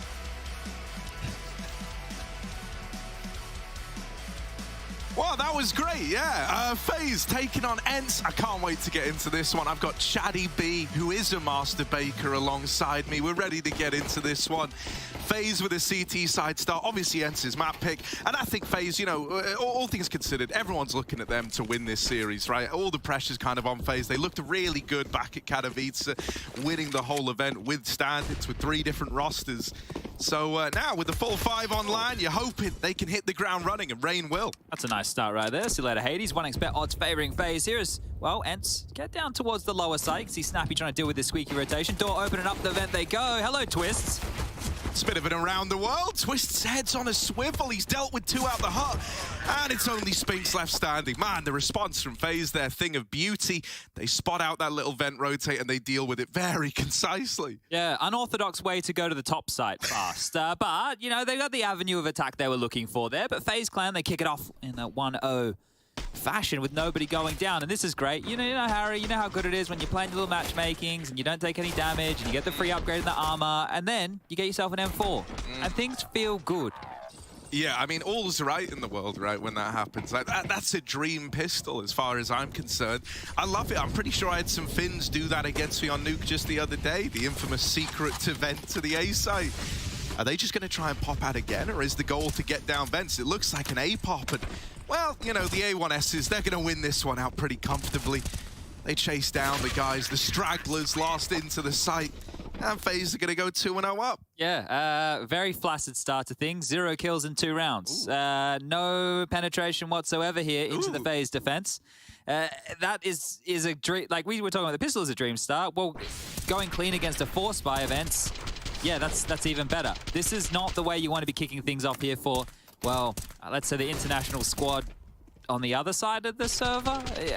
You guys can work it out. You guys can piece it together. You know who I'm talking about here. But yeah, just going to be a couple of Deegs, no armor, P250 for D-Harp, and a heat-seeking grenade right there, right onto the heads of Madden. Now, we could probably have a bit of a discussion about Madden using what the desk was saying, because this should be an eco bash. Rain's going to mop a couple up. And they were talking about how, you know, Madden's not being used as actively as what he was in FPX, right? And he was clearly the spearhead of that team in terms of finding openings and taking room.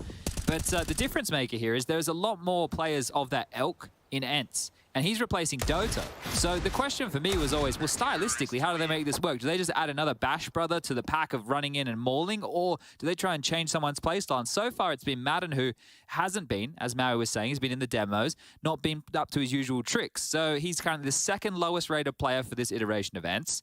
And well, that needs to change if this team wants to get the most out of him, because it's a pickup. You know he's a good player, but you get the best out of him when he's playing his style of Counter-Strike.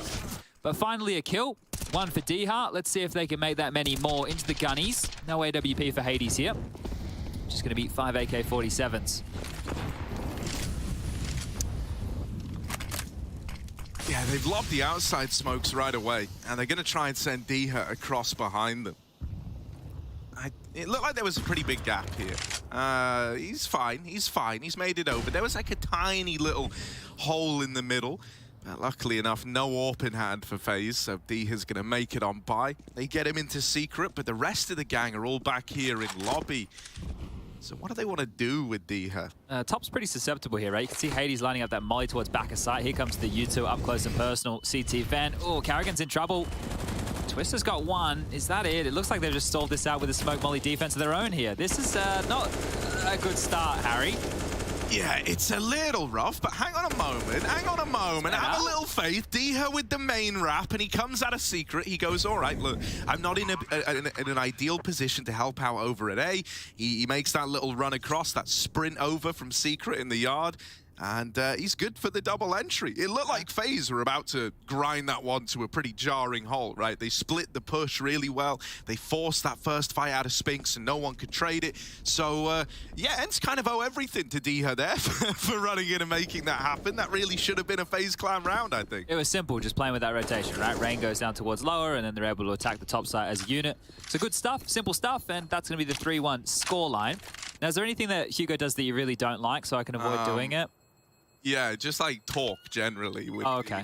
All right. Be like the big. No, dude, Hugo is pretty sound. I don't really have many critiques. You don't want to air any petty grievances? No, I don't have many grievances with him. Okay. Maybe he's like a bit cold and a bit emotionless, but I'm not. You want him to show a bit more heart? Yeah, exactly. To you or to the game? No, he shows it all to the game. That's the problem. To you. It's more like like a work situation. He's married to the job. Fair enough. And I get that. It's fine. But, you know, a little bit of us time could go a long way. I gave you a fist bump there. You did. I've never had a fist bump from Hugo other than when we're playing Counter-Strike. Well, me and Alex fist bump before every game. Oh, that's good. That's good. Yeah. Because we're all in this together, you know? We are all in it together. That is what they say. I think it was High School Musical that actually featured that one. You ever watch that, Chad? I'm a bit beyond of a boomer, your time, but I do know about the status quo. Don't you worry. Don't you worry. kept up with the musicals in the Birchall household. But this is much of a muchness here. Diha across to Secret. Well, this time with an opening pick. Brokey's hit the dirt. And they could just start working their way on the top side play. It's interesting, like, ENCE aren't going for a complicated opener like Na'Vi would. They just wait out the protocol utility, and now they walk into the top site where this Twist AWP lies. Yeah, curious what Twist is going to give us with this. Not a name that you instantly think of when you see that Molly was interested for Spinks, and Twist is going to nail that follow-up shot. This has gotten very ugly very, very quickly. Diha's once again trying to replicate that hero play from Secret into the A site, and he's good for that first, but this time there's a Secret wrap. Rob's a lot faster than Rain was when he dropped lower to get in, deal with that backstab. Gonna double up from it, and so there's the response from FaZe Clan. ENCE tried to do it to him again, and, well, this time Carrigan's seen your tricks. He knows what to respond. Yeah, good that they're able to adapt so quickly there, right? They get that AWP back in the hands of Brokey here to see if he can find an opening this time round, and this kicked on off. Brokey trying to make his way down the vent, so Spinks fortunate there on the timing of the spam, but great stuff from Carrigan, who's already starting things off strong. 8 kills for Carrigan, and when he's having one of these games, that's when you know that you're in a rough spot if you're on the other side of the server. But this could be a little bit pacier here. We can see a top hut molly being limped on out. Yard Smoke's in play again. Playing ahead is Rain. They're going to try and get up in their face, mate. Diha, he's been very, very good at, you know, making these secret crosses happen and finding impact from them. But now with him removed, you've lost a real tip of the spear almost, right? Snappy's at least dealt with this outside aggression. Actually, they have dropped a player down vents as well. So maybe there's some love found. I was going to say down towards the B side. Madden's actually in A. He's like, guys, it's fine. It's empty. There's nobody here. I've just run in, and we've won the round. Could be a save call here. Brokey and Romps looking to hold on to their goodies, and, well, they have enough in terms of a drop. Romps will be able to drop something next round to get an M4 across. Brokey should be able to do the same, but that's going to be about it. Someone's going to be light. It'll probably be Carrigan. You'll see him go with an SMG or something along those lines. But this is it for FaZe, right? The bar has been set very high, and if you at home are like, well, yeah, they're going to perform just as well as they did in Katowice. Let's take a couple of things here. You know, let's take some inventory, Harry. You play with a stand-in. Pressure, a little bit less. You know, a little bit less. Everybody's here. You're just having a good time. You know, if we lose, oh, well, we had a stand-in. If you win, oh, we win, right? So you could see they obviously went for the latter of the two options, the win and win option. So they are going to be aware of that, but there's a bit more pressure on them now, not only for winning the trophy, but then now doing it with the full 5 and going, yeah, this roster is the one that we want. See, when we used to have, you know, like arena events a lot, and then you would go into like a season of Pro League in the past, I feel like it really wouldn't be uncommon to see a team that was like looking sick in arena events, maybe fall off a little bit when you get back into that like studio environment. You know, it's not like, you know, you're playing a best of 3 to like make it to a grand final, to go the distance as a crowd screaming behind you. It is kind of like a very different, you know, pace change, I guess, in terms of the emotions. The CS plays differently. Yeah. The game itself plays differently. I think that in terms of the arenas, we've seen a lot more momentum or faster plays, and things can snowball a lot quicker. This is more akin to online, but still on LAN, where you got to make sure you can do it at the urinal, not in the stall.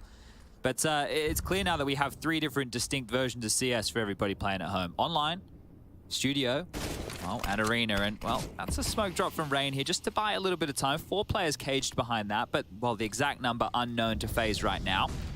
But Brokey's AWP is doing a good job at keeping them bared on down. If they want to poke back up, they will have to get past his big green, but they're just waiting out the smoke. Patience seems to be the name of the game for ENCE early today. Oh, dude, it's so nerve-wracking. Rain just about gets into Decon. Wasn't expecting a quad swing. Oftentimes, it's been just one man down towards Secret behind those smokes. And now Rops needs to be the hero, needs to be the one to pick up the pieces. Ooh, he will go back for it. Able to give himself a bit of an escape route, but instead elects to go back in. It's left in this 3-on-3. Hades over the top of the site. Smoke is cut down by Carrigan's SMG. And now they learn about Snappy in control room as well. Right now, they're asking themselves, where is Spinks? And I think ENCE are even asking the same question. He's late down the vent. They can get on the bomb. There's a kit on Brokey who's sticking it. Spinks could try to swing. Yes, and while he does get him off, it's still just enough time for the defuse to come in. Okay, protect the president type bodyguarding stuff there. Yeah, bullets do penetrate all of you boys. That could have been an absolute calamity. Wow, Spinks almost got offered up a 1-on-3. Timing was the misfortune right there. Good from Madden Sim getting stuck in the pack early. You see this from Hades up and over. This is one of the little maneuvers players have been dropping with that lower smoke. So obviously it was to guise the plant, but you can get up on that little box right there and use it as a one-way. So learning today we are. Apparently Yoda's here too. Yeah. Learning we are. Here we are, out into the A site. Carrigan 1-for-1. Twist's holding the line still up on these rafters. He's been good, and that's lovely. Admittedly, did only get 2 out of 3 of those, but still does his job. Hades left in this 1v4. And these top site rushes, I think ENCE are expected to get a lot more out of them than they are right now. Barely making a dent once again on the back of this A play. Yeah, and they're normally one of my favorite things to see from like Snappy's calling, but he tends to get away with them early. And well, it's not early when you're doing it around number 8, and then he can snowball and then he can condition with it. But here, getting stumped a little bit. So 7-2, the most likely scoreline after this next round to play with some upgraded pistolas. But is this just going to be, FaZe Clan taking turns on who's going to get the multi-kill? That's what, separates like a star team. Well, they're also a solid roster, don't get me wrong. But if, you can have a team where if they come your way, you just kill 2 to 3, right? That's going to make life so easy as opposed to going 1-for-1, you're playing out the trade game, you're playing the rotation game. It's just great when Rain and Brokey can, well, probably lock down Yard on their lonesome. You don't have to worry about too much, do you? I mean, I would love to know your thoughts on this, right, Chad? So, like, Rain has been a staple of the FaZe Clan roster for so long, right? He's literally the architect because he was here since that, like, original iteration. Do you think, after having JKS sub in, win the event with FaZe and look so good in Kato, that maybe that's going to ignite a bit of a fire beneath him to like try and show that, no, I am still like a very, legit player. We would have won that if I was there kind of vibe. Like, I think for him, right, if he bothers to read the forums, yeah, maybe. There were a lot of people being like, that's it, Rain's going to go, JKS in. Yeah, which is insane when you think about the roles, right? And I'm obviously one of the biggest JKS fans out there, other than maybe his mum and his girlfriend. But, even this makes sense, right? It's better to keep Rain. He's a fantastic player in the roles. And when they get on LAN, guys, just go back and look at some of his beastly performances. Remember in Copenhagen, just when we had the Blast event, he was in the arena doing what he does best, right? And we just spoke about how arena Counter-Strike's different, right? So having Rain in this role, being able to make a lot of space, I think that he still has a lot to give. It's like Crims. Like, a lot of people wrote Crims off. I'm like, what are you guys talking about? Like, Crims is still jacked. Like, I know he had a little bit of an off period, but like, he's not done. The team just sucked. Like, now that, and now with like Mezzy in there and Alex in there, and you can still see Crims putting up a good amount of fights. So yeah, I don't think Rain's done by any means. I would have liked if JKS just stayed on so I could maybe get some free FaZe merch every now and again. That would have been what I would have been looking for. The 100 Thieves merch is like pulling bloody teeth, so maybe the FaZe stuff might have been easier. Guns back out. See top hut molly, squeaky smoke landing. And outside Yard, they're just going to crawl. Oh, straight in, D-Hub. Bottom spanked by Twist here. See you later, Alligator. Yeah, I assumed if he was going to do that, he would have tried to do, the strafe round to hell where you can only see the shadow. Like, don't get me wrong, they still would have got the info, but it's certainly better than getting shot in the back from main. Bit of a misstep by Diha, giving up this early man, and now Brokey's baited them in. As they try to trade him, that's when Rain strikes. That is a lovely little 1-2 punch setup down lower in secret. I don't know how this T-sider is going to get going for ENCE now. They might just have to go back to the smoke wall, get D-Hard across, and then just try waiting out the util. You don't have to go back to top, but they can try different places to poke and prod. But this is not looking great. The first 2 rounds, there was not a single kill for ENCE. And well, if I go over the scores and the doors for everybody at home, 4 for Spinks, 4 for D-Hard, sorry, 5 for Spinks, as he wants to correct me with that nice little peek into Carrigan there. 3 for Madden, 2 for Hades, and 2 for Snappy. So lack of kills, guys. It's Captain Obvious here again, but really that's a lot of what this is.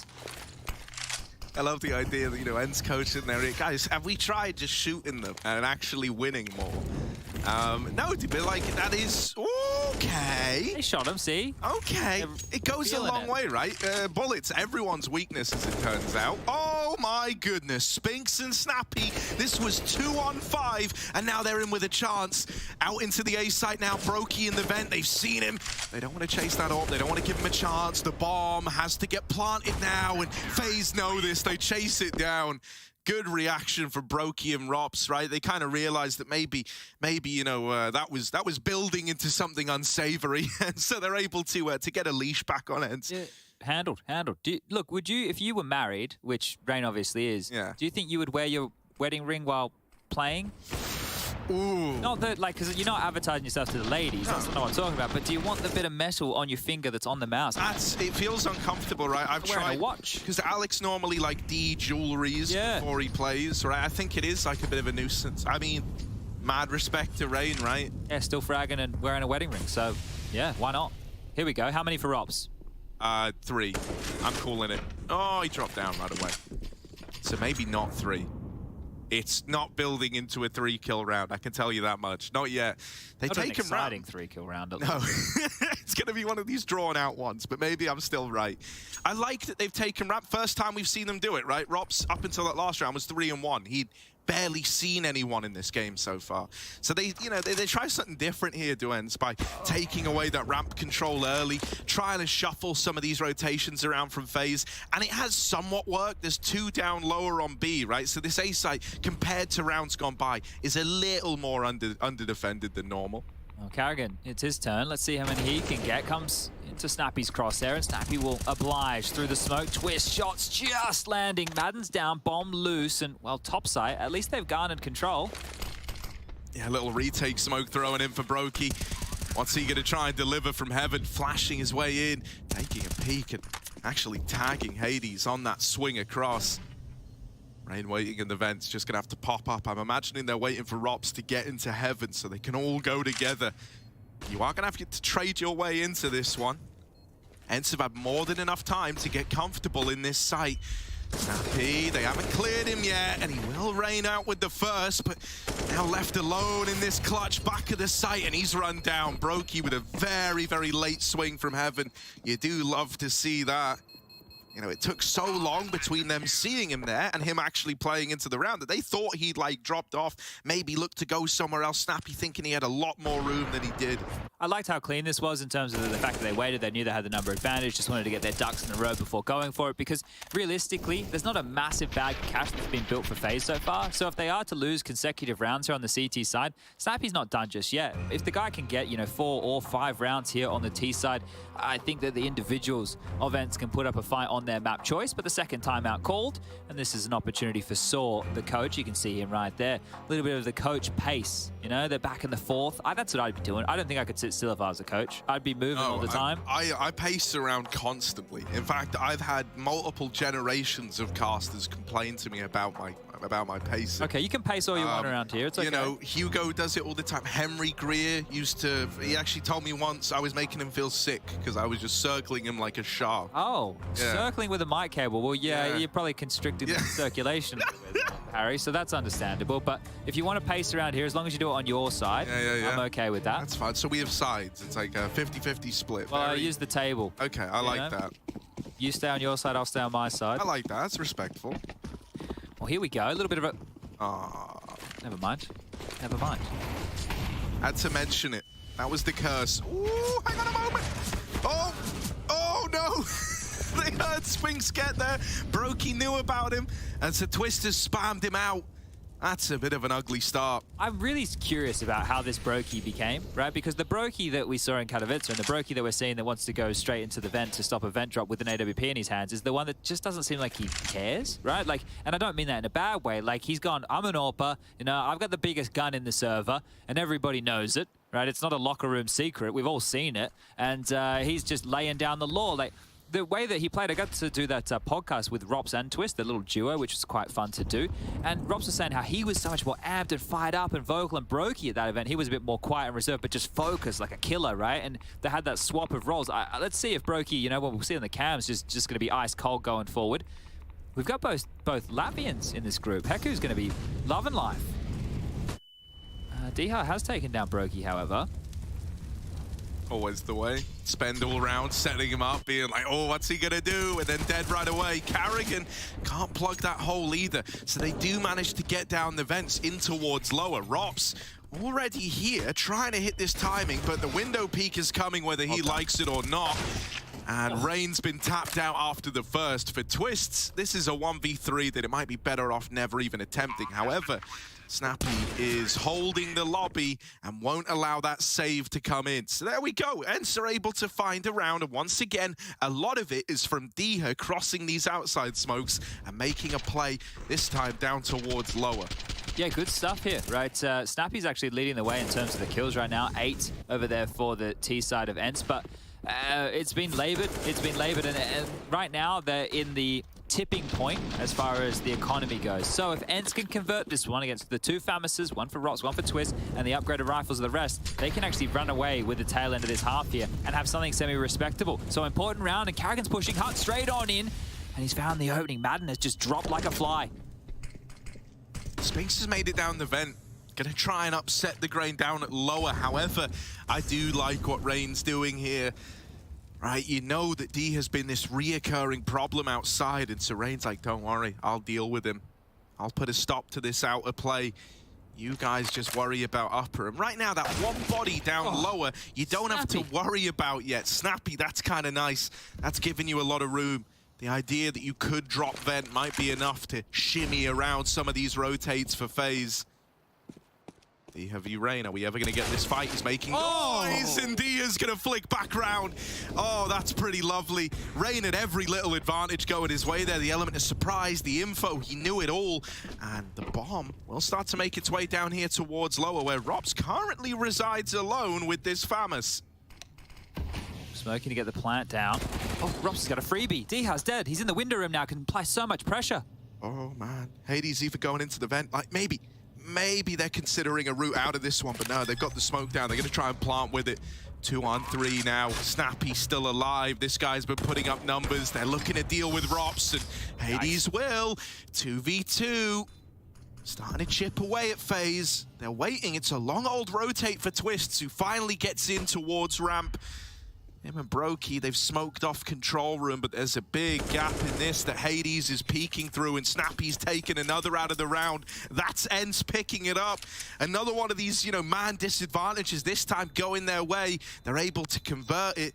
And it is, you know, Snappy kind of spearheading the whole thing, right? You said how he's the top performer right now for ENCE. He's looking to keep himself there. He's been looking good, and it's like headshots. It's just constant headshots here for Snappy. I think he's got a 70% headshot rate right now. He just keeps banging them off.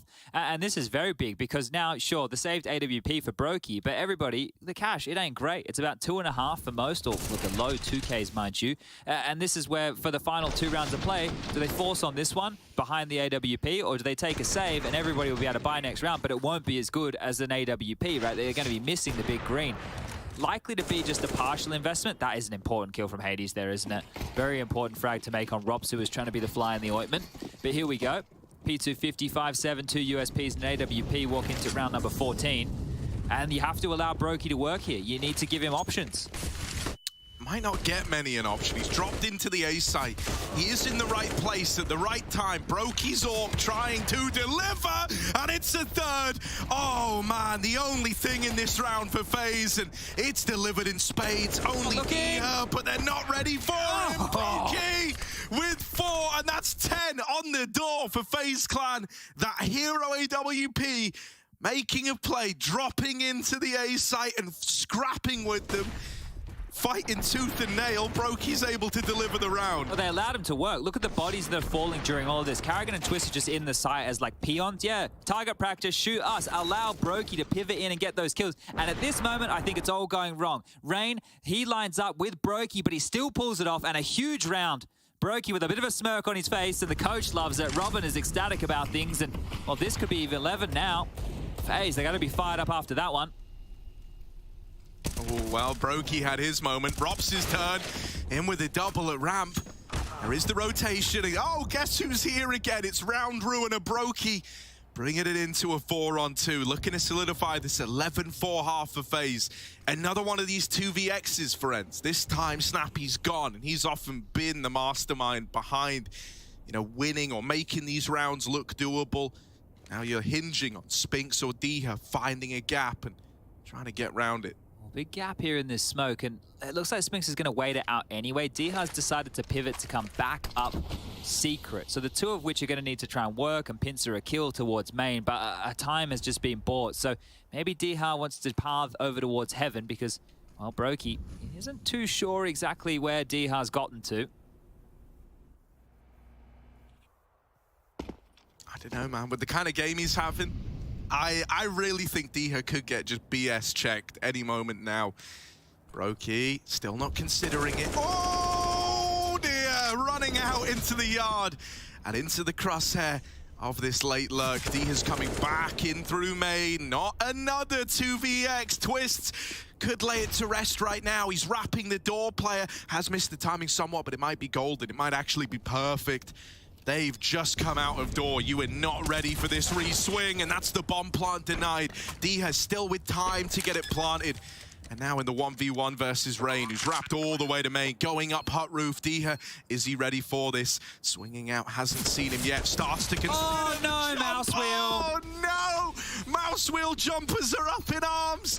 They always say, the space bar's terrible, but it doesn't lead to that happening. Rain puts 11 on the board for FaZe Clan, and this CT side is off to a rip-roaring start. Snappy and the boys are gonna have their work cut out for them here on their map pick. With only 4 rounds to their name, they're gonna need to look stellar in this second half.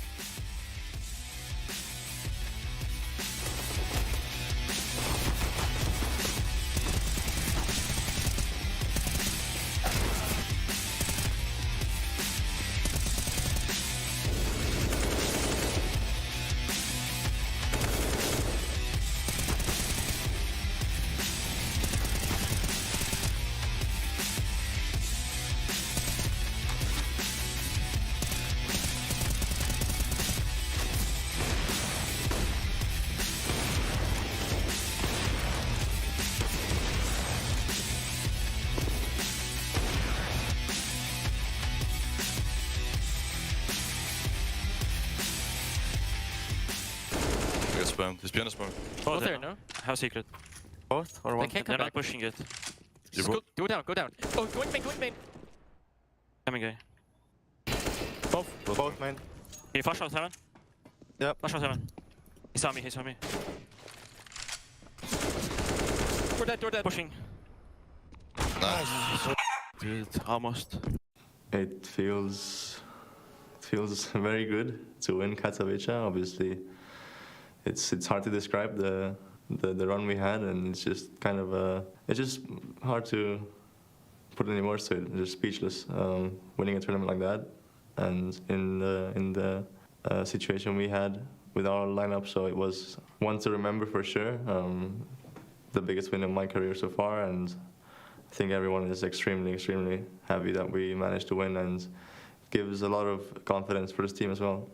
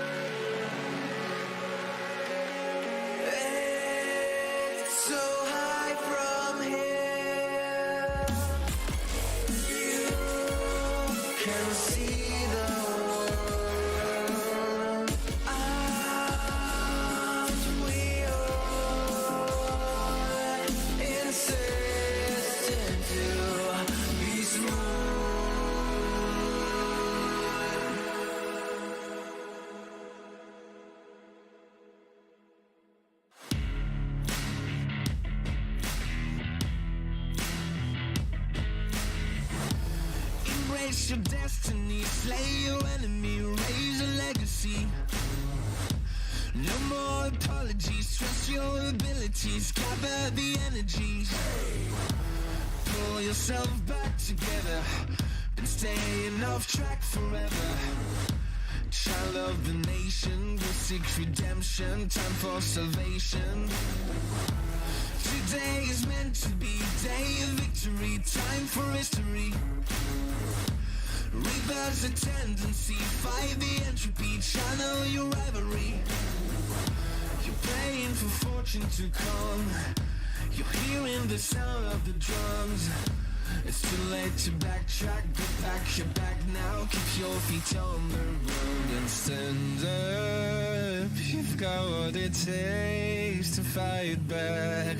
Don't stop until you black out, out. Stand up.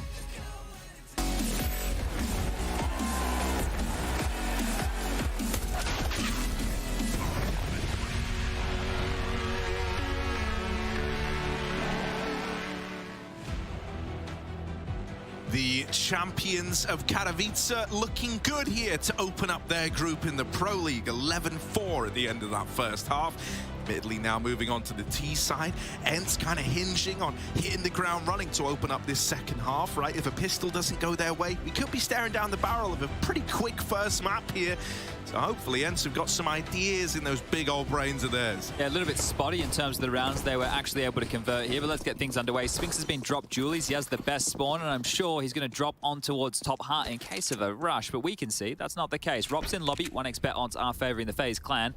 Rain on Silo, and, well, the other three, Twist, Brokey, and Carrigan, on the floor of Yarn, going to be making their way, not downtown, but outside. Vanessa Carlton would be proud. Now, that one might be a little bit too old for you. You know Vanessa Carlton? Dude, I'm just bad with, like, actors, artists, and bands, you know, like, in general. Okay. No, so that's fair enough. Not a good trivia guy. Snappy, down on lower. Not trivial for him. He knows this is a B play now, but knowing's only half the battle. The other half is the battle itself, and they need to win some of these out, which they are very convincingly all of a sudden. Brokey's throwing into this clutch, and while he's often great in rounds like this, asking for a 1v3 where they know where he is, and he's at 11 points of health, and all he has is a Glock, is pretty wishful thinking. They're on the bomb, they're sticking it, they're holding for this double doors swing. That's clean, but not able to get anything else, right? They stuck that from the moment he went missing in decon. I like that from ENCE. I think there was a lot of room to kind of give maybe too much respect in the in the 3v1 there. So I like that they just get straight on it and take into account, you know, both contingencies, as it were. Yeah, you don't want any of the silly business, right? Because we've seen certain clutches won in that area. I think we had Bemis in the A group where he just was being cheeky in the door, showing a barrel, coming back, playing with it. You don't want to play those games, right? You don't want to play those games. You just want to get stuck in, and they have done. Now a AUG out early here, so that's a no, just, well, never mind. Carrigan, we could talk about his scout, but what's the point? He's dead. 3 of the 4 have rifles. Rain, not known to be an AWPer. When I did get to play a pug with Justin, he brought Rain, and he brought Twist, and he brought Rops, and then Rain decided he was going to AWP, and he was getting some kills. I went and had a look at how many career AWP kills Rain had. I think it was like only 100. So yeah, he doesn't. I mean, that was even his question in like that truth or lie game that we played. Yes, right? yes. I have an AWP highlight, and obviously he doesn't. But maybe he should. I feel like we all should all have an AWP highlight. You know, everybody should get to use the big green once in a while. No, guys, don't listen to that nonsense. Keep it stringent. Keep it strict. Don't let your riflers get big heads and think they can use the AWP. It's not anybody's gun. It's your gun. Let's see. Brokey and Rops, 2 AKs. 2v4. The lower bomb site. Spinx is waiting to swing open that door and say hello. Oh, they are planning safe from double, so might struggle to have the impact he wanted to here. You know, he's a nice, like, forward kind of warning system. You knew it was the B play very, very quickly with Spinx being here. But a kit in play here, Harry. Yeah, this could get weird, especially because Rops and Brokey have been given some time to get set up. The double ramp swing is nice. And now there's simply too many angles for Brokey. Okay, no, my worries got alleviated very, very quickly. ENCE actually played that retake to perfection. I was worried. I was worried for a little moment there. But look at the guns they're going to be able to walk away with, right? 2 AKs, the AUG, and the M4 that they already had. So this is going to be a beautiful looking buy in round number 3 here of the second half. Whereas for FaZe, consecutive bomb plants, sure, but it should only be a partial investment here. And, well, these are the Hadouken nades that are right in the back pocket of Mr. Carrigan. He was out for a walk this morning. Oh, yeah? I was on my way back from my walk. It's kind of like 2 old men. He didn't see me. I saw him. That sounds creepy. Oh, and you didn't even, like, say you just... He was on the lower path, and I was on the upper path. Oh. I was looking to the water. And you didn't want to, like, yell down. Nah. Finn! He had in-ears in as well, so I didn't want to upset him. Maybe it was Look out! Good. He's wearing AirPods. We can't warn him. Oh, well, Twist dead on the hot rush, and yeah, you know, this is fine. This is clean. It's exactly as it should be right now. Snappy should get a couple here. He had a pretty good first half of things. Peppered with the Deeg, but, well, here's Deha. 17 kills for Deha. His impact was felt in that first half for sure. Well, I know there was only 4 rounds, but at least as far as space is concerned. Yeah, you know, like a lot of the rounds they have can be attributed because of the few kills Diko was able to get, right? I think that's fair enough to say. What do you think about his pink mouse? Pink mouse, I like it, dude. I like it. I like, because I'm pretty sure, you know, the blue mouse next to him was also released in, like, the same Divina, set, right? Yeah, the Divina. No, I thought they were really cool. I remember when those dropped a few. I tried so hard to get one, but... Couldn't get one? No. I didn't have to pull, you know, like... You say, did you know I'm Harry Russell? Yeah, I did try, you know, do you know who I am was actually how I opened the second message. Then, did you get a reply? No, they didn't reply to that one. That's a bit unfortunate. Well, we know some people at Dowie. Maybe we can get you sorted, mate. All right, top pop. They've been denied with a simple molly. This is going to really stall out anything FaZe had in mind. They have a couple smokes, a couple flashes, a couple of mollies left over. They could double pump this. Important rounds here. FaZe don't want to be blanked for too long. It's been 3 consecutive. ENCE would love it to be a 4th. Another smoke about to be lobbed towards door from Madden. Yeah, you're still in that time period right now where you're telling yourself, like, don't worry, when we have our rifle round, like, that's when we're going to get back on the horse. So maybe you're not, like, shaken yet. But if ENCE manage to win this, that's when they're really going to be believing in, like, their ability to long this out. And it's also when FaZe maybe have to start, like, looking in the mirror a little bit, trying to come up with solutions to this. Still, that's kind of hinging on ENCE actually winning this one out. Thus far, they're positioned well to deal with an A play. The one concern is Spinks up on hot roof is about to get Molotoved off the angle, whether he likes it or not. And here's the play in. Diha has no choice but to drop vent, and Twists and Rain have opened it up with a double opener into this A site. Nice entry, he's going to get that bomb planted, but that spam has suddenly given you a reason to go for the retake. They have some flashes here, right? Hades could go around to Heaven and flash in to help Snappy out. He doesn't have to force his way through main, but looks like he's being stubborn. Diha needs to pop up the vent. Here he comes. Twist is able to grab that. This one's starting to heat up. Behind the vent, Twists in with one, and Rops is going to swing on the contact. So yeah, Snappy, you know, he was thinking like they were onto a winner. Maybe there was a way back in. Twists and Rops with that crossfire between CT, Vent, and Squeaky have stolen the round away. And so FaZe go up to 12. The solution is immediate. There's kind of no better feeling than coming back from losing the pistol and the conversions. And then, you know, winning out your first rifle with something as kind of, I don't want to say as basic as a top hit, but you feel me? Like, of all the kind of calls you can make, it is one of the more satisfying ones when it pans out. That was a nice kill from Hades there. I think that's what spurred them forward to go for this, otherwise more likely considering a save. So that is unfortunate because they end up losing 2 more rifles, but there's enough money to get Hades and AWP dropped. Everybody's back with the guns. Kits are looking good too. So this should be fine for ENCE to now battle back as we can really start to turn our attention to the, well, business end of this, the rifle rounds. Yeah. That one hurts. Kind of big worry for me, right, is with the scoreline still being like so good from that first half of FaZe, if they win this round, they are in such a good position to just run away with this. Could be a GG. That's why we're hoping that, you know, they've still got a bit more resistance in them. Snappy's backing off to a bit more of an off angle ramp here, so he might not want to get caught out. Rain, oh, actually, might be able to slip behind Hades, who's not aware over towards Yard right now. Snappy's taking some control and some contact, and Hades still hits the shot. Oh, yeah, and in a ramp, this double hold is beautiful. Yeah, Spinks is going to burn in the molly, but it doesn't matter when you get results like that.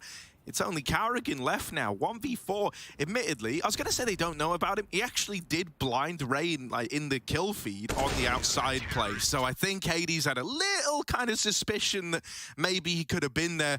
Turns back around and deals with it, and ENCE will come up with the goods in the return to the rifle round. I was going to say Carrigan's probably due a 1-on-4. Can't remember the last Carrigan 1-on-4. Yeah, it's been a while. I mean, dude, yeah, I always think he looks so comfortable in clutches because it's like suddenly, you know, you've lifted that veil of having to manage anyone else off of him. He's just focusing on reading it for himself. And he can get very, very scary once he gets the first, you know, like once he's made that read for the opener. Ooh, it gets exciting. But, you know, just don't let it get that far. Easy. Yeah, well, Hades has been reading that scripture. And, oh, here he goes again. Onto Rain. Another man hits the deck, an opening kill for ENCE, and that should be a good way to mop up any mess that the Deagles may be causing. He's having to tuck his head down using that crouch key. Now, you're a bit of a headshot specialist, I've seen, Harry. Yeah. When you play, you only go for the headies. So for those people at home who want to get the crisp, clean one-taps, what are you thinking while you're playing? Or are you not thinking? Is that, are you being in the flow state? Yeah, it's all about trying to get into the flow state in my eyes, you know? So it starts with like a nice bit of warm-up, right? You can use a few different options there. I actually, and this isn't even to shill, I use the CSGO hub a lot. Like, it's actually got some like nice fire game modes in there. The check is in the mail. Yeah, you know, I've done well, haven't I? But, you know, and then past that, it's all about, you know, using the AK as frequently as you can. And when you can't get an AK, you can get a deagle. Okay, well, that's quite simple and much cheaper. Yeah, well, I saw someone say, like, wow, you must be able to, like, you know, double dink with the A1S or A4. No, I'm not. I'm not a wizard. I just don't buy the gun. Like, they have the AKs, and I can get an AK with a deagle, right? Okay, there's, like, the route to it. It's like a food chain almost. You think that's how Niko thinks about it? I like to think it is, you know? I like to think that's how he goes about it. No, dude, I don't know, because, I mean, admittedly, kind of like post-nerf Deagle isn't as good as it used to be, but I used to sometimes think, like, especially when the Deagle was just a two-body shot, like, could you realistically just have a dedicated Deagle player? Because it was so strong. Yeah, they did. It was called Sanji. Man, you're really going to do Sanji like that? Well, we love him, but he didn't get to use weapons very often. No. He was a pistol specialist, but that's an opener right there. Spinx has gone aggressive, I think we call that in the business. Very aggressive, trying to go up T-roof. I do love it. It's a very audacious play. Oh, nice shot. That's clean. Headshot with the AWP. Nothing quite like it. Just it's one of those angles as well, right? Of course, you're just looking for that little pick, but Hades to draw on back onto Rain right there, that means a lot. He can tip his way all the way back towards hell or heaven. You know, he can pick. You guys get to decide. Don't be sinful. But it's a 4-on-4 at this juncture right now. So what could have been a great round for FaZe to build upon is now very difficult. Karrigan's going to have a hard time calling him out of this one. Karrigan could actually slink on through towards main here. There's no eyes on main right now, right? You can see the wall smokes and Yard are going to fade any second. If they wanted to top split, they can. Oh, yeah, that looks to be the decision, right? With all these mollies raining over, with Karrigan positioning himself over in main. And looking to come in on this swing. Out they go, in through the door. Karrigan makes first contact, and the rest of the team now try to spill into the site. That is a lovely opener for Twists, and Hades isn't able to replicate Brokey's, you know, 1v4 AWP madness from the back of the A site. So Snappy's left down on lower. There was a little detail that I like, that when they get into the 4-on-4, that call comes in to throw the outside smokes and just go quiet for a bit, right? I think at that point when you're Karrigan, you know your only way back into a round like that is to try and manipulate some of the rotates. And you know they don't really have the resources to have like a secret player playing the info for the outside smokes in a 4-on-4. And so it was just a nice way to kind of guarantee that that A-bomb site isn't going to be stacked to the 9s with ENCE players. Yeah, that's true. Like, I think one of the things is there, like, if ENCE had even gone for a gamble and you're Karrigan and then you go into a stack and you go back and watch the development, well, okay, well, they stacked us, right? Like, so it's the right play. They're playing the percentages, and I like the way that you teed that one up there. So 13 now, as another hard-fought gun round for FaZe is notched onto the board here. Still enough money for another buy for ENCE, right? They're really just holding on due to this more back-and-forth nature. 3 out the break from the pistol and conversions. 1 round lost, 2 back, 1 round lost. Let's see, can they continue that form with rounds back of their own here? Because they're going to need to. It's, yeah, a little bit of frustration there, I do love how it was Brokey to chase him down as well. Like, out of anyone who knows how to play backside with the AWP, you know, it's Brokey. Brokey knows that what you want is like these kind of staggered one single peaks at a time. Brokey doesn't give him the room or the respect. And now he's donning an AWP himself over here towards outside. Still, not him to open the round. It's actually going to be Twists again. D-Hurt in Garage might go unaccounted for now that you've dealt with that AWP. So that's a freebie onto Rain, and Madden's going to extend that lead even further. Seen Madden on the AWP plenty of times, Harry. He's great on it, as the sarcasm is not strong enough here today. I don't know. Look, he's picked it up. Why not? Give it a crack. It's a big gun. It's a good gun. But Snappy's doing a bit of bopping up and down. That is the steam of this round gone, I think. What are you and... oh, he's lining up a set nade here. Give us it. Okay, that's pretty tidy. Safe, jump throw. Yeah, right. It's a nice way to get that nade in without having to do the, like, even tiny jiggles. Give up that pick to an AWP, man.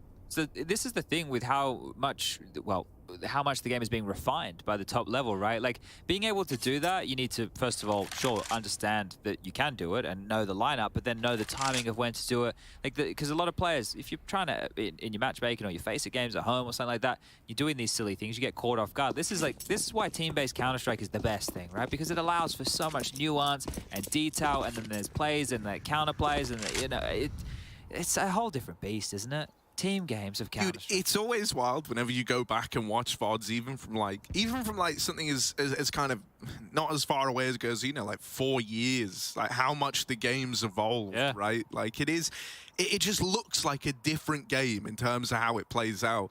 You know, like, I remember I made that video about you in the Titan game on Mirage. What a game that was. And yeah, I had to go back and like rewatch the VOD, but it did make me laugh just how often they were trying just the standard like matchmaking execute that everybody knows, where you smoke stairs, you smoke jungle, you smoke CT, and you go for it. But at the time, that was like, oh, nice, man. And now they're flashing each other as well. Damn, these guys have got.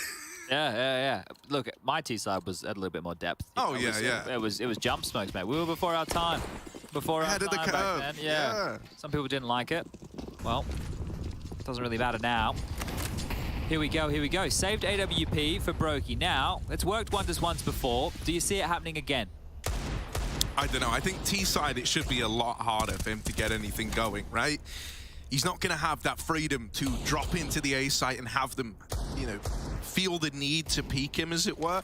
I hope he takes a very proactive stance here with the AWP. Maybe try to, like, throw him into this, you know, like the little boost at ramp to try and get the AWP pick on the off angle. Instead, he's just peeking it dry. I kind of like the confidence. Like, that screams he's just like, no, I'm winning the fight.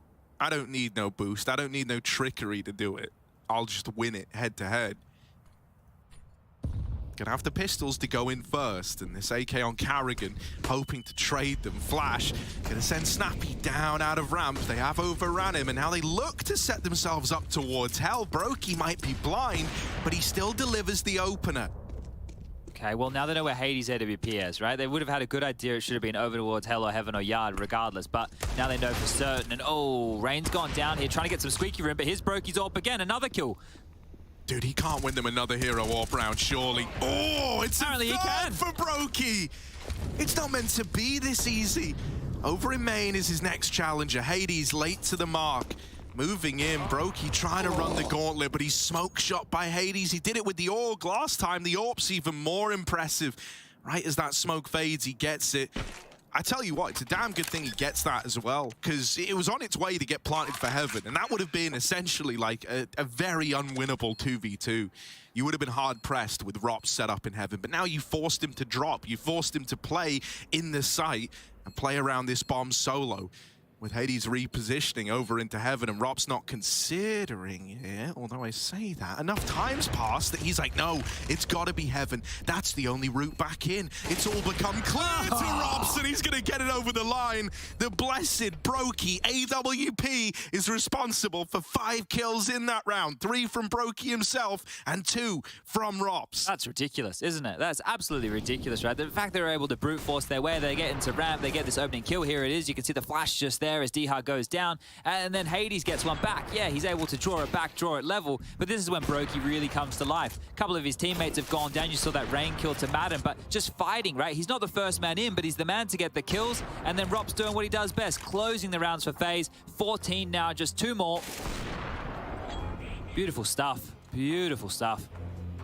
I do love his like immediate reaction as well in the 1v1. Like, you know, Snappy is maybe expecting a bit more mind games there, a bit more like trickery to go on. In reality, Rops had already ran out of hut before he tapped the bomb, right? Knowing that that tap was coming to try and bait a peek. And there was going to be that split second where Snappy is having to look back up and like get his bearings after tapping the bomb. That's where Rops strikes. And that's how they find 14 over on the side of FaZe. This is their best chance right now, right? If FaZe win this one, loss bonus only 1,900 on the other side, they could just get it closed in 2, right? 2 consecutive rounds is going to be one of its easiest right now, and unfortunately for them, Spinks is a little bit light on. So they got an MP9. Rain's copped a bit of damage. Hades on the way back with Spam has copped some of his own. But it looks like Carrigan has told the troops, we're not in a rush. There's no dramas. It's all good. We're in the driver's seat right now. They need 6 to get this done in regulation. We only need 2 more to close the door and move on forward to Dust 2 that's waiting in the wings. It was Dust 2, right? It is, yeah. And Overpass there is the third. So it was an ENCE ban on Inferno, a FAZE ban on Vertigo. That was pretty much standard. It's interesting to see that FAZE taking this to Dust 2. I like some Dust 2 in my life. It's also a map that I believe we are yet to see ENCE play with this roster. I want to go and double check my little stataroonies, but it seems correct. Feels correct. I think it is correct. This is why I don't doubt myself often, Harry. I mean, I can't believe you did just then, Chad. It was a Counter-Strike question. No, because the thing is, like, so many people at home, they're always waiting. They're waiting. So you make that one mistake. They're waiting, right? There's a guy who's like, oh, nice from Diha. I missed, like, a sound cue the other day, but the guy doesn't realize that... How could you do that? About 60% of the time, we have delayed audio. So, you know, it does tend to happen that I am going to miss things. I don't know. Have you ever just thought that maybe it's actually that you're underqualified, and a more experienced player would have noticed that, regardless? I think a more experienced player would notice more things than me, definitely. But I'm trying. I'm trying my best. You still kept it so humble, so now I just feel like I'm like bullying, and yeah, you know, I mean, look. Chad, you're great. There's no need to doubt ever. Apart from you know, like FaZe in this round, where they do doubt everything. They lost Rain and they went, all right, boys, save. Do it again next. Oh, look, I'll justify it. But they did it, so we don't really need to. But Karrigan has 2.8, so he can drop an AK for Rain. It just means he won't have any utility. But they can have full rifles across the board because 4 of them were able to save. So I don't hate it. I don't love it. You never like to see a 4vX save situation. It's very Gambit-esque, right? So we want to make sure we're keeping things more action-packed. That's why I like the arenas. That's why I like, you know, no, who's saving in an arena? Yeah, that's true. The crowd no one gets ever bored. saves. Yeah. The crowd gets bored. It's funny that, like, because no one really, you know, like, openly talks about it, but you definitely feel that pressure of, like, just wanting to please people. Like, you notice it. People attempt, like, 2v4s that they never normally would. Diha has opened this round much the same as how the last started, picking Rain outside, only this time there is a response. There is a callback for FaZe. They've even dealt with another man. Oh, Rap's playing around in the smoke. Hello. Is he ready for this lobby push? He is going to get bested by the MP9 of Spinks. That's a free upgrade and a return to the 3-on-3. Diha might be in a great position to win the round. ENCE doubling up. Diha manages to get out of there, and Karrigan's now plunged into a 1v3. There's no 1B. Well, I say that. They just dropped Vent. Needs to win this fight. Needs to win it now. Karrigan, plenty of time, but without the fight, he's going to have such a hard time to get this bomb down. Punching in the digits, trying to get the bonus on through, but now has to do it all. Oh man, they're decon, they're double, they're going window. They know where Karrigan is and they just run him down. I do love ENCE in you know, 3v1s, 4v1s, whatever it may be. They don't really give you respect. They don't give you room. They know the danger of being too conservative in moments like that. And they just run Karrigan down, knowing he hasn't had any time to really get set up. He's still going to be right where he was when he planted the bomb. I'm trying to be a little bit more interactive with all of our viewers at home. Okay. I feel like this is what traditional television doesn't have available. I love interaction, yeah. So, look, if the people at home think this is going to overtime, I'd like you to spam 1 in the chat right now. That's if you think this will finish in regulation for FaZe, I'd like you to spam 2. If you think that ENCE will pull this back to a 16-14 victory, I would like you to paste 3. Let us know. Have your vote today. It will be counted. Lines are only open for another hour, though, so get your votes in soon, or else they might not count, but you may still be charged. Into the A site, Spinks.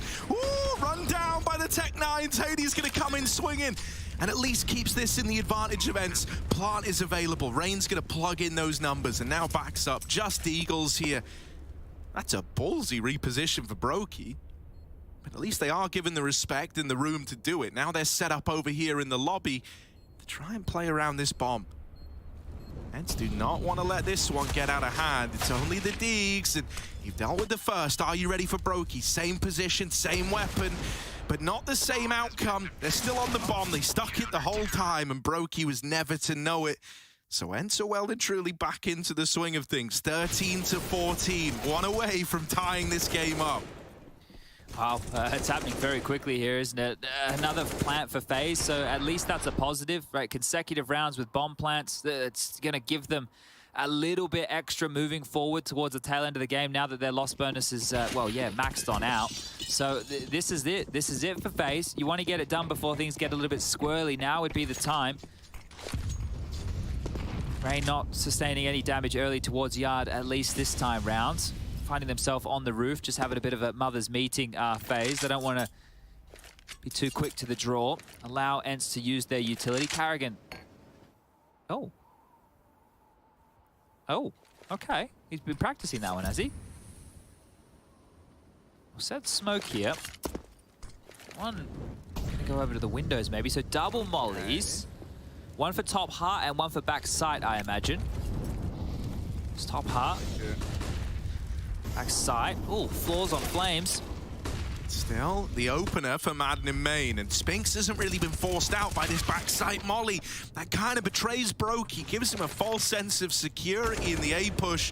That's where Twist will deliver one of these openers that he's been so good at in these A plays. Snappy attempts to rush it down and ends up leaving Diha all alone. There's no putting a stop to Twists up on this A site.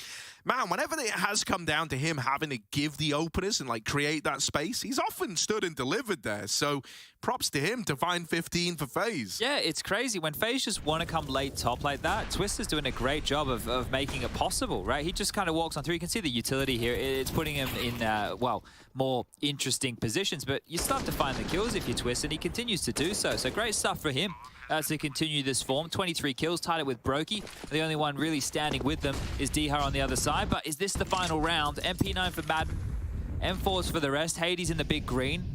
Diha's, he's been good in Yard. He's going to have to be better here. But at the same time, if you FaZe, do you even have to go outside? Like, do you even care? Just keep going top. Just keep brute forcing your way in here, mid to late round. Yeah, I mean, Rain and Diha have kind of been having their own separate fight outside. Like, it's been it's been like in its own kind of little chamber, right? Its own little vacuum that's felt kind of apart from the rest of the game. This time, Rain, though, he's got backup. He's brought all the boys with him, and they're going outside. So Diha will have his work cut out for him. I kind of agree. Now, you didn't need to test the waters here, but you're going to win that opener. And yeah, mate, you mess with the Rain, you get the horns. It's Brokey dealing with that peak. It didn't really work. I was trying to build it on the fly. Look, I liked it. Not all of them land. I get where you were going with it. Right, look. Down at lower, Spinks is already here.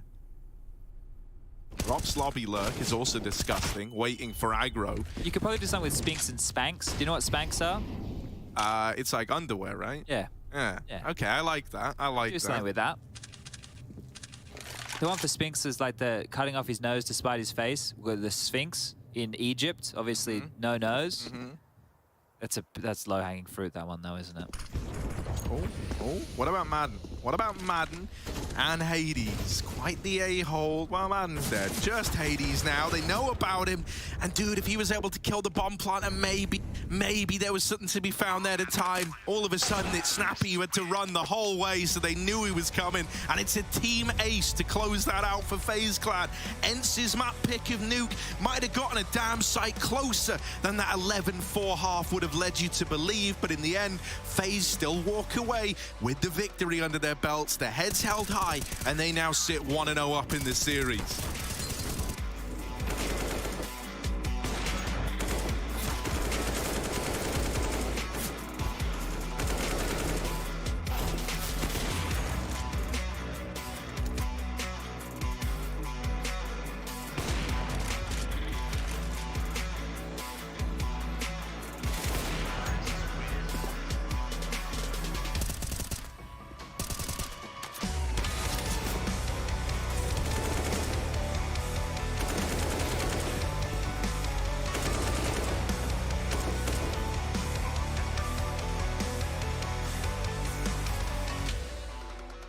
I think the most interesting team in this group will be either FaZe or Vitality, because after the changes, both lineups seem very strong on paper, probably like maybe top 1 potential. So both of these teams are really interesting.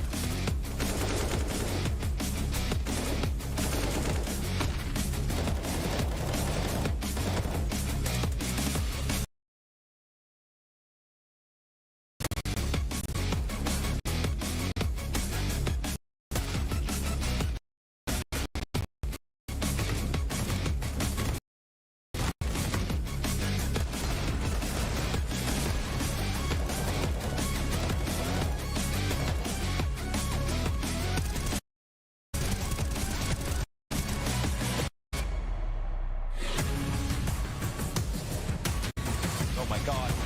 This play from Brock, then up a mid, he's knocking him down like bowling pins. He gets 4, is he on for the 8th? Tough kill and run, he's back to spawn. Robs will find this. Oh, he locks it up, Robs!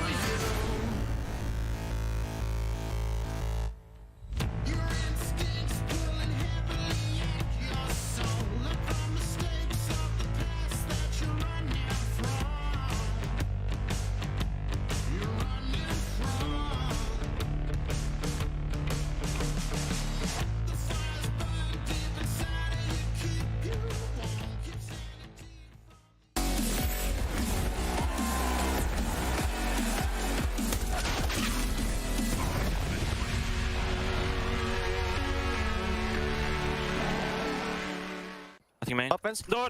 Up door. Don't see him. Side in door. I'm in fast. I'm in fast. Smoke. That side. Door. And down, no? That's down. Open down. Landing for main. Nice. I can flash that for a second. Good job.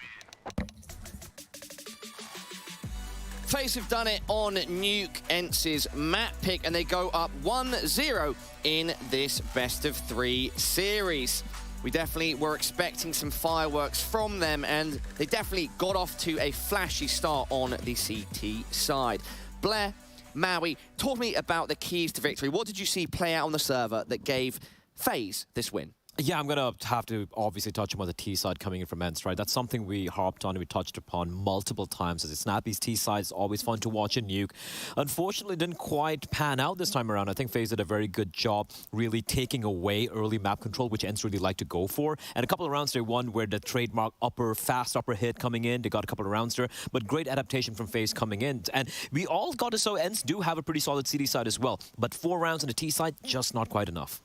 No. And when we switch over to the other second half, I liked FaZe's AXX a lot. They had some really nice pops onto that upper bomb site there. The way that they were able to trade off of each other, it was actually kind of disturbing to me the way that FaZe couldn't really play the slow, grindy rounds as well as I would have expected them to, and they had to rely on a lot of the A hits consistently. But either way, Star Power carried them in a lot of the rounds. We got Rops, we got Brokey, we got Twist. I mean, you can just keep saying every name of every player on the server when it comes to FaZe.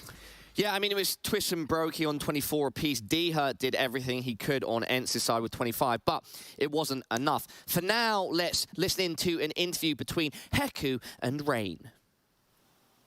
Hey everybody, I have Rain here with me from FaZe. Rain, it's really nice to see you back. Yeah. How does it feel to play again with you boys? It feels really good to be back. It was rough watching them in Katowice, but I'm happy they won. A little bit nervous, you know? There's a little pressure for me right now, but it feels good playing again, and I'm very excited. Well, it seems like you kind of had some problems getting some rounds on the T side when it comes to Nuke, but the next one is going to be Dust too. Do you think it will be easier this time? Well, winning the first map is always good. Like, we have 2 maps to go now, and we have less pressure on us, and it's of course good to win the first map. So I think Dust 2 is going to be less pressure. Thank you. Rain back in the gang. I'm sure he's feeling very excited to be competing alongside the guys after their IM victory, which he couldn't really take part in properly. Blair? Yeah, I mean, it's so unfortunate, right? He was playing from his hotel room, and unfortunately at the end, not being able to play on the stage, but they're looking good. I want to just touch upon what he mentioned there. Dust 2 is like the pressure's off, you're going to be feeling comfortable. ENCE, you know, Dust was kind of the second ban here in Maui usually, and it's a punishment coming in from the side of FAZE. And sure, they've only played, I think, 4 times with this particular lineup.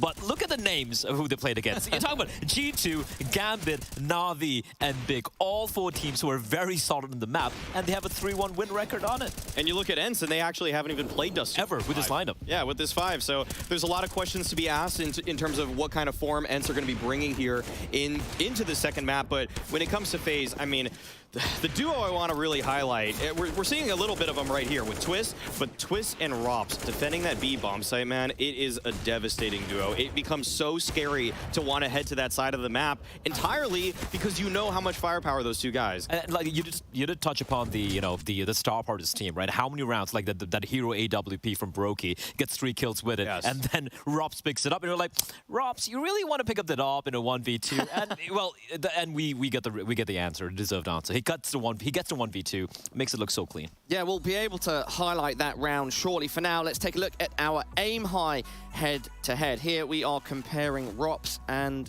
Hades, neither of which really massively stood out throughout the whole match, but yeah, Rops definitely had some moments in it, and here we can see this round, which starts off with Brokey picking up a massive 3K that sort of kept the guys in the round.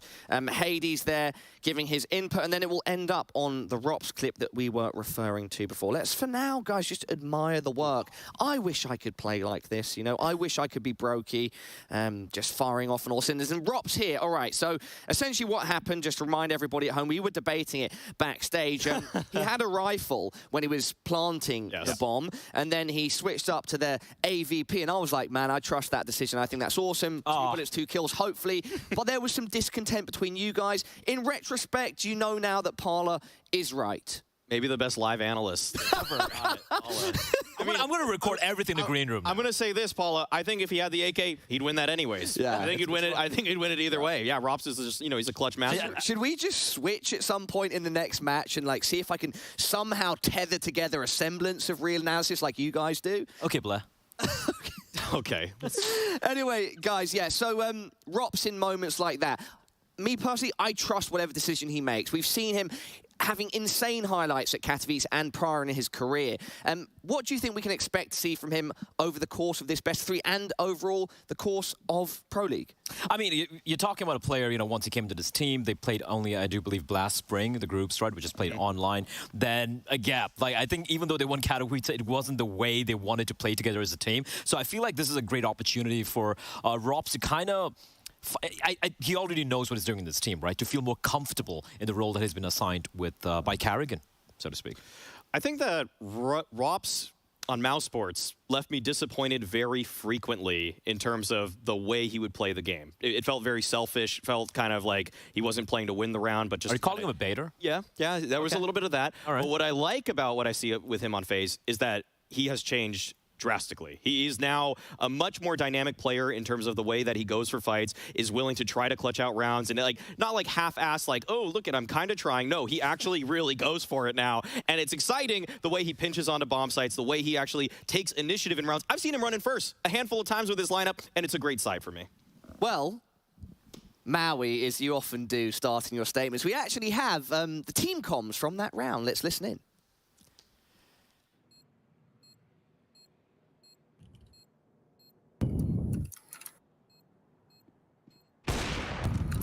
I'm Forrest. Nice! Let's go! You're so good, Robin. You are so... Great comms. Expletive good, Robin. That's definitely a phrase I can get behind, Blair. Yeah, I mean... You tell me that, Paula. Yeah, he never says this to us. Why don't you say that to us, man? Look, guys, low-key, I'm pulling all the strings, man. I'm like the Omega analyst, and yeah, just let me know if at any point we can swap, because I'm ready. All right, cool. I'm going to put him under the light later on. Maybe I can be host. Oh, what's the next map? All jokes aside, I definitely do not want to do that. Shout out to FaZe for getting the dub on Nuke ENCE's map pick. Maui, up next, it's Dust 2. Is it going to be FaZe in 2, or will we see a third map overpass with ENCE taking the second map? FaZe 16-8? Wow. Yeah, you saying that? Blair, what are your thoughts? I'm going to go 16-10. There we go. To FaZe. 16-10. FaZe all the way. It's going to be 2-0. 16-10, then I have to go 16-9, right? That's how analysis works. All right, everybody, we're ready for a break, and then we're going to get our cast involved. Map 2, Dust 2 between FaZe and ENCE. Do not go anywhere.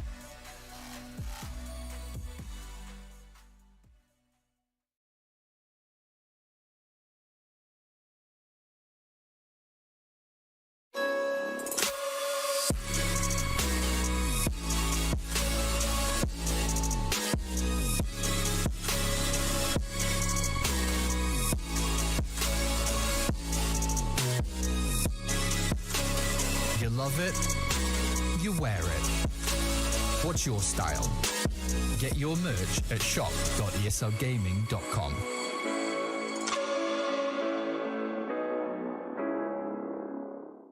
Choose nades, choose a smoke, choose a flashbang. Choose team badges to support your favourite CSGO team. Choose an ESEA Premium membership. Choose routes you know bring in wins. Choose pro video tips. Choose the fan club wars. Choose behind the scenes content. Choose good grades. Choose guns you know you can shoot right. Choose bingo. Choose the equipment you know is going to get your team the win thanks to heat maps. Choose the CSGO Hub Premium, the complete package to help you and your squad achieve all your CSGO goals.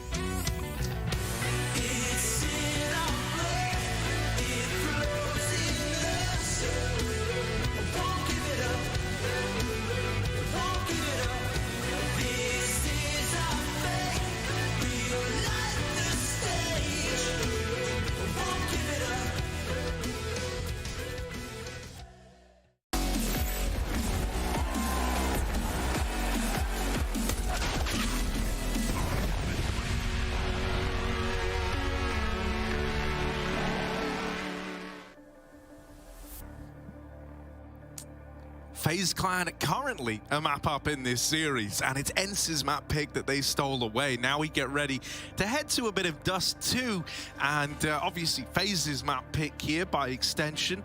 They looked pretty clean over on that first map, right? First half was definitely the kind of crowning jewel, but they're still able to get it over the line. Chad, I'd love to hear your thoughts and pick your brain as we get ready to head to Dust 2. Dust 2 as a pick is pretty curious though, isn't it? You don't see too many teams who pick Dust 2. Like, I think Big did for a while there, G2 tried, but that was when Nexa was in the team and it never seemed to fall their way. But a map where I think they have the AWPing superiority right now. We've seen some patches from Hades, but the form that Brokey has been in, he's a difficult man to get past. And let's see how Karrigan wants to corral the troops here on the pistol round. 1x bet odds at the top of your screen, and away we go. As Snappy's into lower tunnels, about to have some action, or maybe a little more so. 3 bounding his way and trade it out. 1 for 1. Rops falls, but Rain delivers. Yep, pushing the upper tunnels. Doesn't want to be that next domino to fall, so he's going to get out of there. Sending FaZe up onto the catwalk, and they might look to follow through with this save play. They've got util to make it happen. Oh, well, still, there's no accounting for Madden's individual prowess, and with Hades here helping him out, AWPers and pistols, it goes hand in hand. He will deal a double to FaZe Clan, and there's the closer. So ENCE going to hit the ground running here to open up their CT side. Yeah, I was just having a little bit of a look, right? Obviously, in this head-to-head between the two teams, Dust 2 has cropped up previously, but that was all the way back at PGL Stockholm Major in the Challenger stage, which is October of last year, and it was Dust 2 16-12 scoreline. That's when Dodo was on the roster. So I'm just scrubbing through right now to see if there's any similarities or anything that we can really look for here. But it was, you know, a close-ish affair. So obviously, we now have Rops in the server instead of Olaf, and, well, obviously Madden, as I mentioned, in the server for Doto. So a different-looking face, but FaZe have been able to get Karrigan up the catwalk already with a scout as quick as you like. Twists, cops a bullet between the eyes. He'll go down early. Karrigan has just so much room. He's, well, never mind. He's got so much room, he's dead. He was, yeah, all right. Fair enough. Look at him go. Look at Karrigan. Oh. Oh. Yeah. It's, you know, you don't always get out Cat, so, well, unblemished as he did, and that's normally what happens. You get him taken out of the picture, all 5 stay alive, and a 2-0 start here for the boys from ENCE. So kicking things off much better than they did on Nuke, where they started 2 rounds in the hole without a single frag whatsoever. And they should be looking good for their 3rd conversion right here. D has been looking good, right? I think this is a map where I already mentioned Hades. He's going to have to step up with that big green. Yeah, I don't know if this is going to be... I don't know if it's going to be a 2-0, if I'm honest. Like, map 1 was close. I think map 1 was close. I think that they were definitely very grindy, old ENCE. And ooh, hold up a second. Snappy, they can see you. I can't believe you're still committing with the aggro down into lower. Snappy can't reel in that 2nd kill. Uh-oh, the Deagles. Twists, doubles. Robs has taken out Snappy on that lower push. FaZe 4-on-2. It's still not like a super comfortable kind of spot to be in. You've got to pick the right site. You've got to win these engagements. You don't have armor. I think as well, if they come at both of these riflers here from one angle, that both Spinks and Madden can deal with most of them, if not all of them. I know that they have very good aim. I know they have some deagles in their hands here, but I think that Madden and Spinks are solid individuals. So let's see, do they divide and conquer? Actually, Spinks is heading down towards mid doors, and, well, there's Rops gone. Lovely shot, wants to fight for more, and yeah, Spinks will just do it on his own. Yeah, this is clean right now. Spinks trying to reel it back in. Twist Deagle is something else, though.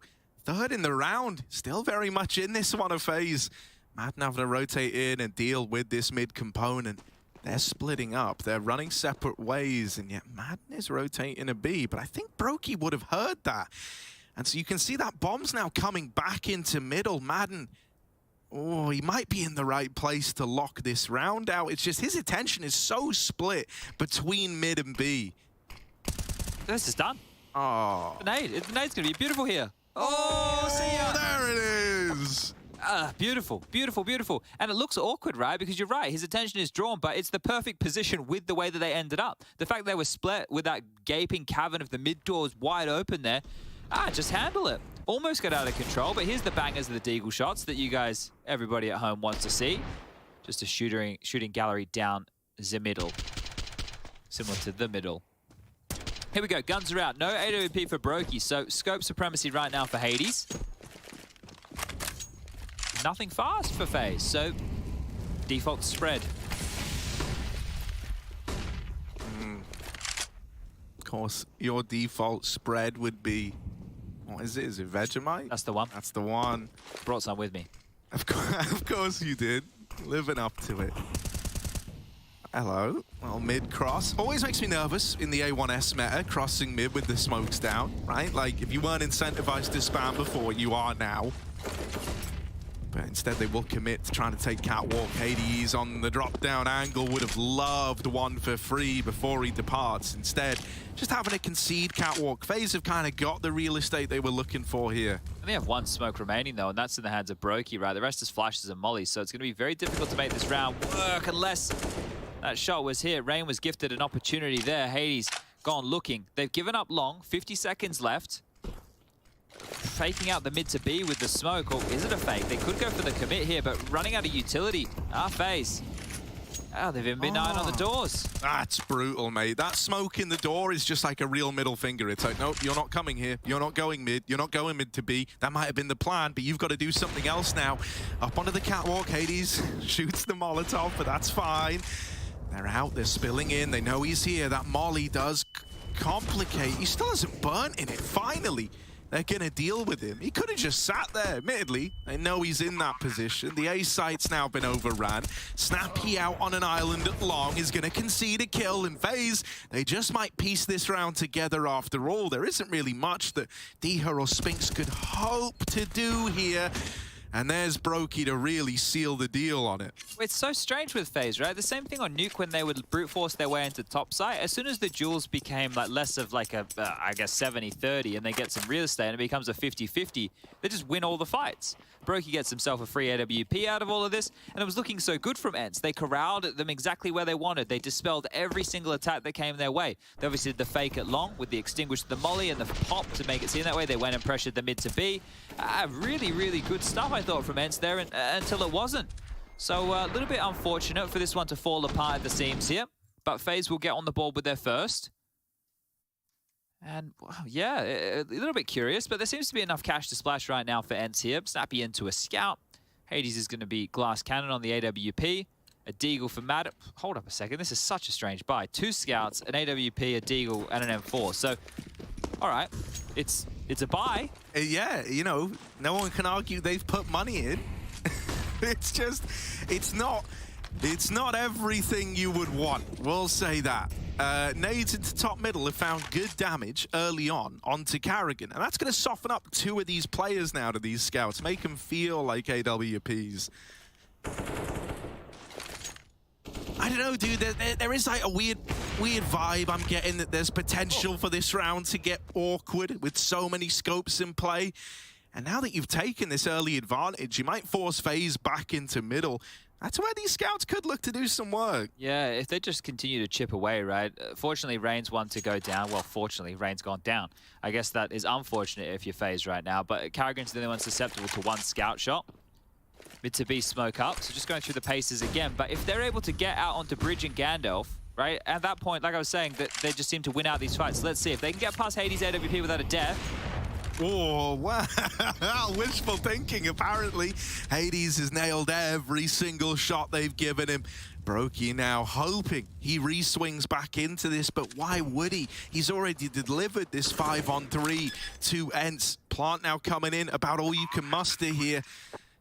And ENCE are on for a retake. This is where, you know, the triple scope combo could be a little less than ideal. Let's see how they try and use them. These scouts, they could go jumping. Oh, they trying it. Instead, it's the M4 to rally out first. Only a tag for Brokey, and that's the round. ENCE crunch upon the A-bomb site, and they're in with a 4. All right, well, hold off on the defuse, guys. Let Snappy get himself something better than the scout. There we go. He's got an AK, and they're going to retain double AWP set up for ENCE. So something that looked bad is actually pretty good. Very good stuff from Hades here. If he can continue to have AWP impact like this, ENCE are truly in this game.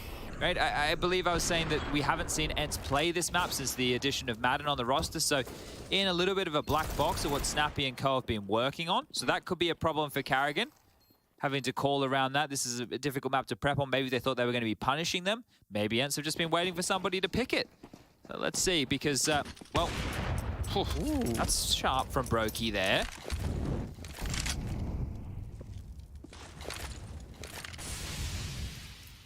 It hasn't been our standard game of Dust 2, has it? Not just out long every round so far. They know where Hades AWP is right now. They can start to really punish with that information. But remember, there's 2 on the board. Diha has 1 also. He's currently residing over towards the B bomb site. Don't want to get too far ahead of themselves. Yeah, this is actually like one of the maps that, at least from the few times I've spoken to Carrigan, it's always clear that like when he's kind of first joined the team especially, this is one that they kind of look to nail down. He did it with the Mouse of old. Now we've seen like FaZe lean into it every now and again. And he is someone who does like to exploit middle, right? There was that clip of them playing against Astralis, I think it was, where like there's all these explosive mid-coms. They're great at hitting these timings. Hades has at least kept them out of long, sent them packing from there, and now it's only the short split component. That's clean for Madden, makes it a double. The flashes are so devastating. That was 2 different players throwing 2 different pop flashes to set up Madden for that little sequence there, and only Carrigan left standing. I think he knows as well as we do that this one is kind of past the point of no return, and there's the nade to close it. Lovely little HE out of Diha. Just keeps it clean. Never gives Carrigan a chance to even do damage. Fun note for everybody at home, Spinks is a fully wireless gamer. You know, he's got the, well, actually, as far as the keyboard and mouse goes. Headset, he's still using the in-ears. But he's got the wireless keyboard, the same as Diha there, close to the screen. And for some reason, I've been a little bit slow to adapt the wireless keyboard. I feel you there. I think it's because, like, I mean, I don't know about you. I was even hesitant with the mouse technology. I was like, you know. And it always, that was lovely. Always concerns me. I never want to feel like I've lost a round. Are you on a wireless mouse now? Wireless mouse, yes, but not keyboard. I don't trust a keyboard still for some reason. It doesn't make sense. I think we're just being silly, really. We should pick him up. We should give him a crack. Oh, trying to boost over the smoke here. If Spinks gets wind of anything, he will just hold down the trigger and could be a kill or 2. Hades has been chipped away out here as well. Ropster's not accounting for backup platform right now, and fortunately won't have to. But yeah, I could get my hands on a wireless keyboard, I think. I think the thing is, now this is going to set, nah, never mind. We won't go there for now. I mean, this round is still, it's all under control, Chad. It's all going according to plan. The one vulnerability is that it's only this solo B hold, and if Spinks dies, only going 1 for 1, suddenly gaps are made. Carrigan! A bit more damage before all is said and done. 2 from that scout. And mate, look at how low both these retaking players are. I think all Twists has to do is not give this kill up in middle, and the round is done. The round is sealed. Oh, that's very deflating. That they're already saving? I think they're already saving. It does look that way. Like, the ball ain't already saving. They're out. They're gone. Yeah, okay. All right, well, Scouts are like reigning supreme right now on this map. Yeah, why not? Just everyone buy a scout. Let's go. Let's do a round. We'll say SV_gravity 200, and it's scouts for everybody. Scoutsman, yeah. They did just grab what was a very fun map. So Scouts Knives for all the old people out there, and you'd have 200 gravity, and then Valve just turned it into a game mode. That's why I swore when all the hype was coming in around this Operation Riptide, they were going to add surfing as an official game. Right, it would have made a lot of sense. I was so baited in. And they kept like tweeting out pictures of waves that was like really sailing people down the metaphorical surfing river. Yeah, bit sad. Well, yeah.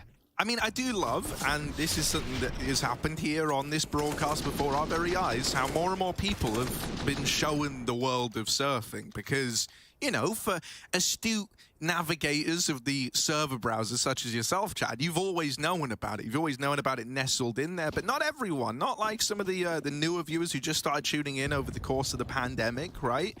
Some of our hide and seek that we played. Yeah, prop hunt, right, was like a good one. People didn't know that was a thing. So giving some attention to some of these iconic game modes that CS has to offer outside of the regular defuse or the superior hostage mode that everyone knows about. Yeah, I don't know why that's not competitive. I think we'll work on that for the next major.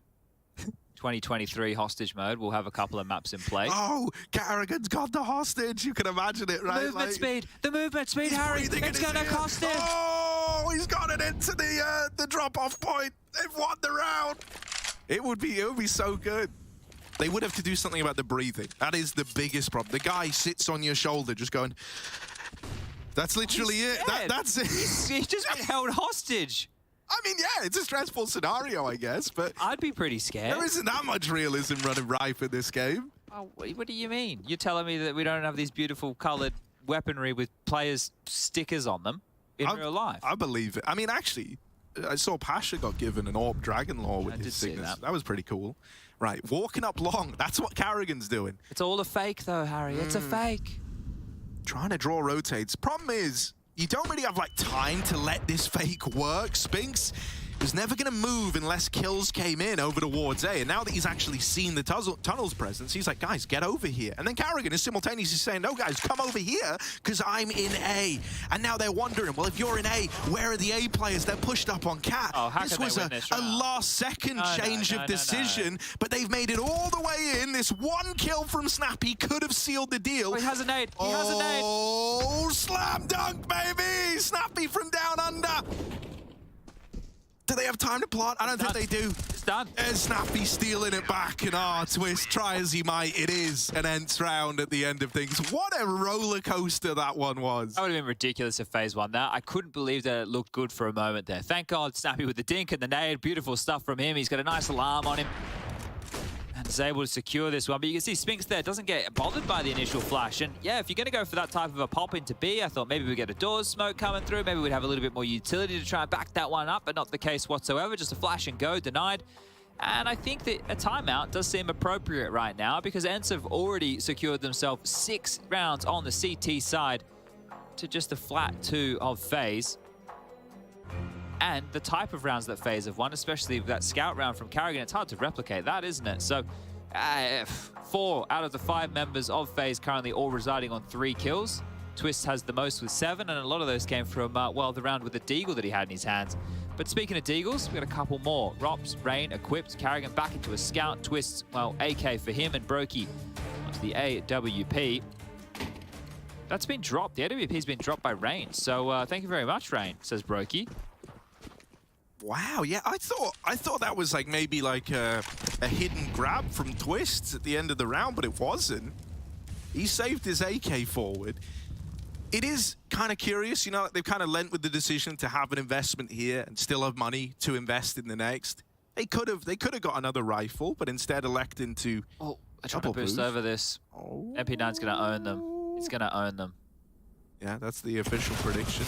Oh, he's under them. Wait, he just played in the fade. He walked the smoke as it fades. They weren't ready for it. And somehow, some way, Twist has still found a double out of this situation. That was cooked. Spinks is coming. Rain is ready. Rain's got it. Rain don't miss these. Oh, he's kind of down himself and now off the angle. Oh, it's gotten a lot more awkward in the tunnels, but he does nail it. Right, fit times the charm for Rain. A 3-on-2. Get the AWP, Rain. Get it back in your hands. You dropped it. You deserve it. You know you do. You're giving that $4,750 cannon over to Brokey. Get it. Get it. Believe in it. Know that you can get it done or walk into the line of sight of Hades. 2-on-2 now. Snappy, at sure, is going to be hearing steps towards long if they are noisy, right? He can immediately respond to this because it looks like Carrigan and Twist haven't been secretive about this. Carrigan scout, right? It was good for the double last time. Wishful thinking he's going to be able to replicate that again. And into the AWP, into the Lion's Den. Hades going to lock that round in with 4. And, you know, it was an interesting buy for FaZe. Once again, they're able to do a surprising amount of damage, but they're just not actually converting any of these rounds. Like, you imagine if kind of 1 or 2 more of them had actually gone the way of FaZe, how different this scoreline could be looking. Feels like they're trying a lot of misdirection consistently, though. They're very split up in a lot of their approaches, seeing if they can find picks and then play out the mid-round. But as they're limping in one at a time, sure, Rain finds the information of Hades, but all the information falls their way when Snappy hears them scuttling out long. It was a cheeky way to smoke off the mid to be there, but yeah, not enough, as right now, ENCE are looking like they're going to take us to this third without a doubt. This is some beautiful CS that we're seeing. It doesn't feel like they're having too many dramas whatsoever. I wouldn't be feeling great if I was Carrigan's camp right now. Oh, and even more damage. Nade comes through, spotted. Twist grabbed another one back. Twist is the only one really putting up any form of conversation here. They should just be able to split A off of this, right? You can pincer, you've already got Carrigan at short, you've got multiple players long. You should be able to apply pressure from both choke points. Yeah, Yeah, just waiting for this pesky Molotov. Carrigan doesn't want to go too soon, right? Wants to be in a position to help his long players get involved. And there he is. Good timing on that swing, right? Waits till they've peeled the attention away and then just shimmies through that short smoke. This is a FaZe round. There should be very little that could go wrong here to make you think otherwise. And the plant now coming in. Nade from D here. It does good damage, but it's a non-factor, really. Has to be a save right now. There's no way they can give over these. Look, maybe the MP9. Don't try and save that. See if you can scoop up something else. But Spinks needs to save this M4. I was saying how good it was going in every other department other than the finance department right now for ENCE. And I hope I don't offend Natu with that. I'm talking in game. Because, yeah, they're a bit busted up as far as the cash situation goes. Just going to be Diha and Spinks with a weapon in the next, if they can hold on to it, because 1,400 is the loss bonus. You don't want to drop anything. You're going to have to, well, they're going to force. They're going to have to force, right? It's at that stage of the game where that big red button gets hit. Bomb goes off, third round posted. And Diha will survive. So, Diha's going to get an AK at the tail end there. So that's an actual big detail that we can pick on up. He was able to upgrade from the MP9 into the AK. He can drop a FAMAS. The buy that I thought was going to be looking flat is actually pretty tasty because Hades has a scout. I'm not sure what lies in wait for Snappy here. 5-7, not bad. Snapping turtle for Snappy, very fitting. And away we go. Oh, dude, I don't know. I'm way more nervous over scout peaks than I feel like I should be. That was snappy from Carrigan, wasn't it? The scout, yeah, has found a lot of impact. Twists. Feels that something wasn't right there, and he does catch D here on a bit of a mid-pop, bit of a mid-play. Robs has also maneuvered out past this tunnel smoke. Spinks needs to try and keep him under wraps, or else this B site could be in a rough way real quick. Deals with Robs. And with the molly in tunnels, or the smoke rather, it's done a good job of like splitting that push, right? It didn't let that second man get in, couldn't find a trade. That's also a rifle put in the hands of ENCE. This is starting to shape up into something they can work with. They're clamping down on mid as well. They have this Spinks and Madden close crossfire. So there is a real way that they can deal with Rain as a combo. Spinks has actually just started to backpedal away, mind you. Oh, and Rain's missed the hinge smoke. He's just going to go down. I think he was too busy worrying about his boo-boo instead of worrying about his bottom, because Madden's come out, got a free B, trades on either side, 2v3. Yeah, that was kind of like a bit of a desperation peak from Carrigan, wasn't it? Like just trying to take the long control, trying to give them an avenue into the round now that they've lost Catwalk. And instead, it's left them a man down, no smoke, no nothing to get into this A site. And Diha still here, still fighting for this control, knows he doesn't have to give up a kill. He can just tuck. Brokey will win that fight to CT, but none of it matters if you don't get past the site, man. Also, you're getting wrapped long. So have fun with that. That's a little detail that just sneaks in right at the end. Spinks emerges. ENCE, man, their responses in these mid rounds, like you said, how it feels like FaZe have been doing a lot of, attempts at misdirection, a lot of these like solo pushes. Mate, the response from ENCE to them has been lights out. They're like turning them against FaZe Clan a lot of the time. Where's the pace from FaZe? We haven't really seen any at all. And I think when Hampus was here with Alex and I the other day when we were doing the LFO game, we were talking about Dust 2, and he was mentioning how he thinks that the Rops' smoke, yeah, I'm sure you saw it. The one that he can throw that lands on the pallet at Xbox. It's like insta from spawn. How he thinks that can like change the meta of the game. It's a very difficult smoke to throw, but I imagine you need a very specific spawn to throw it, or at least one of the spawns that's viable. And right now, just taking a look at Robs' position, he spawned all the way over towards B, right? Rain and Twist have long-ish spawns, whereas everybody else is a bit further away from the pack. So even if they were wanting to go for a fast long play, they don't have the players in the right place to do so. And that's one of the things that goes undertold on a map like Dust 2 is the spawns for the T side, who has the spawns. If Europa gets lots of long spawns, that's going to help facilitate a couple of picks. But the money's still on a bit of a knife's edge here for ENCE, so it's not done just yet. Oh, they're coming in. Yeah, Spinks might be blind, but he still delivers. Rain's out in middle. Ooh, the B-hole needs to come in clutch, and they've done well. Just Brokey left to beat. There's a man trapped at car, and he will go 1-for-1. I mean, all things considered, that's actually gnarly from Snappy. I didn't think he was going to get out of it with anything else. He's left this round winnable, left it open. Madden on this mid-rotation, and it's in these 1v1s he can really look to shine. Tap on the bomb, Rain baits the peak. He knows that you're likely close by, and you're not going to pull the wool over his eyes that easy. I kind of wanted to go back, though. I like the point you were making about the spawns, right? Something there was like a little influence from almost like...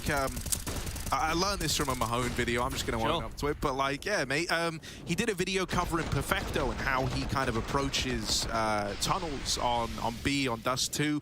And it taught me where the spawn has to be to hold lower tunnels to beat the timing. You need to be ahead of that box in T-spawn. And Rob's had that spawn, and he played that exactly how, you know, Na'Vi would have, holding the lower tunnels peak, getting that control. It's just a nice safety net, knowing that they can't be there before you. And so little influences from the spawns have once again led FaZe into a B play. They think they found their kind of golden egg. This is a massive round. This is a huge round in the scheme of the game because ENCE have gone all in. They force-bought in this. So right now, if Snappy and Spinks decide they want to go for it and tussle this one back, they'd be giving everything on over. Next round, 1900 as the loss bonus is going to have to be the save call here. They made it somewhat competitive with 2 kills. They get themselves another rifle out of the investment of the round. But this is FaZe already at 5. So what was bleak, what was looking very, very dire for FaZe, this is Counter-Strike right now, you know? It looks like it's over, but all it takes is one. And this is the thing, I think, in the beginning, I was a bit skeptical of the way that the economy system was being manufactured.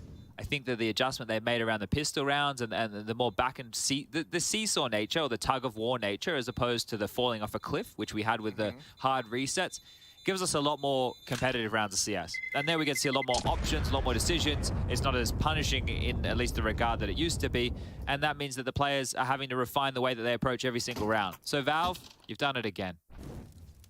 That's it in a good way. Yeah.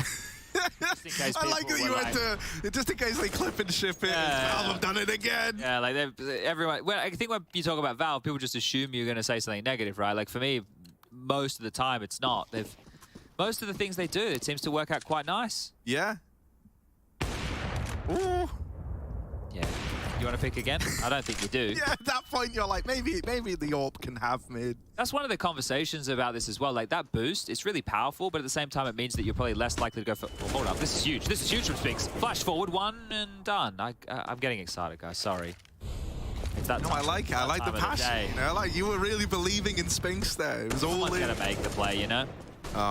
And then Rops just walks out B. Yeah, it's a little bit of a roughie, a little bit of a toughie.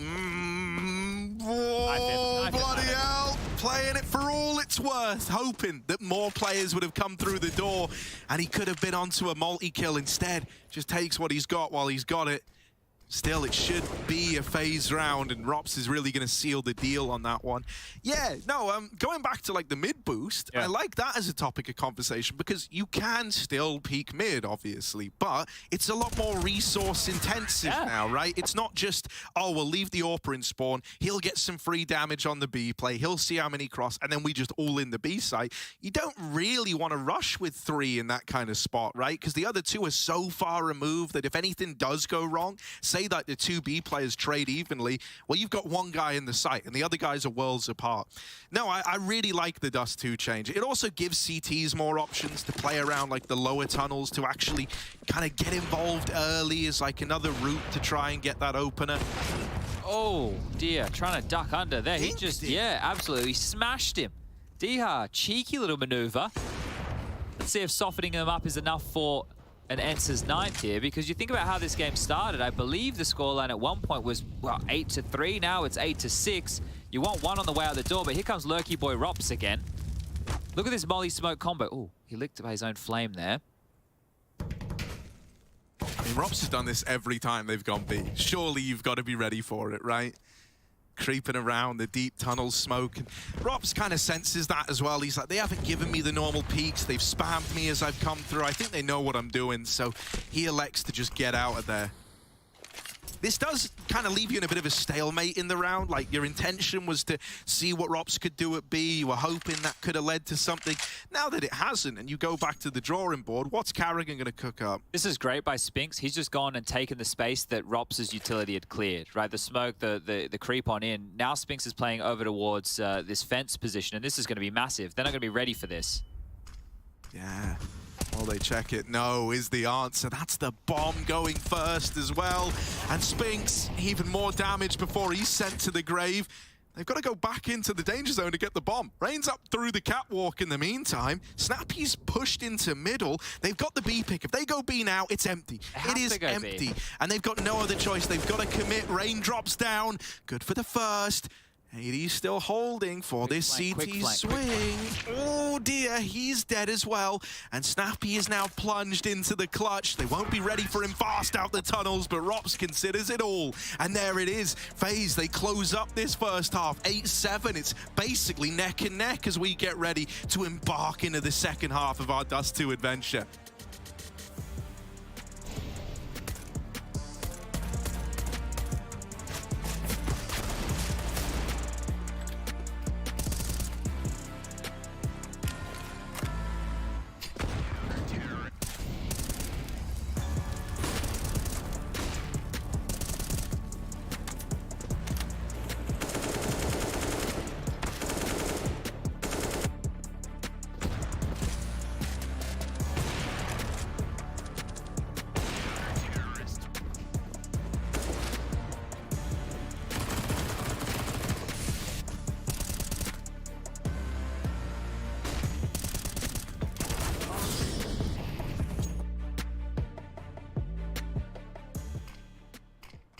One more. One more. Big box. Good job. Hey. One side, 1 10 HP. Bomb. Dead. Bomb dead. One side. Mid one, mid one. Alone. Blank time. Best to plant, Marco. Nice. Out to get that one. I played that amazing, boys. Give me credit. Give me credit! You did so well. You have one flash. I will push middle soon. Do it, 20 seconds. Can you flash me long? Long close, long close. Oh. Yeah, no problem. Started close long. I'm behind them. CT. 1 HP, side and car. Car. Don't be here. Nice, Pavel! Nice. You bought so much time there. Don't go chasing your demons and ghosts, 'cause you might find what you're looking for. You might find what you're looking for. Don't go chasing your demons and ghosts, 'cause you might find what you're looking for. You might find what you're looking for. We both know we're not the same without rock bottom.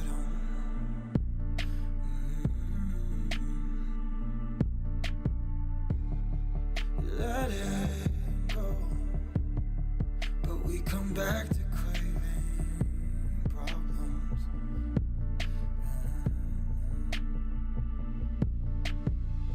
Am I your favorite kind of shame? Do I make you wanna hate?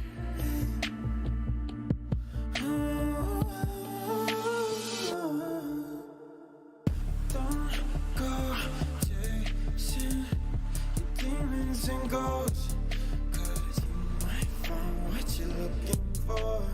You might find what you're looking for. Don't go chasing your demons and ghosts, 'cause you might find what you're looking for. You might find what you're looking for.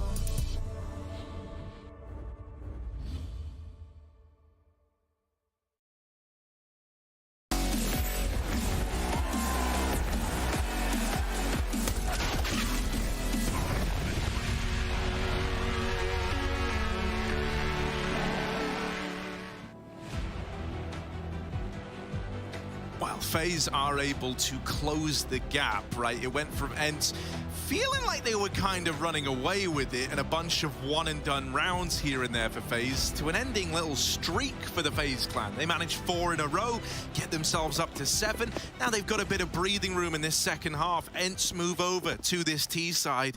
And I'm curious what ideas they've got cooked up for us, right? We saw a kind of unique kind of first quarter from FaZe, very much about and rotates, little lurks. Their success was over in the B site. What's it going to be for ENCE? Out towards long, Spinks opens the round, and they're ready to go at A. They are moving in. Rain gonna have to shut down the short component, and with him not finding a thing, this should be a clean old pistol for ENCE. Yeah, Kit's down now. It's just 2 to find, and well, Robs has dealt with. D-Hus found another kill here, and it's just Brokey in a 1-on-4 situation. Bomb just gone down. And as try as he might, I don't think he's going to have too much success in this. He'd have to be gifted all, well, 4 of the heads, given enough time to scoop up the kit and go for the defuse. I think D-Hut, combined with the kill of Spinks over towards long, is probably enough, unless they want to continue to peek him. So Hades is down. At least they have the info. D-Hut gone too. There's still time, Harry. Okay. Yeah, Snappy's all the way over at Cat, and the bomb's not planted for him. That could have gotten worrying, but Brokey cut down. Luckily enough, Spinks is able to best him. And so any dangers that were maybe represented there, alleviated before our very eyes. ENCE, they get the pistol, but I don't know, with how influential scouts have been, I'm pretty sure FaZe are looking to force here. Yeah, Carrigan's into one, Brokey's into the other. Let's see if they can operate with them. I saw Zywood do some naughty things earlier today with a scout as well, so it seems to be a bit of a common thread on Wednesday, kicking off Group B. Romps is down in towards the lower tunnels here. He's taken a lick or 2 through the flames. You can see him chip them down to 46 points of health, but ready to respond to B, and, well, they don't know. They're not expecting it. They've taken contact B. Here's Romps up and, well, down. They're going to chase him. The rat, can they find him? Can they get him? Well, he's disappeared, but maybe not where they'd imagine. Up mid, he's pushed, and he's actually got a bit of a timing here. That's a flash from a teammate of long. The idea was cool. The idea was really cool. Yeah, you know, I mean, when you've made it all that way, you're kind of thinking, like, I've gotten away with this. I've actually done it. And you weren't ready for D here, just hiding it long. Yeah, that's the... yeah, both of them. Yeah, he spammed the doors on the back of the hinge smoke, and with 2 players on the other side, it was a very target-rich environment. If they return to B, look at this bait setup they've got going on at Car right now. So Twist is on low HP, and if he can get 1 and then done, it's fine. It's going to be, I would say, highly unlikely they immediately clear Rain's position here. So this bait setup, it's on these 2 to lock this down. Yeah, Twists makes first contact. You'd love 1 out of him before all's said and done. Now Rain, clear good from clear. Snappy. Yeah, Snappy, mate, keeps his wits about him, doesn't he? No outbraining this guy. That much is for certain. We can talk about the CT's setup that FaZe tend to rock here. So Carrigan anchors over towards the pit position. Brokey plays with the AWP mid-long. And then Rain is the float, right? He'll rotate back towards CT spawn. And on the B side of things, for the defense, they have Twists and Rops. So the B side sounds extremely scary. So let's just see early if the spawns that we were talking about in the first half favor ENCE at all, and they want to try and punish Carrigan long and put a bit of pressure on the big boss man. Carrigan's also very good at understanding the information his teammates give him. So if ENCE are doing things a bit more mid-centric or maybe short, maybe over towards B, and he knows who the traditional anchor is towards long, and he sees that player maybe have a flash assist where it shouldn't be, or maybe he dies where he shouldn't. Carrigan is really good at pushing and punishing those type of timings. So a couple of things that we'll keep notes on, but 2 scouts retained.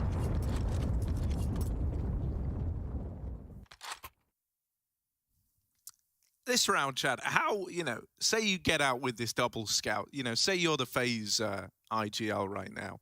How do you try and put them to good use? Because obviously it's not the same as having like a hero orb, but they can still do damage. They can soften them up for pistols, you know, they can get away with maybe more than you'd expect. Take some fights in mid, I would say. Yeah. I would take a couple of fights in mid, because there's no AWP out just yet, and yeah, you can maybe get away with a cheeky tag like that. So Spinks was just trying to molly doors, and for all of it, has copped a lot of damage. So you've also allowed a bit of a runway for Ops to make it to dark. Oh, okay. That was an instant dig on towards Madden. Not able to be anything lethal. If it was a deagle, it would have been Dunzo's. So Rob's hard done by on the 5-7 there, but 2 players soft. It's the same situation as the previous, though, isn't it? Is Rain going to try this now? Didn't you see what happened to the last guy? Oh, Rain. Oh, Rain! Bloody hell! That's 2 dinks that Madden cops in T-spawn, for crying out loud. Yeah, that's so rough. He's like not even overplaying his hand. You this can't really look can fall apart, Harry. Yeah, this could get wild, mate. This could get so... It's the short molly. Oh, a double tag! A double tag! Lateral. These scouts have done a lot of damage. Smoke's now down. Twist playing close to it. Could even look to go through, but it's spam damage. Nothing connects. picks yet. Carrigan tucked the Gandalf, swinging out, is dealt with the... oh no! It's starting to unravel before our very eyes. Look at Carrigan go! Crab walking! Snip, snap, there he is! Hades gonna deal with him. The scout at least dealt with, but there's still more in play. There's still so much more to get past. Spinks and Snappy have got to do it. Out through the short side. Brokey's going to nail the shot. It's only Spinks now. He's dealt with the first two. Just twist, and he will get it over the line. What a wild round. Unbelievable scene. That's so crazy when you realize Spinks ends the round on 17 HP, as was where he started it, when he took the first scout bullet at Suicide, when he was mollying mid. So he finishes the round on 17 points of health and is able to convert one that almost fell out of control there. Mental. Absolutely mental. ENCE hold on, and only just. All right, well, that was exciting. Let's see if we can get a bit of a rinse and repeat here into round number 19. Look at this from Snappy. Look how quick he's barreling down mid.